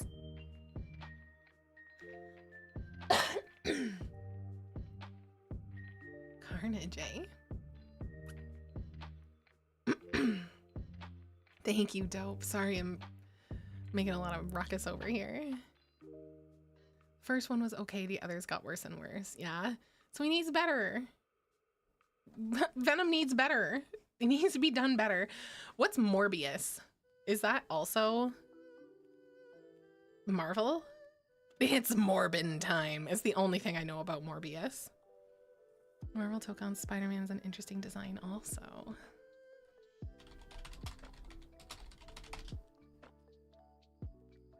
Ooh. Oh, yeah, that is interesting. I actually... I don't know if I like the... Oh, sorry, here.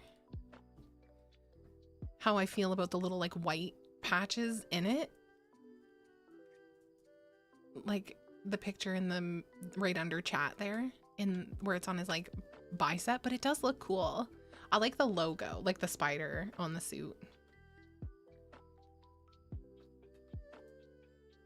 Oh man, we gotta do a tier list, a superhero tier list one of these days. Oh, Morbius is Marvel and isn't at the same time. I'm so curious. He morbs, he morbs.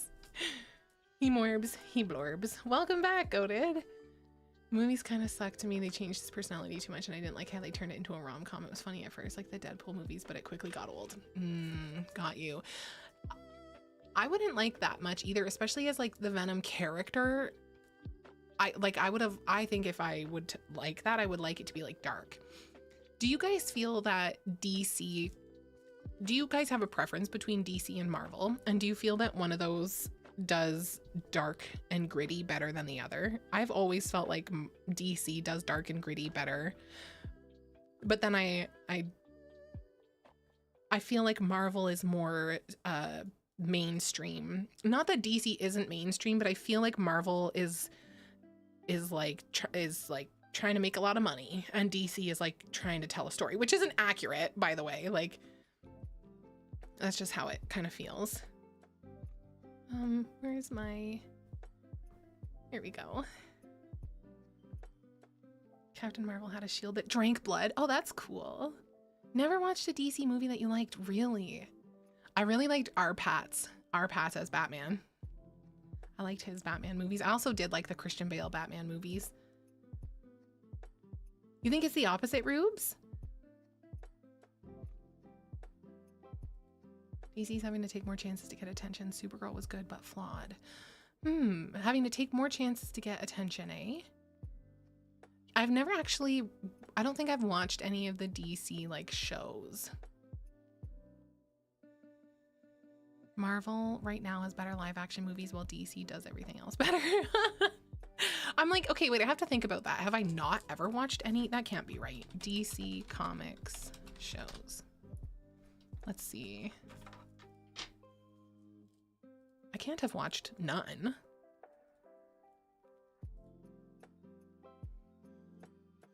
Oh, I watched Batman the Animated Series when I was a gal.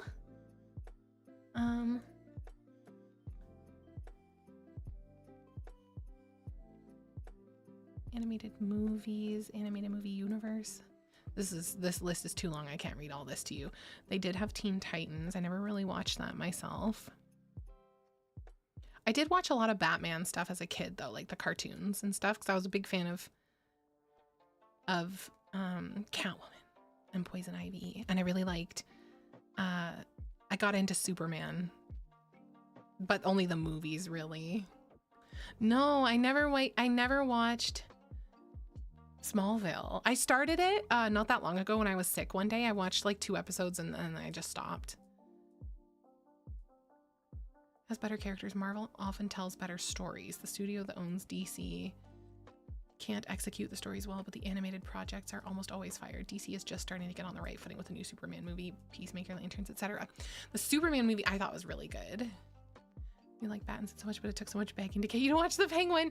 It's just the ADHD. I don't know. Sometimes I gotta be down. And if I'm not, then I'm just, I don't know, you know, it's always a vibe. But you shouldn't have had to beg because it was so good. I should have just listened. The Flash TV was some campy fun. Was it? What else? You just reminded me of something, but I can't. What was another? I think maybe I'm thinking of Teen Titans, because I liked that as a kid. I did watch a little bit of Teen Titans as a kid. It came on and I was like, nah, I don't really like this. Or was it Justice League? Wait, hold on. Oh no. Teen Titans.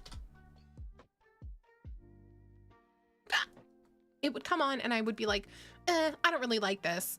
But then I'd watch it anyway a little bit.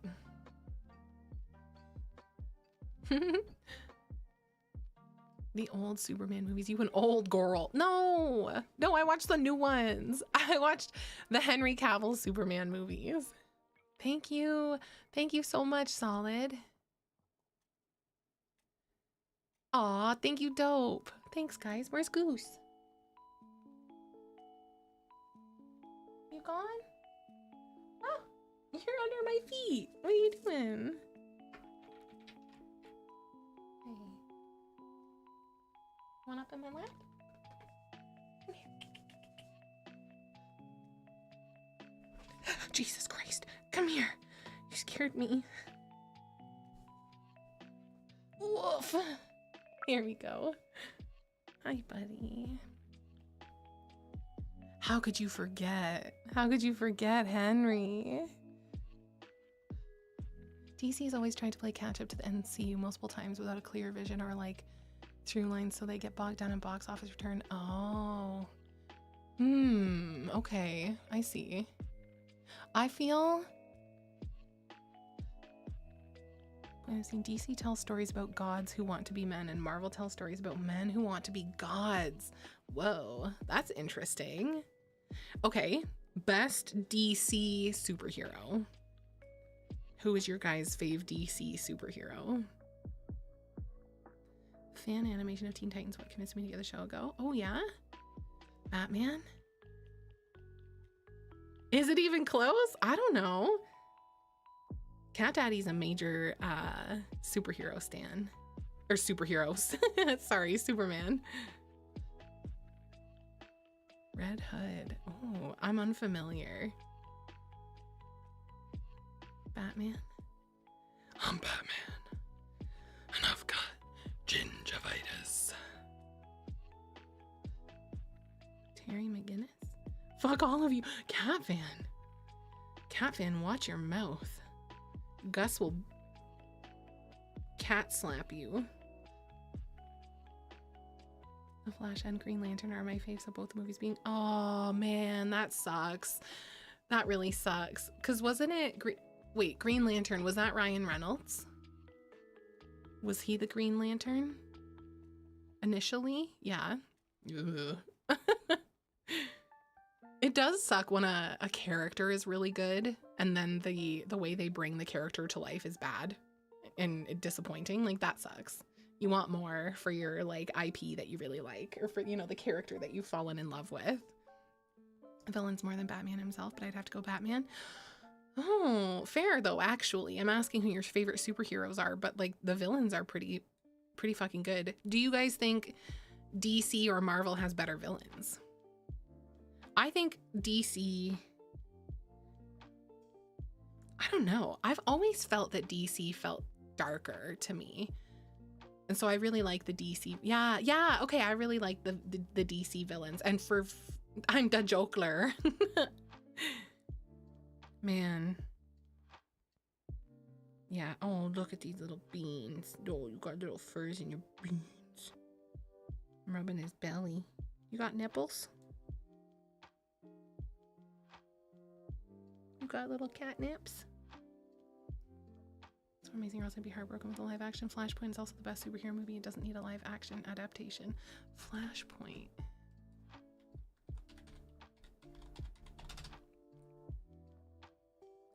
Animated.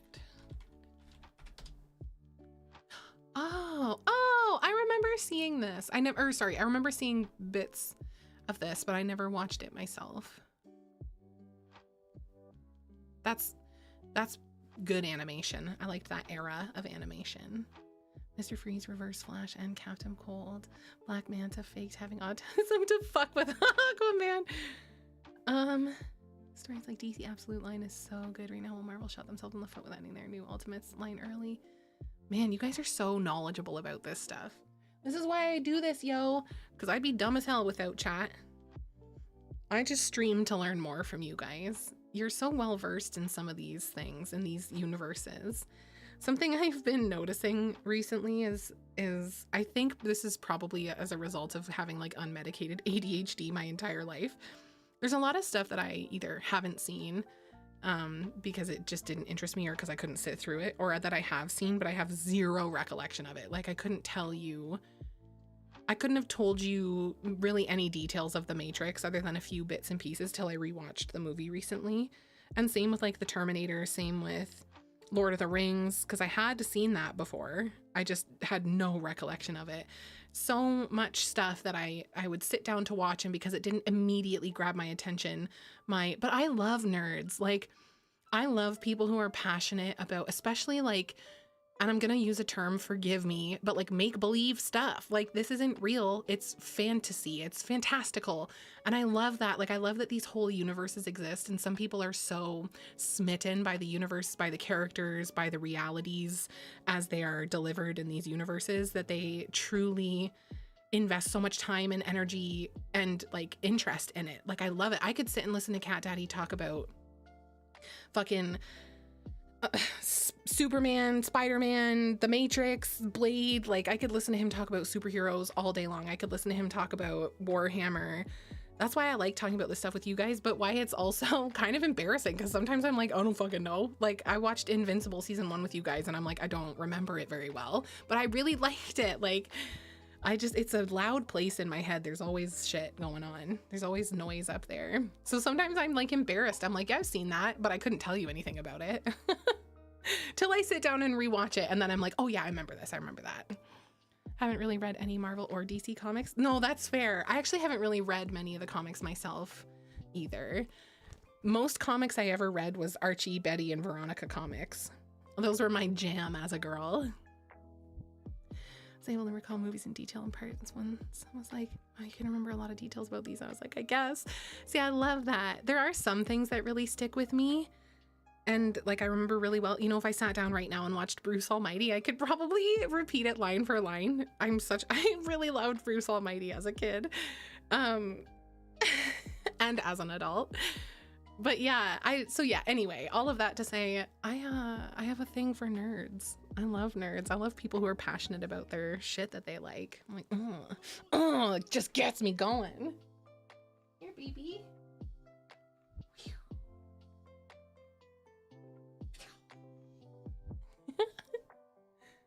Here, you want the beans also? Beans. There you go.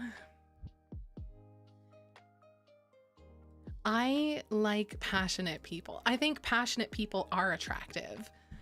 I think passion is attractive. I think investment in something outside of yourself is attractive.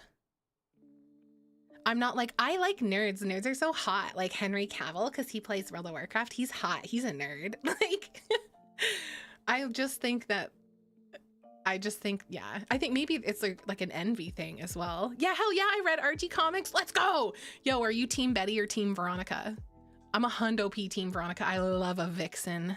I love a dark-haired vixen like Veronica. Betty was too good. She was too good and too blonde.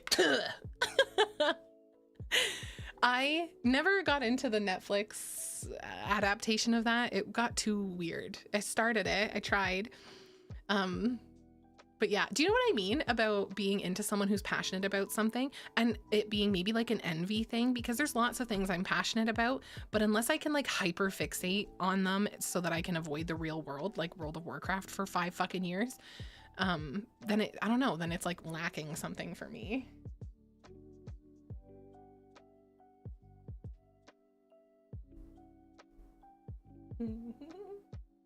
Don't. I know what you're looking at. Stay right there, Gus. You're perfectly framed. Don't move. Perfect. He's grooming. If you're lucky, he'll lick his own balls. You know, I'm Team Veronica. She had that money. She had that shmoney. And positive. Oh, being passionate and positive about your passions. They're definitely the type of nerd that seems to hate everything they're into since they complain all the time. Yeah, I get on Cat Daddy's back all the time because I'm like, okay, so you don't like the new blah, blah, blah, but you do like the old blah, blah, blah. So let's focus on that. Like, let's focus on the good stuff. It's okay to be like, yeah, this is dumb and I don't like it. But it's like, if that's all you invest your time on is like shitting on the IP and what's new. And that's not, Cat Daddy's not that bad by any means. He's just my person I talk to all the time. Then it's like, you're doing that to yourself. Like, you could just be enjoying the good part. No, and that's totally fair. Like, what Disney's done to Star Wars is a perfect example of something that is acceptable to dislike. But I would say, if all you're doing, and you're not, I don't think you're doing this, Booster, or anybody specifically, but if all you do is like watch stuff about what Disney's doing to Star Wars and how they're ruining it, like, you're just being a negative Nancy. You're doing that to yourself. Like, you could just, yeah, just move on. Like, enjoy what you enjoyed of it and let go of the rest. That's how I feel about The Sims. Hello, I grew up playing The Sims. I love that shit. And now The Sims is a fucking money-making market. All they do is try to make more and more money, and I'm not gonna do that. Like, I'm not gonna play it anymore. I'll play The Sims 1, I'll play The Sims 2, I'll play The Sims 3, and The Sims 4 can suck my left nut. Out of curiosity, oh, that's a great question. I kind of have talked through the whole stream. I don't know if I'm gonna get on a game now. I have to get off here at about 1 o'clock. Sorry, man. I hate to break it to you, but it's a choice to be a miserable butthead. Hi, Venny. How are you? No, I do love a good, passionate discussion, and there's tons of things that I think were really good, and now they're fucking shitty, and I'm happy to talk all day about how they ruined A, B, or C. I just am like, I agree with the statement that there are just some people who prefer to look at the negative. I'm like, you don't have to do that. There's nothing wrong with looking at the negative, but when it's your sole focus, you can't be surprised that you're disappointed all the time. Hey, yo. Did you see Goose, Venny? Oh my God. What is he doing? He's gonna do a mischief. The right one is so dry. Wait. Hold on. I missed so many messages. I'm so sorry. Film and nerds, why is there no 40K movie? Good question. Why did I think there was gonna be a 40K movie? Oh, is it a show? Because Henry Cavill, yeah, right? I saw Augustus. You think I'm here for you? Yeah, true. First stream you've shown up to in ages and Gus is on screen. I can tell. I can tell who you prefer. And honestly, it's fair. Honestly, it's a fair and valid take.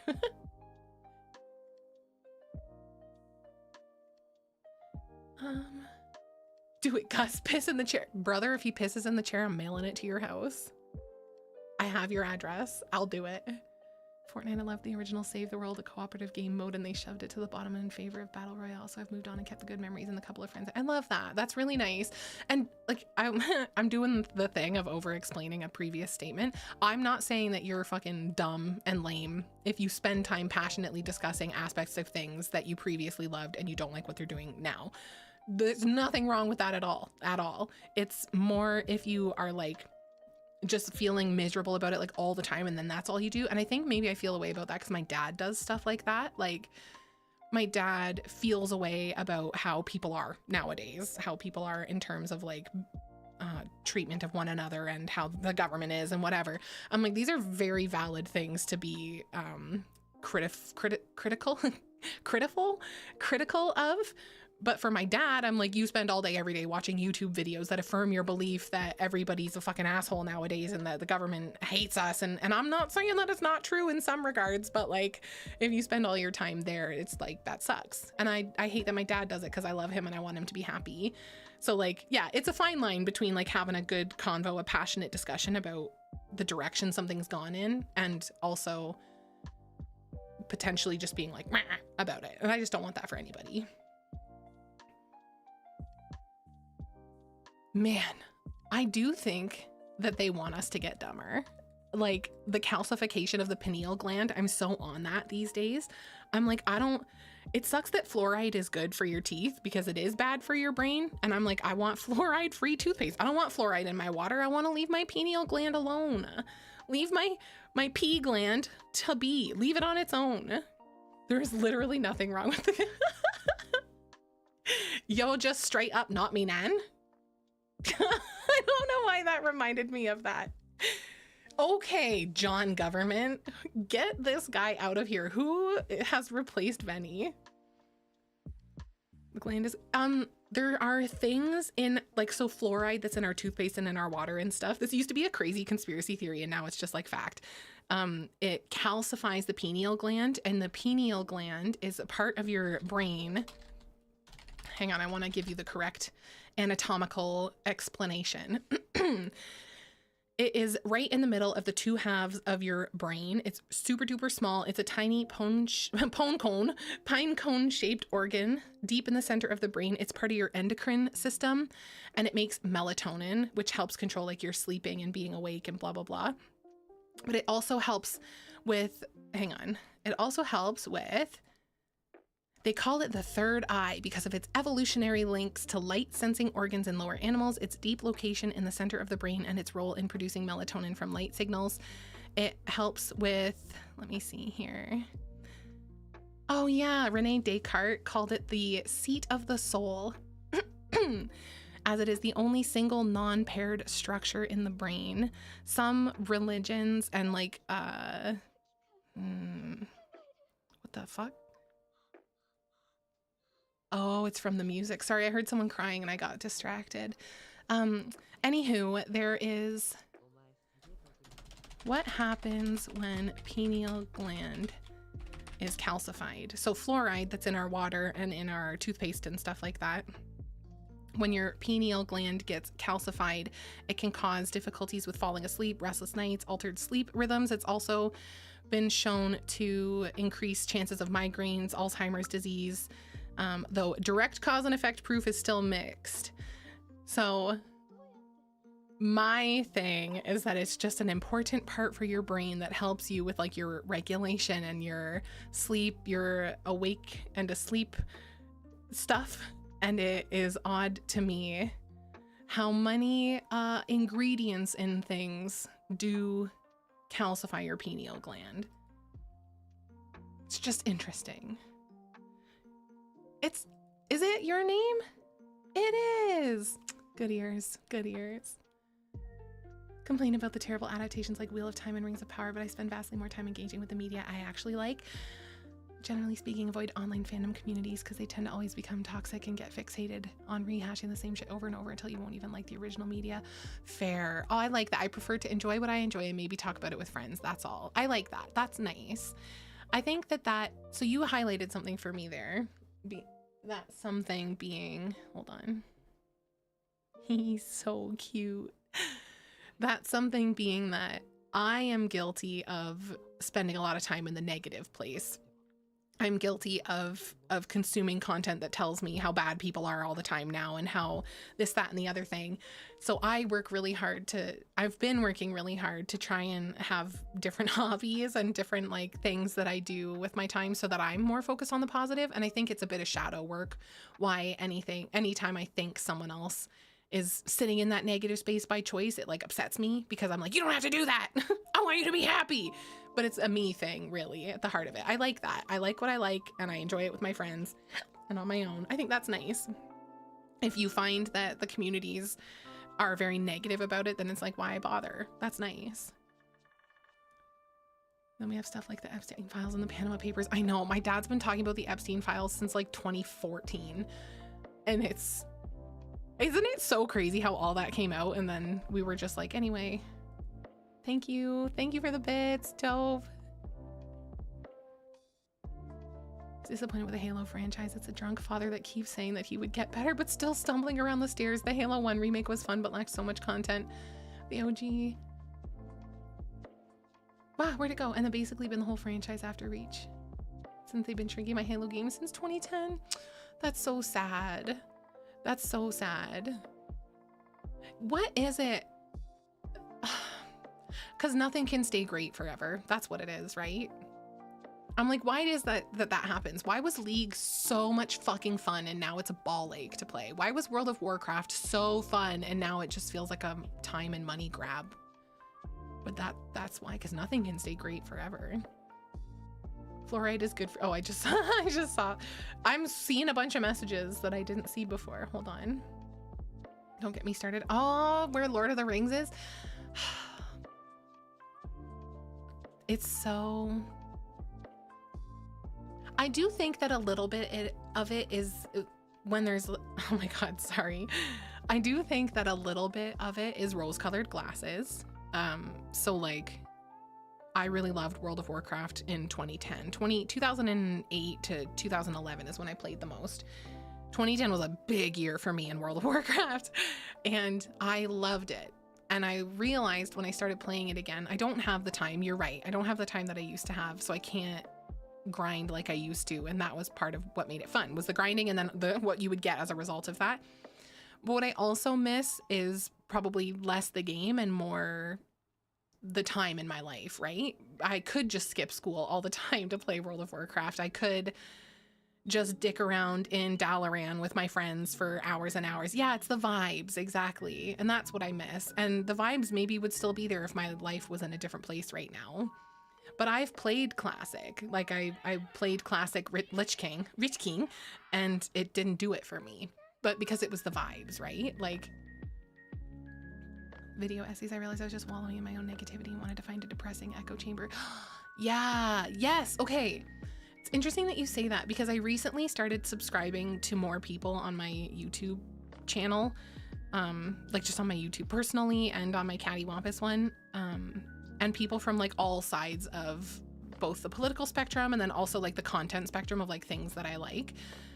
It's really interesting. It's uncomfortable to confront, but I realize like that I do be just consuming content that sort of like echoes my sentiments and like my feelings and my experience, but I don't want that. Like, especially when I'm acknowledging that I at times have a negative attitude about stuff and I want to be challenged on that.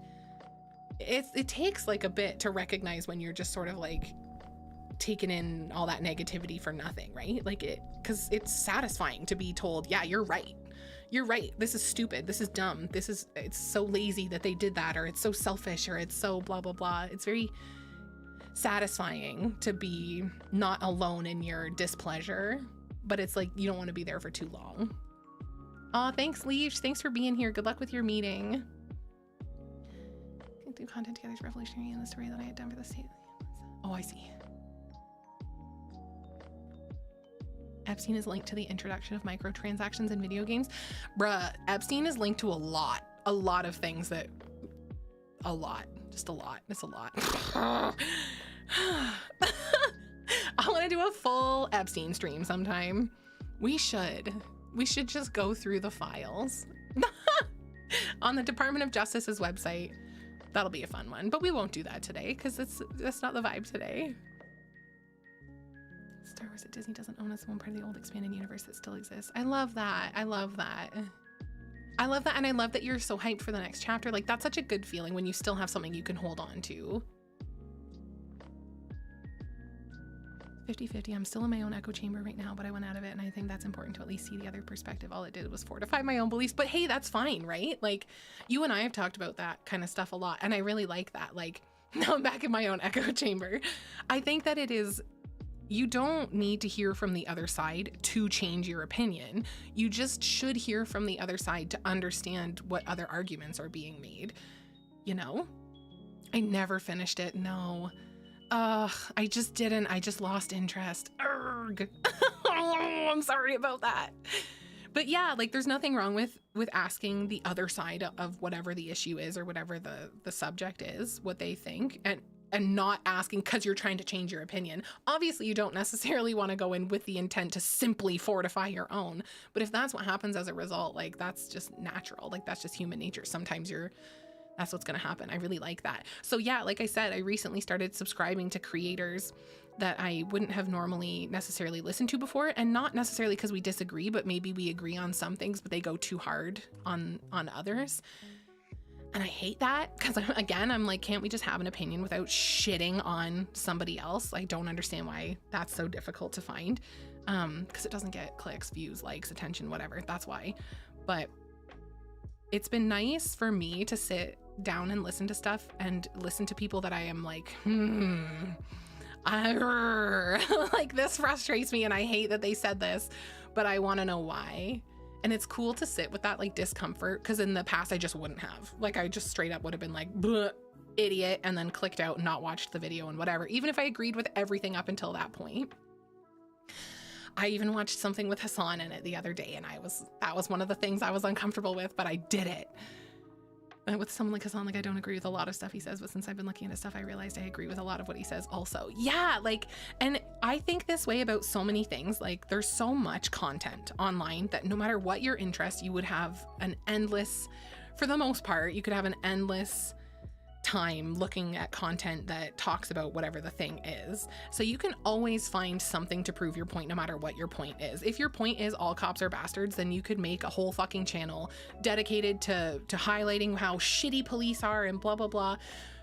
But you're neglecting all of the good police in doing that. So if you want to say that like, oh, Star Wars is just shitty and it's all and I'm not saying anyone here does that, sorry, I'm just, if that's the thing, then you could make a whole YouTube channel talking about how shit it is and it's garbage and all of this is bad and blah blah blah. And if you don't highlight the good stuff, then it doesn't exist to the people that are like consuming that. So I see a lot of bad stuff about Hassan Piker, and I still don't really like him like as a person, but he was on a podcast with I really like Jinx Monsoon. She's a Broadway actress, and she was previously a drag queen on RuPaul's Drag Race, 2 times, I think. Jinx Monsoon was on the, what's it called? Fear and podcast. And I've never really seen it before because Hassan Piker's on it and some other people that I don't really know. So I just had no interest in watching it. But I watched that one because Jinx was on it. And there was some comments made that I was just like, yeah, nah, like I don't really like that. But then other comments made that were really funny and interactions that were funny. And it humanized him a little bit. And I like that. Why would I sit here and just hate? Just to hate. Like it's so... And I subscribed to their page because I was like, well, I want to see what they have to say. Just saying. No, and that's fair too. That's fair. I think for me, because I've avoided discomfort for so long, I've avoided anything that conflicted with my feelings and thoughts because I didn't know how to handle those feelings and thoughts that would come up. Now I'm like, okay, like, look at me. Look at me. I can sit down and listen to someone that I don't really care for and still laugh when he says something funny, or still be like, oh, interesting take when he says something, you know, that I wouldn't have heard it otherwise. Like, oh, it's just interesting. That's kind of what I was talking about. Did I make Marshy? No, I let him leave the room. I didn't want to traumatize him. That's kind of what I meant earlier when I said, excuse me, that oh wait, hold on. VTubers saying extremely racist things or being friends with people who say racist things and are white supremacists. I really try to give them the benefit of the doubt, but it's just with the way they operate and present themselves, I can't support someone who's okay with being friends with someone who actively hates me. It's always... yeah, no, totally fucking fair. I mean, like, if someone is truly racist, if you are, oh, it's so fucking stupid to look at somebody and make a judgment based on the color of their skin when there is so many other people out there with that same color of skin that can either be good or bad or blah, blah, blah. And it's like, oh, ugh. You come to think that maybe the color of their skin has nothing to do with the fact that they're either good or bad. Almost like maybe you should judge the person instead of how they present on the outside. I'm like, that's so old and dumb. Like, why are we doing that? Oh my God. asking basic questions over here. It's so, yeah. And that's fair. Like, it's totally fair to be like, yep, I don't like that, so I'm not gonna associate with it. I'm a big fan of Ground News, this news aggregator with an emphasis on eliminating political blind spots of its users. I'm suggesting maybe don't judge a book by its cover. It is human nature to other, right? And if you don't know anything about somebody, you're going to other people based on outward appearances. That's human nature. So it is ingrained in us that is a part of our survival. But it is also 2026. We've come a long way from the days where we were like living in tribes of under 100 people. Things are a lot different now. So like, get with the times. God, open your fucking mind. Here's a crazy suggestion. Okay, I'm done being angry. My big thing is, especially when talking about political stuff, if you start getting mad, I don't want to hear it because you're emotional. And I don't want to take information from someone when they're emotional because it's usually not factual. You know what I mean? Oftentimes it's just emotion and feelings, and I want logic and facts. So if someone's yelling at me on YouTube, then I'm like, don't yell at me. And then I don't want to be there anymore. Also, it's Canadian. Oh, very cool. Okay, good to know. God, I love Drag Race too, Cat fan. I do too. I'm a big fan. I'm a Drag Race fan, you might even say. I just watch the news and do my own research when I have the time. Love it. I love it. I love it. I love it. There's always so much. There's always so much. You could always find something to prove whatever fucking point. So just chill. Just take in what you take in and research what you should, you know? I don't really follow VTuber drama either, to be honest. I feel for someone who's so, I'm so sorry. For somebody who's so obsessed with like, I don't know, sometimes like celebrity and government and stuff, when it comes to like other content creators, I just am like, okay, I don't know. I have such mixed feelings on like drama content creation. Excuse me. Hold on, I'm gonna mute so I can.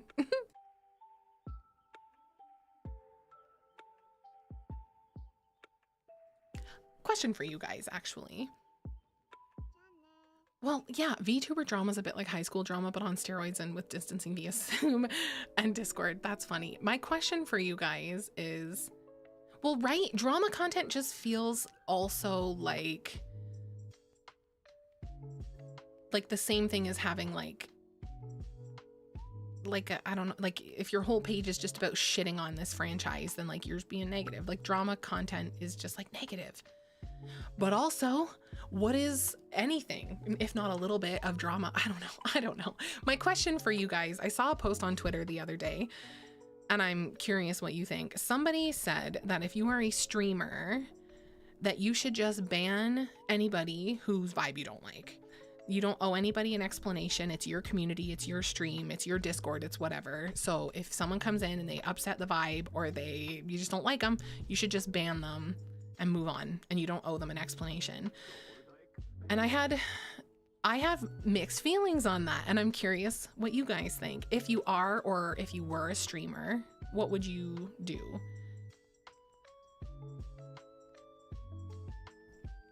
Handful of YouTubers that are just flat out racist and transphobic. Grifters gonna grifted. Do you know what? Okay, hold on. Do you know what I think is the problem with drama content though? I'm not saying that some people don't become genuine like grifters and just start being fucking loser assholes.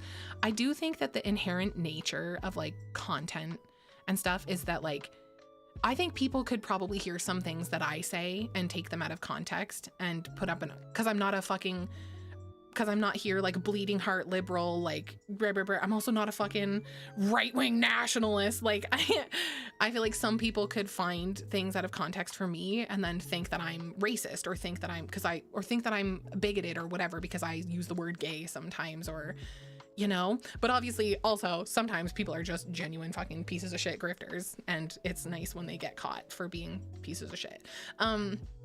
Okay, define bad vibe. I mean, I don't know.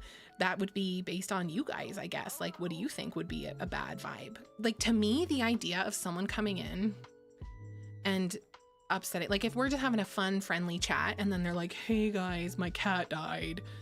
Oh, I'm not going to ban you for that. But then if you're like, I'm like, oh, I'm really sorry. That's so sad, blah, blah, blah. And then you're like, yeah, insert visceral graphic detail about how my cat died. Like, I don't even know if I would ban someone for that. Well, maybe actually, because that's pretty gross. But I feel like banning is such a like, I don't know. I'm like, you're a coward if you just ban somebody. I'm like, why don't you just say something? You know, that someone came in here one time and was trying to troll me. And I was just like, what are you doing? Some of you might have been here for that. I can't even remember their name, but they kept calling me granny and old and stuff. And then I know I have some people who are of the opinion that just like, well, if you're being rude, then you should get gone.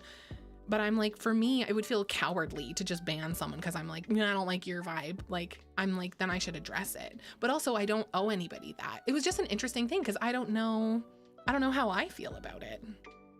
True, if you tell someone to drop a subject and they keep going, I agree. I agree that if I tell you to drop, I think it's the idea of banning without saying anything. Like the way it was being brought up was in the context of like, you're streaming, you see a comment you don't like, so you just click on the person's name, hit the button and delete and get rid of them. And I'm like, yeah, like off the rip banning. I'm like, you'd have to say something. I mean, there's not nothing you could say. There are certainly some shitty enough things that I'd be like, okay, bye. Like, but I guess for the most part, for me, I treat these moments as like opportunities for like conflict dissolution. Let me Google that. Not resolution.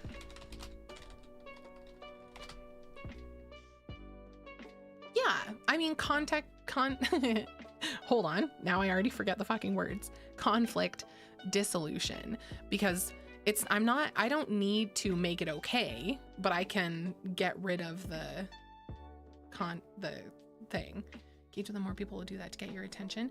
That's true. That's true. But also, I guess maybe because I was so avoidant of everything in the past that now I'm like, I don't want to be avoidant. So I'm like, well, sometimes that isn't, I don't know. Mixed feelings, case by case. Truly, like so many things, there's nuance, right? I don't even think, did we ban that guy? I almost said, did we ban the black guy? Which like, whoa. That's not how that was. That's funny. Oh my gosh. True. That was a... What I mean is the guy that came in and kept insisting that I was black. How can I get banned? Be mean to me. No, don't though. I'm still here. Oh my God. Yeah, like there are some things that it's like, if you saying this is gonna get me in trouble, then I will ban you. Like if you're gonna come into my chat and say something that is fucking nuts, then like for sure. But it's the idea that someone could just, you know, a lot of people have like no trauma dumping in their thing, so in their rules. I don't have that, I don't think, as a rule. Maybe, I don't know, maybe I should add it. Like everyone seems to have it, but I feel like you guys are pretty good at not trauma dumping. And also like, I don't know, I don't want to just be like, you said one negative thing in the chat, fucking trauma dumper, when I'm here like, oh, my dad's a conspiracy theorist, he's in the hospital, I'm dealing with ongoing medical issues. Like, I'm like, that's kind of, I don't know, everybody's definition of trauma dumping is different, but I just can't imagine. I don't know. Just it was an interesting topic. It was an interesting trauma dumpling. That's what I call you as I wrap you up in a little blanket burrito and I snuggle you in my arms. I'm my little trauma dumpling. It's okay. You're not black. How many years have you been? Oh my goodness. Also not obligated to confront anyone for being a dick. If they're obviously a dick, then it's fair to ban them. Like I wouldn't ban someone for being a dick the first time, even if it's their first time. Oh wait, but if someone does ban that person for being a dick, even if it's their first time, I think that's fair because everyone has different levels of disrespect they'll allow. True. Very true. I had a moment, hold on, what did you just say? I'm gonna reread that.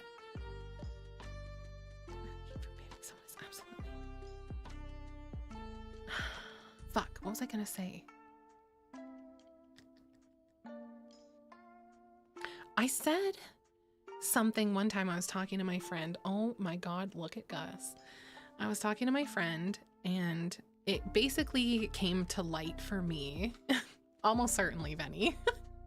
It basically came to light for me that in my core, if somebody likes me, then I'm like, oh, phew, because I think no trauma dumplings, one of my core wounds is that I'm not good enough and that I'm a bad person. And so if somebody, and I don't need reassurance, that's just like a thing that I'm working on in therapy. So if someone is being nice to me or wants to be my friend, then I'm like, whoa, I should consider myself lucky that they want to be friendly with me. And therefore I should make sure that that vibe stays. Because if they don't want to be friendly with me anymore, that's because I'm bad. Even if it's like they don't want to be friendly anymore with me because they hate Black people and they hate gay people, and I don't hate Black people or gay people, and they're like, you're wrong for that. I feel like I'm so flawed that I wouldn't be able to see that they're just a fucking loser. I would be like, well, what did I do wrong? You know? Okay, that's a weird example because if someone was like that, I'd be like, girl, bye. But I know some of you know what I'm saying. It's it's a rejection sensitive, yes, it's rejection sensitivity is part of being autistic. It's just so interesting. So I think for me, the idea of just like outright banning someone when everything is kind of an opportunity for growth. I had a conversation with someone from the community recently who was worried that they were going to get banned because they had the experience of being banned from another community without warning, unrelated to us. And I'm like, I would never just, I don't know. In my head, I'm like, I would never ban you. I mean, this is as someone who's in the community. So like, it's different if it's like a rando coming in, right? But like, in my head, I'm like, that would feel so shitty if you're just like vibing here and then I just ban you. Like, but that's the difference in what we're talking about, isn't it? Because I would never do that with any of you guys. If you ever said something, I would talk to you, or one of the mods would talk to you, I should say. Like, yeah, interesting. It was just interesting. The idea of just like banning left, right, and center, you know, oh, bad vibe, oh, bad joke, get out of here. Like, that's just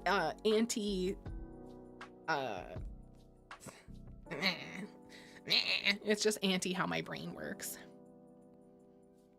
Because any of that stuff, I don't like you because you drink milk with spaghetti. You're unforgivable. Have you ever done it? Have you ever had a big bite of spaghetti and then took a sip of milk after you swallowed the spaghetti? Because if you haven't, shut your whore mouth. Shut the fuck up. I don't want to hear from you.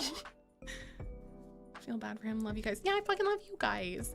That's why I'm not like, that's why I'm intrigued by this idea that for some communities it is just a matter of like banning. But also I get it. Like, I don't know. It's weird. It's weird.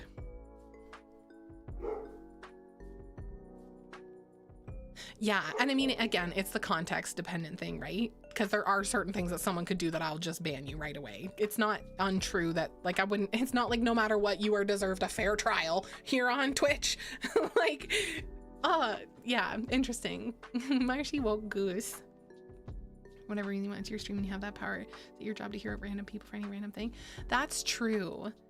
That is very true. I mean, I think at the heart of it, that is what it is. It's my stream, my community. I love you guys. I want the vibes to be a certain way. If someone came in here and was like, hey, spaghetti and milk's disgusting, ban them. If anybody doesn't come in here and enforce my echo chamber, get out. I'm gonna gag, don't gag. Do you got that? Do you have that thing where if someone else gags, you gag? Do you want me to do it and we'll find out? Chat, do you want me to gag right now so we can see if you have empathetic gagging? No balls, it's true. Though I do have 2 furry little cat balls in my hand right now. Hi. Hi. You looking at the mic? Would you eat spaghetti with milk like cereal with milk? No, absolutely not. That's disgusting. That's crazy. Heard you say some shit about spaghetti and milk and all it did was fortify my own position that I'm right. Oh my God. I love how everywhere you go is just further enforcing that you're right and everybody else is wrong. To be Venny in a world of not that. In a world of confusion and uncertainty, to be Venny where everything just further proves you right.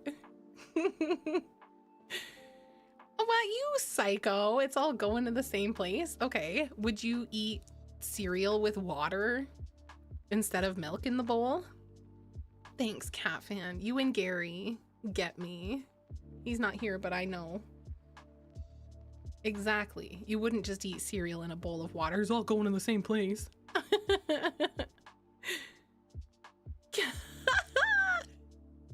You can call me a liar. You can call me a liar today. The chats were so good. The chats were so good and the Gus is so warm. He's so warm and cozy in my arms. Ooh.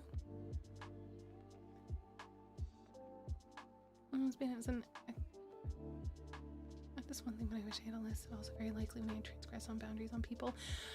You know what I think too? You saying that reminds me, like the internet and intention can be really hard to read, right? In typing. Like it's hard to know what someone's, you do cereal and cola, banned. That's the thing. Get out of here.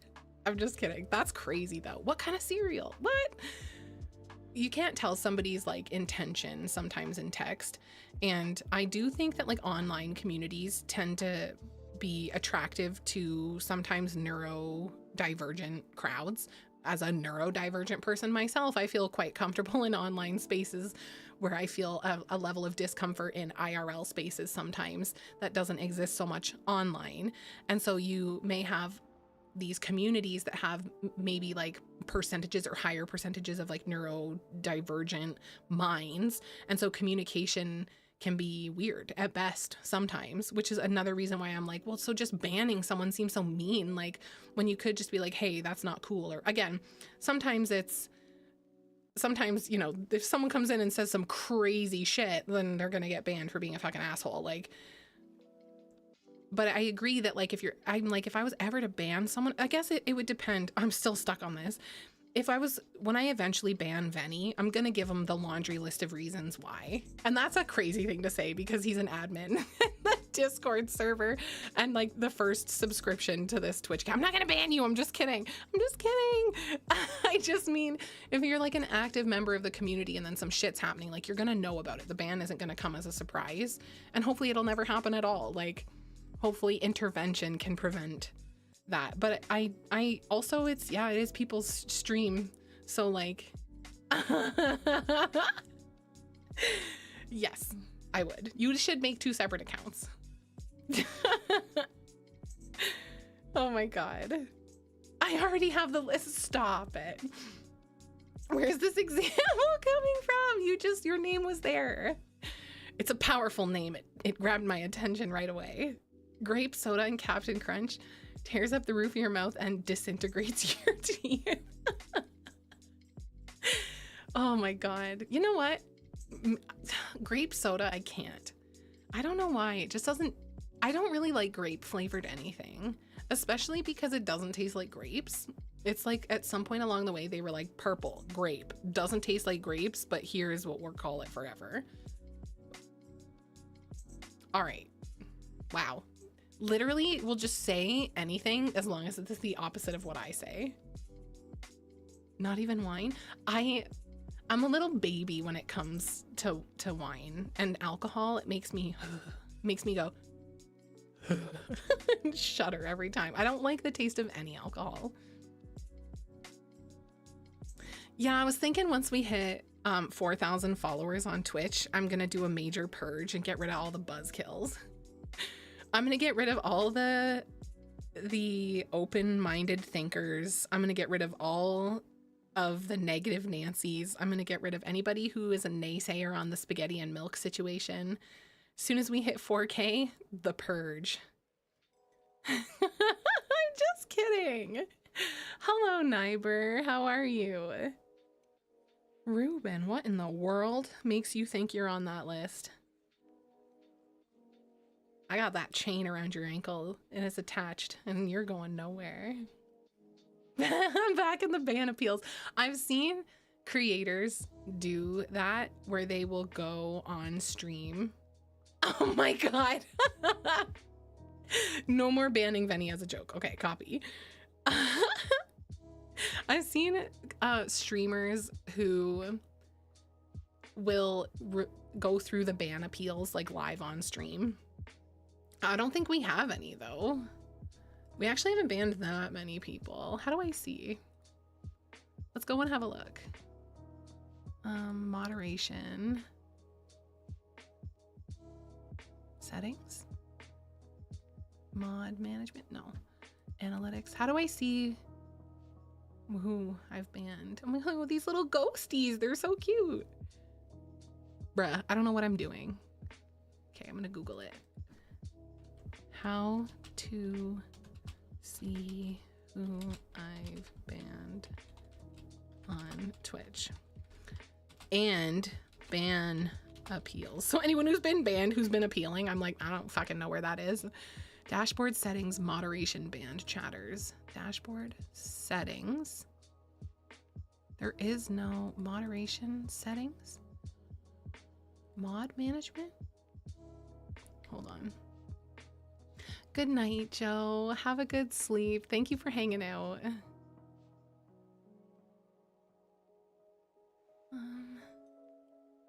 My red flag is I think spaghetti's mid as hell. I think if you think spaghetti is mid, it's because you haven't had good spaghetti. And that's a crime in and of itself. You deserve better.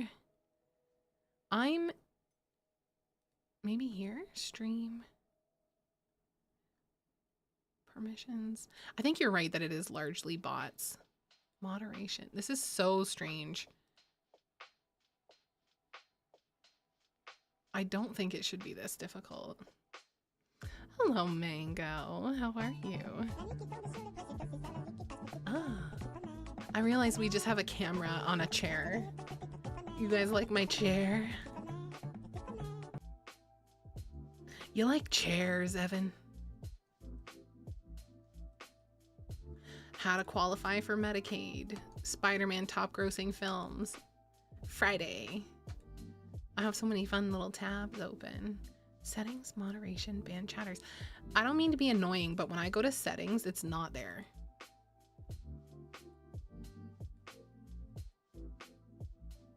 I want to know. I'm enraged. The chair is cool, but take the Hoover out the closet. Oh my god. Stop. I have a dog and a cat and they're very hairy. They're furry guys.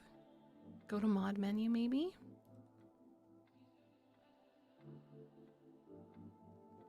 Maybe I should show you what I'm seeing, but then I'm afraid. Community. What about... So there's moderation and there's settings. Under moderation, there's a thing called settings. So I go there and that's just the settings controls. And then there's mod management, which is like managing you guys, the mods. Under analytics, that's the other thing under moderation, is just permitted terms, blocked terms. We have one blocked term, apparently. And then under settings, the normal settings, there's stream, channel, and maybe channel. Oh my god, we're so close to 3,600 followers. That's really cool. You're all on this journey with me now. I'm not stopping till I find out how to do it. My emotes aren't working? They're not. Why? Why, Dope? What are they doing? Are they doing the thing where they say, are you on mobile? Are they saying words instead of showing the actual emotes? You can't type them? Oh. I don't know about that. I don't know nothing about nothing. This isn't right.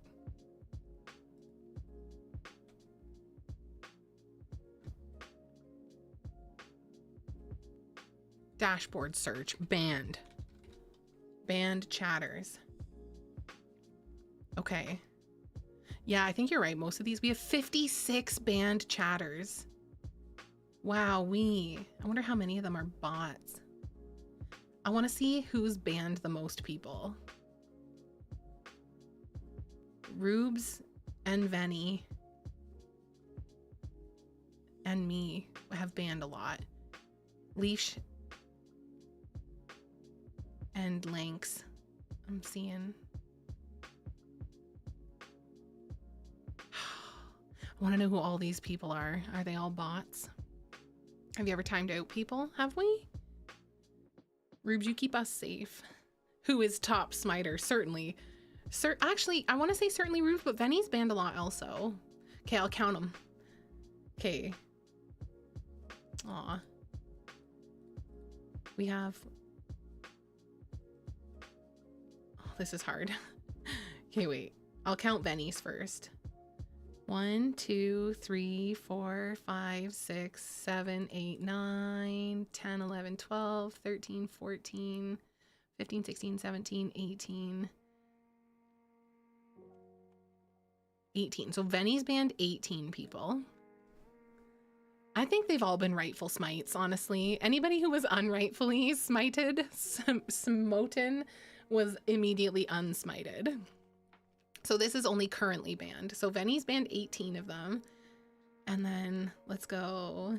I'll do me next. 1, 2, 3, 4, 5, 6, 7, 8, 9, 10, 11, 12, 13, 14, 15, 16, 17, 18, 19. I've banned 19 people. Wow. I'm working extra hard over here. I'm just kidding. Okay, and then Rubes. We've got, where's Ruby?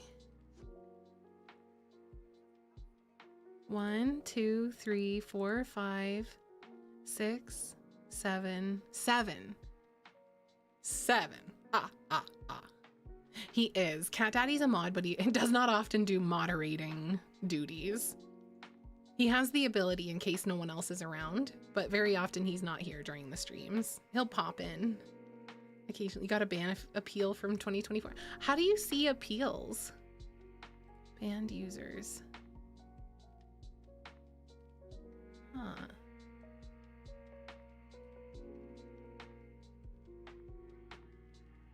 And maybe no one's appealed. They're all just like, fine, bye.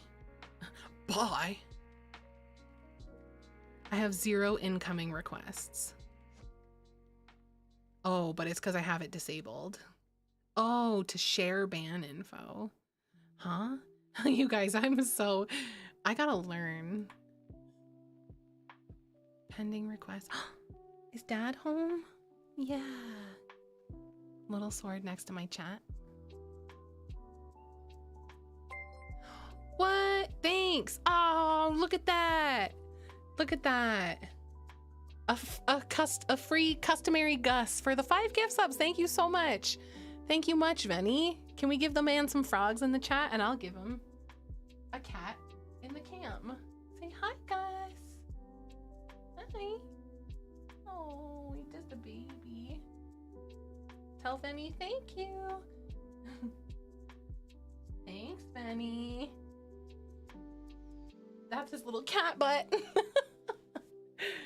Got banned during Kahoot because Rubes was mad I was winning. Ruben said, not in my house. Come on, sit on Uncle Venny's lap. Come on. Don't do it, Gus. Uncle, no, I won't even make that joke. Okay, bye, Gussie. You gonna go see Dad? He heard father return, so he's gonzo. Okay. It is 1 o'clock. I've still not managed to see if there's any requests to come back, but it's probably because 95% of them are bots. Venus. Oh man, thanks so much, bro. Thanks, guys. Thank you all very much for hanging out today. It is that time. I know we didn't actually play any cozy games today, but we had really good yaps, and I really enjoyed that. So thank you very much for being here. A ban appeal right now and in the future like a carte blanche. Send it. I'll see how I feel. Depends on how good the appeal is. This was a really fun stream, as always. The chats were so good. What a really nice way to, excuse me, to bring my week back up. Like I said, it was a pretty shitty start to the week. It's been much better, especially after today hanging out with you guys. And I'm going I'm going out with Lily tomorrow. We're going to a concert. We're hanging out. We're having a sleepover, me and Lily D. So tomorrow's going to be a really great day. I have no plans to be back on Twitch before Mom Day, so you won't see me on here again until Monday morning, but you will see me Monday morning. Maybe we'll actually do some real cozy games with our yapping on Monday, and then I'm gonna try and find a time to do the card opening stream. Gotta make sure Soski and the gang can be there. Soski, Rubes, Leaf. If Lanks wants to be there, I want to show off my Pokemon cards. So I'll let you guys know when that's happening, but it'll be next week, probably sometime. So I will see you guys on... No, thank you. Thanks for being here. Thanks for listening, even when you're working. I'll be here on Monday during the day. In the morning, we'll do Mom Day morning together again at last. If you are interested in hanging out before then, I'll give you guys the link to the Discord server you can join. It is 18 up, as all things that I do are. We're going to be watching Full Metal Alchemist, probably episodes, well, not probably, certainly episodes 17 to 22 on Sunday at 5 p.m. I will be live on the Blue Twitch on Sunday at 2 p.m. Eastern for anybody that wants to hang out poolside and have a good time. Excuse me. I'm so sorry. Good point. Raid message here.